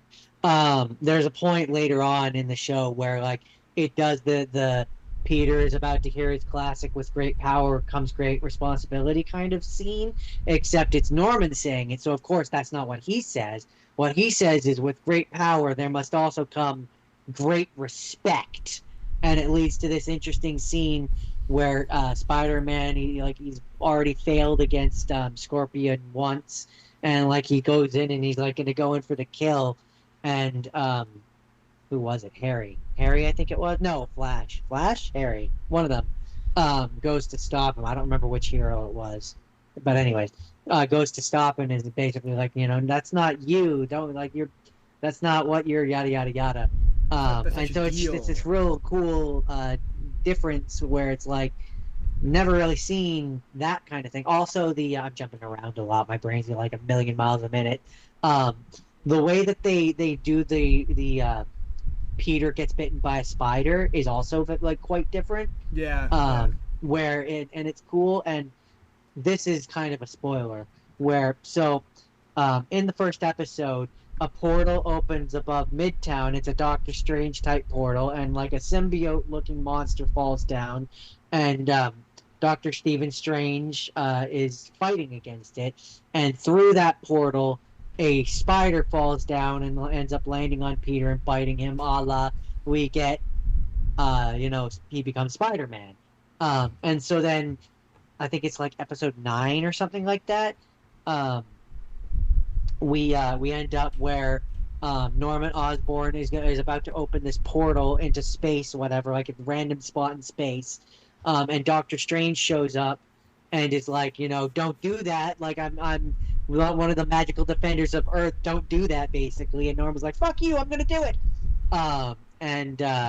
Classic Norman. And opens it, and that same symbiote monster from the first episode comes through the portal. Also, meanwhile, we found out that like the show tells us that Norman and them have been working on trying to recreate the spider that gave Spider-Man his powers, and I'm sure you can see where this is going. Maybe you can't. So they begin the fight with the symbiote monster, Doctor Strange. Meanwhile, Spider-Man has seen him and is like, "It's you!" and there's this whole time loopy business of like Peter has told Norman about the event at Midtown where Doctor Strange showed up, and so Norman is like, you think you're like, you can judge me for what I've done? You caused all this damage. You're the villain here. And Doctor Strange is all like, bitch, what are you talking about? I have no idea what you're talking about. Wobbly, timey-wimey. Wibbly wobbly, timey-wimey. And so then fight starts happening, stuff gets destroyed. Doctor Strange is trying to buy time for Spider-Man to fix the machine so they can open up and put the symbiote thing back through. And Doctor Strange opens a portal, which is the same looking portal that we saw in episode 1, where now he goes and he falls through and he's at Midtown, and suddenly we're seeing things from his perspective, and it's a time loop. And that same spider that we saw that fell down and gave Peter his powers, we find out exists because it fell down and Peter got his powers, and so Norman found out about Spider-Man and tried to make the and it's a bootstrap paradox where he makes the spider that makes Spider-Man because Spider-Man exists, so he makes the spider, and it's this really cool and clever twist that it's like, I like that. Like that's like it's fun. And final note, one of the things that I really like about it and I appreciate about it is the style is very 60s Spider-Man, I would say, right, yes, Justin? Yes, very much. The art style is very much meant to evoke the 1960s era. To the point where, like, the theme song, they do the, like, Spider-Man, Spider-Man, it's the classic kind of remix kind of version. It has and Doc Ock looks like Doc Ock. One of the old style. Jordan mentioned green jumpsuit with the pads. And Jordan mentioned Scorpion. The version of Scorpion in this is supposed to be Michael Mando's. I'm pretty sure that's his name. Nacho Vargo, the guy from No Way Home. It's his version. It's supposed to be his version of Scorpion, but not the version that we're going to see in Brand New Day, but a different version. That's the version of his version. And he's brutal. It's like it's the only time in my entire life I will ever say that Scorpion is intimidating. Because Scorpion is usually a dork. That says a lot. He at one point he like straight up impales Spider-Man through the chest with his tail and like just throws him around like a fucking the reverence, and he talks about how he's gonna murder him. Yeah, the fight between them is brutal. He brutalizes Spider-Man like to the point where like I get why you'd want to quit. It's the kind of violence where you're like, I can't believe Disney let you do this. Like it's enough to it made me respect it as a thing. I was like, you know what? Yeah. I was kind of into this at first, and that made me go, you know what? This is good. Like this is probably great. Legit. Yeah, this is legit. And so that's good. where like it's interesting too with the dynamic of like him being under the mentorship of Norman Osborn. And that's where I was referencing, or Justin, you set me up great here, where because Spider-Man has had that brutal failure, he's now like afraid. He's afraid he's going to lose people that matters. He's afraid that he's going to fail again, right? So then when it gets to that amped up moment of like he's going in for the kill against Scorpion, it's really like been built up because he's had that brutal, like that Yeah. savage failure, right? It's just done so You're like, well. Disney No, that does let sound you good. make this? Yeah. I'm excited for the second season. It's worth. I like recommending these shows because I'm like, it's 25 minutes a piece. It doesn't take very long to get through. If Yeah. you're editing a video or editing a YouTube video for a YouTube channel, it's a great thing to put on in the background while you're doing that. That's why I like as much as I give these short shows grief. It's nice for that. We're like, it's not very long. You can knock it out in an afternoon. You can knock it out pretty fast. Have a pretty good time, unlike the next thing. So Jake, we're gonna do Spider-Man Noir now. If you want to check Nope, off. I have editing to do, so There's no it was worries. fun. Thanks it for was fun, Thank you for fellas. stopping by.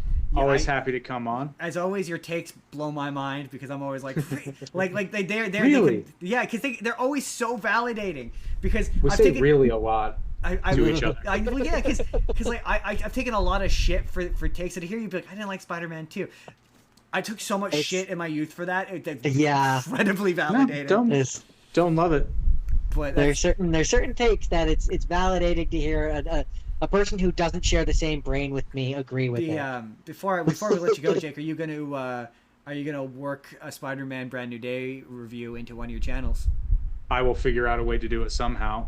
In fact, probably not this week on Average Intelligence, but next week if one or both of you would like to drop by and talk about I it. will absolutely drop by because we're gonna watch it for next week. Because I'm so gonna watch it this weekend coming up. So this weekend. Yes, yeah, absolutely. Because it comes out next weekend. It comes out next weekend. it comes out this Thursday. this Thursday. Yes, we're gonna probably watch it on Saturday. Ooh, I'm excited. We're gonna I know, do a review for it. So yeah, absolutely. I definitely will. If it's on a weekday, it's tougher for Jordan. He has a day job. Yeah, it's tougher during the week. But I definitely will. I will. You just let me know. But thanks Well, for dropping on. we're gonna do it. We're gonna do it. All right. Yes. See you guys. Yeah, thanks for coming by. I'll talk to you Bye-bye. later, Jake. Bye. Have a good one. Bye. Perfect. Okay. Great. Spider Noir. Great. Okay. That's Jake. Go check out Jake. I should do this. I'm on a show. I should do the promotion thing. Jake. I have the Arte. I have the most recent episode of the Arte Media podcast in the description. That was me. We're talking about Star Trek, cultural stuff about Star Trek. He's got the Average Intelligence. I believe they do it on Wednesdays. They've got he's got the Toon Talk on Thursdays. Yes, I'm actually gonna go stop by his channel to talk about Spider-Man some more because I'm real stoked on that. But I don't want to say I'm glad he left, but like this show, I want to get into the nitty gritty of it, and I would have felt bad if he had to suffer through it. So I understand. I'm I'm sure he does too. I'm sure he does too. I don't think this movie's very good. The show. Okay, This show. Okay, Jordan. I don't even know where to begin with this. I'll let you say your piece and then. I'm conflicted. I'm conflicted because on the one hand, masturbation is a sin, but on the other hand, it feels good. No. When he gets to be You should be Spider-Man, ashamed of yourself. okay, for all intents and purposes, I don't care if his name's the Spider or if the show is called Spider Noir. He is Spider-Man. He serves the function of Spider-Man in the narrative. He does Spider-Man things. No, He's Spider-Man. He was Spider-Man. Sure, whatever. There's a difference. My when he gets to do Spider-Man stuff, would you prefer that? Mm. When he gets when he's web swinging and when he's doing quips, like Nick Cage legit is good at quipping. Like he has, I think in one of the last episodes, he has one of my favorite Spider-Man quips I've ever heard, which is I can't remember who it was, but I think it's Tombstone. When he says that when Tombstone's like, he's like, I'm gonna do something with you, Tombstone, and he's like, no, I don't want to do that. And he's like, oh, I was afraid you'd say that. That's funny. It's just the way he goes. I was afraid you'd say that. It's just so funny. I don't love the fact that they've chosen to do the thing where the mask muffles his voice. It makes a lot of his lines as the Spider sound really muddled. I get that they're trying to go for like a 1930s. yeah, vibe. they're going for not even just a 1930s vibe, but they're going for a 1930s radio, like because his voice is supposed he kind of is supposed to sound like Alistair. Yeah, that's what they're going it's for. very time But period kind of I thing. Yeah. just mean like the way he's like, I mean like the actual effect, the vocal effect that when he puts on the mask, his mask is clearly mechanical, And the mask is changing his voice, and the goggles. Yeah, I like the fact that the goggles supposed light to up. hide That's his pretty voice cool. so that nobody can figure out who he is. Yeah, which like I get. Like it's to the effect of when a Spider-Man does the deep "I'm Spider-Man, yes sir." It's like when he does that, but I hate that. It's just we can suspend our disbelief enough to know that like it's one of the things I liked about we can that pretend he's doing it while he can keep his normal voice for the audience. Like in the Spider-Man 2017, there's a bit where Miles Morales as Spider-Man is talking to his dad, and he doesn't disguise his voice because it doesn't. He's wearing, you know what I mean? We can suspend our disbelief. It's fine. It's tonally, it's got tonal problems. Look, man, it all comes down to the fact that you know what? What do you think? That's my opening thoughts. What are your opening thoughts? I've got so many that I'm trying to reconcile all of them. Okay. Well, if I had to sum up my feelings for this show, stupid thing's falling over. If I had to sum up my feelings for this show in the most basic of ways, without going into detail, I would probably just simply say it's not a good Spider-Man show, it's not a good noir show, and it doesn't know what it wants to be. No, I don't agree that it's not a. If anything, but it's not a good Spider-Man show to me. By the metric of what people. It's not a Spider-Man show. It's a Peter Parker show, or Ben Riley, or the Ben Riley show. I'm really glad Jake said that about the Spider-Man getting to be a character in his own right. I'm really glad he said that because it is so accurate. And you're right. The Spider doesn't get to be a character in the. It's great when he's the Spider, when he gets to be the Spider, and he's whipping webs. But too much of it, some people would say that maybe that makes a great Spider-Man thing because all the things that people say are the best Spider-Man things. Spider-Man is in like 3 scenes. Spider-Man over the course of the show is in like 4 scenes, and it's not enough. There's way too much of Nicolas Cage mugging to the camera. So, like he clearly showed up because he just wanted to do this. And there's just so many scenes of like him just aimlessly doing the thwip thing, and like he's clearly been told, "Don't worry about where you aim. We're gonna fill it in post."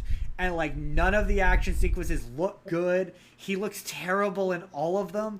We said this when the trailer came out. It doesn't look believable that he's in the costume when he's doing the action sequences, and it's made all the more worse because they have parts where Nicolas Cage is wearing the mask, and it looks off. It looks off-putting. Say your piece.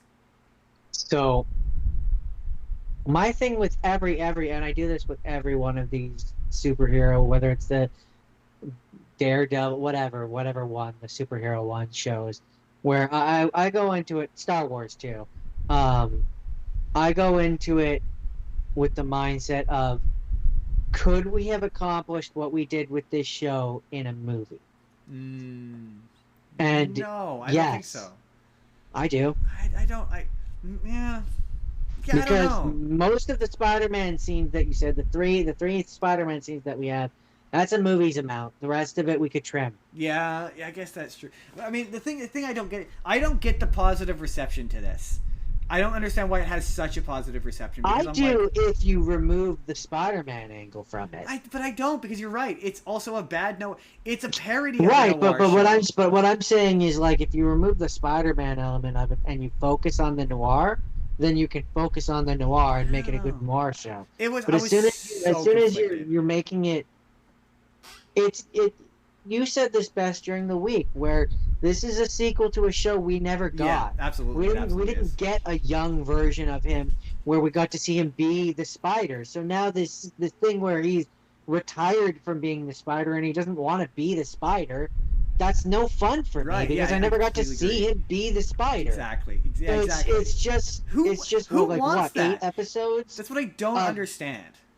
8 episodes of him being old and bitter and grumpy and unpleasant, and like, I don't particularly like the noir style to begin with. No, and my thing is though his character The only noir thing that I can think of that I actually like is Who Framed Roger Rabbit, and the noir stuff is the stuff I hate the most about that movie. L.A. Noir. I can't speak to that. I haven't played that since I was in high school. I quite like L.A. Noir. That game's really... I don't think it was high school. I We haven't... played that in Langley. Pretty sure that wasn't Point being, it's been 10 years. I really like the plot of this really reminded me of that, where it's the same conspiracy. It's It's always the same conspiracy. That's what noir is. It's a bunch of guys. Yeah, it's always guys from World War I who've come back and they're trying to get back into the world and they can't. And they're either trying to cover up a murder or they're trying to find hidden treasure that they left before they went off to war. There's always a doctor who's taking advantage of veterans and. But yeah, this to me in terms of writing was of relative and acting and performance was of relative quality to a CW superhero show. Yeah, as soon as you said that, it kind of yeah. I mean, yeah. Like, so many of the the guy playing Megavolt is in a complete the guy playing Megavolt is I can't decide if he's awful or not. He's in a completely different show. Like he's so over the top. None of the other I think it's because he's over the top and Sandman is nuanced and there's nuance to his character. Same with Tombstone, where like they have nuance to the fact that they're doing bad things but they don't want to be a bad guy. He's just a cartoon and he doesn't even match Silvermane. Silvermane isn't even that much of a cartoon. Like and it's funny because like we haven't even touched on the black and white color stuff. I look. I'm just gonna say it. I watched it in color. I don't care any. Leave me your hate. I watched it in color. It looked bad. It looks bad in black and white. I watched a little bit of it in black and white just to compare. Just to say that I did. People wouldn't yell at me for not giving the black. It looks bad. The colors are muted. It doesn't look like it's been shot in black and white. Like it looks like it was shot in color and converted to black and white in post. It still looks like that. It doesn't look good in black and white. It looks like the black and white is an afterthought. Like but there's points where where in the second episode where he's doing Spider-Man stuff where I'm like I like Nick Cage's Spider-Man. I wish Nick Cage got to be Spider-Man 10 years ago when he had the physical capability to do this. When he didn't look like there's so much of this where my word of the week is marred where like he's like ancient and it doesn't look believable. It doesn't like none of the action sequences he's involved in look good. The ones that look good, it's obviously a stunt double. The show is exactly what we said it would be, and it's frustrating because I thought maybe it would be more than exactly what I thought it would be. Like they revealed the mystery by like the second or third to last episode. It's not very interesting. The reveal is not exceptionally interesting of where the superpowered people are coming from. His origin is nonsensical. Like why did it need to be a guy who turned into a spider who bit him? Why couldn't it just be a spider that bit him? Like that's such a random detail. A lot of this feels like it's been created to subvert copyright. Like Amazon couldn't afford the actual like rights to have it be a spider. They couldn't afford Kingpin, so they had to have Silvermane. Right? They couldn't get Electro, so they had to get the other guy. Well, it's funny because I looked it up. Megavolt is a bad guy from the Spider-Man comics. I mean, I'm sure he is, but he's not Electro. No, I thought for sure he was Electro for most of it until he said he was Megavolt. No, he's the knockoff, cheaper version, the bargain version that they could afford. Yeah, he's Megavolt. But then they got Tombstone and Sandman. Probably the two most expensive ones that they paid for were Spider. And he's not even Spider-Man, he's the Spider. Well, that's just it. I saw someone say this online. I was like, they said it's really interesting and suspicious that they never call him Spider-Man. There's no reference to Spider-Man. There's no reference to, but then I'm like, but he's called Ben Reilly, and it's got Flint Marko as Sandman. So it's like, well, clearly they weren't that afraid, but sure seems like they were. But yeah, that's where the budget went was those two. I would have said the budget went to paying Nicolas Cage, but like it's just like Nicolas Cage is only in this I meant what was left of the budget. Oh, yeah. Nicolas Cage is only in this because he was in those Spider-Verse movies. Like, this show would be better if it wasn't Nicolas Cage. By, like, a lot. Yeah, because if it wasn't Nicolas Cage, they could have a younger version of him, and then we could get that movie that we want. Right. Like, yeah, maybe if this was a sequel, this show was a sequel to a movie where he was young and he actually got to... But the thing is, like, the thing that I don't get about this is it's not even a good adaptation of Spider Noir. It's not, apart from the name, He has nothing to do with Spider Noir. He doesn't have the same powers. He doesn't have the same name. He doesn't have the same origin story. Like I was curious. I looked it up. I was like, okay, so in the original Spider Noir, you did say it. He gets his powers from a magic idol, Spider God, who tells him that it's his destiny to be Spider-Man. So there's a point in his storyline where Spider Noir gets killed off and he gets brought back to life by the Spider God. Because his time's not done yet. That's why he's brought back to life. That makes sense. He can't. But Spider Noir. That's can't, weird and esoteric. right? Spider Noir can't web swing. When he shoots web, it's more of a splooge than it is a line. Well, I mean, that's like in this show where when he gets bitten and like he's like, and it's like they make it out like it feels like in another version of it they were gonna do the weird mystical shit and then they pivoted. I think they were going for it was like the Fly. I think is what they were going for. Like he's supposed to be monstrous and because he says at one point he's like, oh, I have to fight the instincts to be a spider, and I kind of went, what the fuck does that even mean? But yeah, its biggest issue is that it's a sequel to. I don't get it. Who like honestly and truly, who watches anything and like, you know what I want? I want to see a follow-up show where they talk and like you're like, oh yeah, he's like, remember all those adventures we used to go on? Are we ever going to talk about them? No, I don't. No, we're not. Like the fact that he's already friends, but he's like the secretary knows he's Spider-Man and the reporter knows he's Spider-Man, and there's Robbie. It feels like we have this whole dynamic and relationship between them that I have no context for. I have no context for. Like, yeah, it's like what's her face from The Last Jedi and Princess Leia, where like it's doing a lot of telling and not showing. Like it's doing a lot of telling and not, and it's just the action sequences are not good or interesting enough, and the mystery isn't good or man. I think as I talk this out, I'm settling. I think it's bad. I don't think it's very good. It is bad. Oh, did you think it was good? No, I was conflicted. My big thing was I was conflicted. Oh no, my thing was it was bad. I like parts of this, and it's salvageable. It's fixable, but no, what we got is bad. Like my thing with this is, I said it earlier, I always see potential, and I'm like, I could see how this could be a better show. It has everything to do with the fact that Nicolas Cage is not very good in this. He's just not. He's just too old. He's not good in this. He's too old. I just think his performance is weird, and again, it's not Spider Noir. It's just not, and I don't understand how you could be a fan of Spider Noir. It's not even an adaptation of his character from the Spiderverse movie. Like it's just this whole like Frankenstein. No, that you could have had fun with. Yeah, exactly. The only similarity this bears to Spider Noir is that his webs are black. And like he doesn't even the hat is a thing from the movie. That's not a thing from the comic. Like that would be like the most ridiculous bit. Like it opens up and he's swinging through the city as Spider-Man and he's wearing the hat and the hat doesn't fly off because it would absolutely fly unless he's got it on there with glue or tape. Or web. Maybe it's web. Okay, maybe it's web, but that's the dumbest thing ever. It's so stupid. To sum up, because we're pushing 4 hours here, Jordan. I know. To sum up, Jordan, it didn't feel like it. I looked down at the thing. I'm pretty sure it's already been 4 hours. I looked down at the thing and I saw it was 4 hours, and I saw it was 3, and I was like, shit, is it 3? I'm having such a good conversation. I know that I've been on this bed for at least 4 because my fan, I put the timer on for 4 hours so I would know when 4 hours has passed. Oh, fair. We're coming up on 4 hours. But anyway, sorry, that was distracting. It did make me go. It made me a little frustrated because I was like, there's a universe where there's a we could make a live action Spider-Man show and have it look good and have it look fun and have it be okay and be a bit more prolonged and do the stuff that they're doing in the movies but on television and allow it room to breathe. There's a universe where we got where instead of getting the Flash, there's a Spider-Man show. Like there totally is. There's no way there's not. And I would watch that.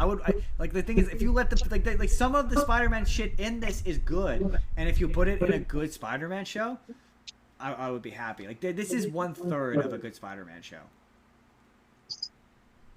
I think it's the sequel to a good Spider-Man show. That A yeah, bad sequel to a good Spider-Man that's fair. show. That's fair. Or maybe it's a good sequel to a good Spider-Man show, and we can't appreciate it because we didn't see the good Spider. It's kind of like Spider-Verse, where until I see the, if they made a prequel, make If a I prequel could and see the full recast. puzzle, then maybe my opinion would change. Oh, the part I wanted to mention was watching Robbie do a Nicolas Cage impression. Kind of made me realize my own Nick Cage impression.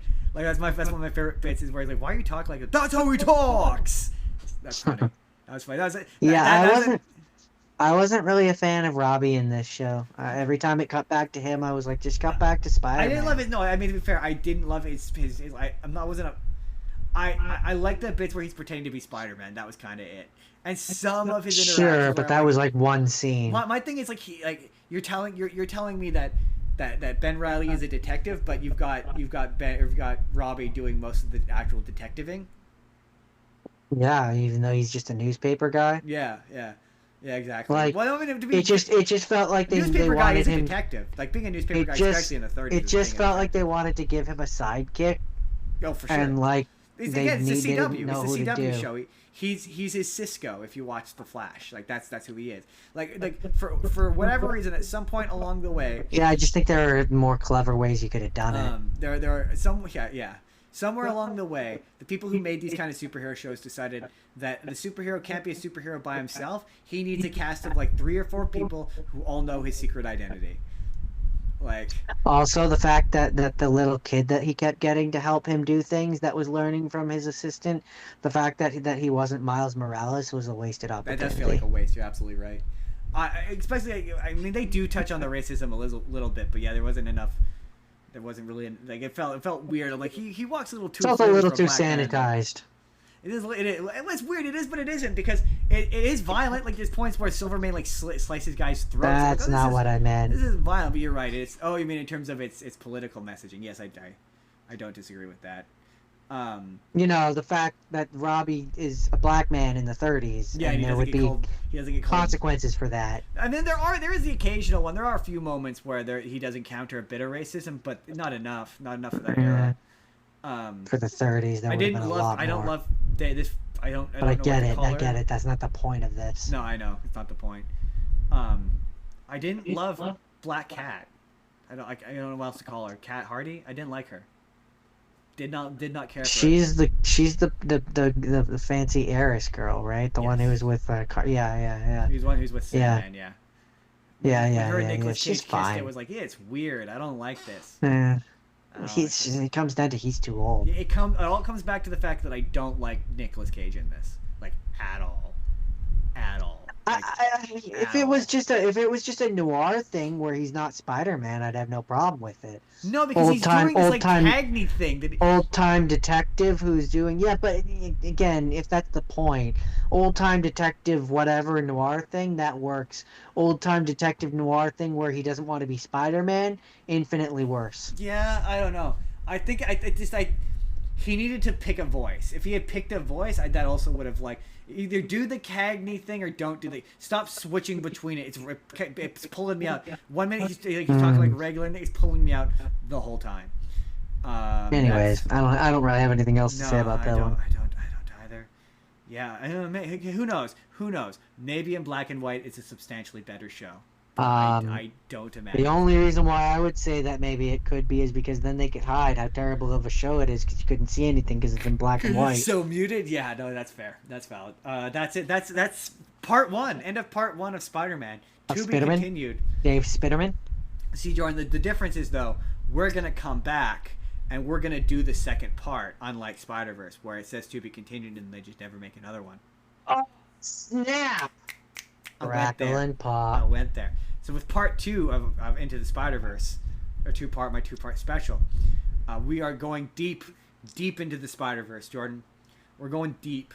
We're going so deep. They're not even in the costume They're anymore. not even in the costume anymore, Jordan. They're not even in the costume. But these were guys who, they look like Spider-Man. They sure look like Spider-Man. Or we're in a Spider-Man thing once. I mean, not the characters in the movies. They weren't in a Spider-Man movie. The actors would. So it's going to be guys who were in Spider-Man movie. Well, it's guys who played Spider-Man. In some capacity. Well, either a voice or in live action. Yeah, exactly. You know, Exactly. I don't want some guy who's like, I played him at a theme park once. No, it's got to be, or maybe even on Broadway, maybe. Oh snap! We'll see, cause we'll see, maybe we'll see. But definitely at least live action and or voices. Definitely that. And that's going to be next week. Thanks once again to Jake for popping on by for the amount of time he did. I'm always impressed with the amount of time he gives us. He is a very busy gentleman. He has busy stuff. He has like a life. He has like a life. We're not ready to announce it here yet, but we did make kind of an announcement on the Arte podcast of a big thing that's going to be happening this fall involving these guys. And if everything goes correctly. Storylines and things will collide, things will meet. You know, barring any unforeseen circumstances. Any unforeseen circumstances. That might happen. We're not ready to announce it yet, but that is something to stay tuned for. We might have a major announcement coming soon, relatively soon, reasonably soon. Certainly, the possibility is there. We're massaging the details. It could happen, but yes, you can click the link in the description, go to Arte, and check out the more recent episode of that. That's cool. We didn't say today. Support your wild education, your local wild education. They're always in the description. They're gonna remain there because support the animals. Won't anybody think of those animals? Won't somebody think of the animals? They always could use the help and the support, and I want to support animals. Was there anything else? I don't think there was. Minecraft Monday. Where can people find you, Jordan, on Minecraft Mondays? I do Minecraft Monday on my Twitch. That's Gore187. When I'm not doing that, I'm doing this. I'm Justin. I'm on TikTok as well. I'm Justin Spurr on TikTok. We're also Spur the Moment P on TikTok. You can find the Final Frontier on TikTok. That's a new channel. You should go subscribe to them. I should put that in the description to get people to subscribe to it. There's links, Discord, Patreon, all sorts of things. Watch time. Got our sweet watch time on, so you can become channel members, and we can finally set up our channel membership page. I really would like to help us, help you, help us, help you, help ourselves. To give more content, sweet content. This week, look forward to Spider-Man. It's Spider-Man week. It's gonna be Spider-Man. There's gonna be a Spider-Man video almost every day, except for probably Monday, because there's gonna be a Avengers trailer video that's going to go up, but otherwise it's going to be all Spider-Man. Get used to seeing Jake. Jake's going to be here all week in various videos because they will all be featuring him. Those are all going to go up over the course of the week. Hit subscribe if you haven't. The boxes are going to pop up at any moment now. You click the box on the left, which will take you to last week's episode, which was our college episode. It's close as neither of us are. No, wait, we both technically went to college. I graduated. It's a college episode. It's a college episode. Click that. If you want to see a random video that YouTube thinks you're going to enjoy, you click the box on the right. Hit subscribe. Like I said, a new Spider-Man video coming out every day this week.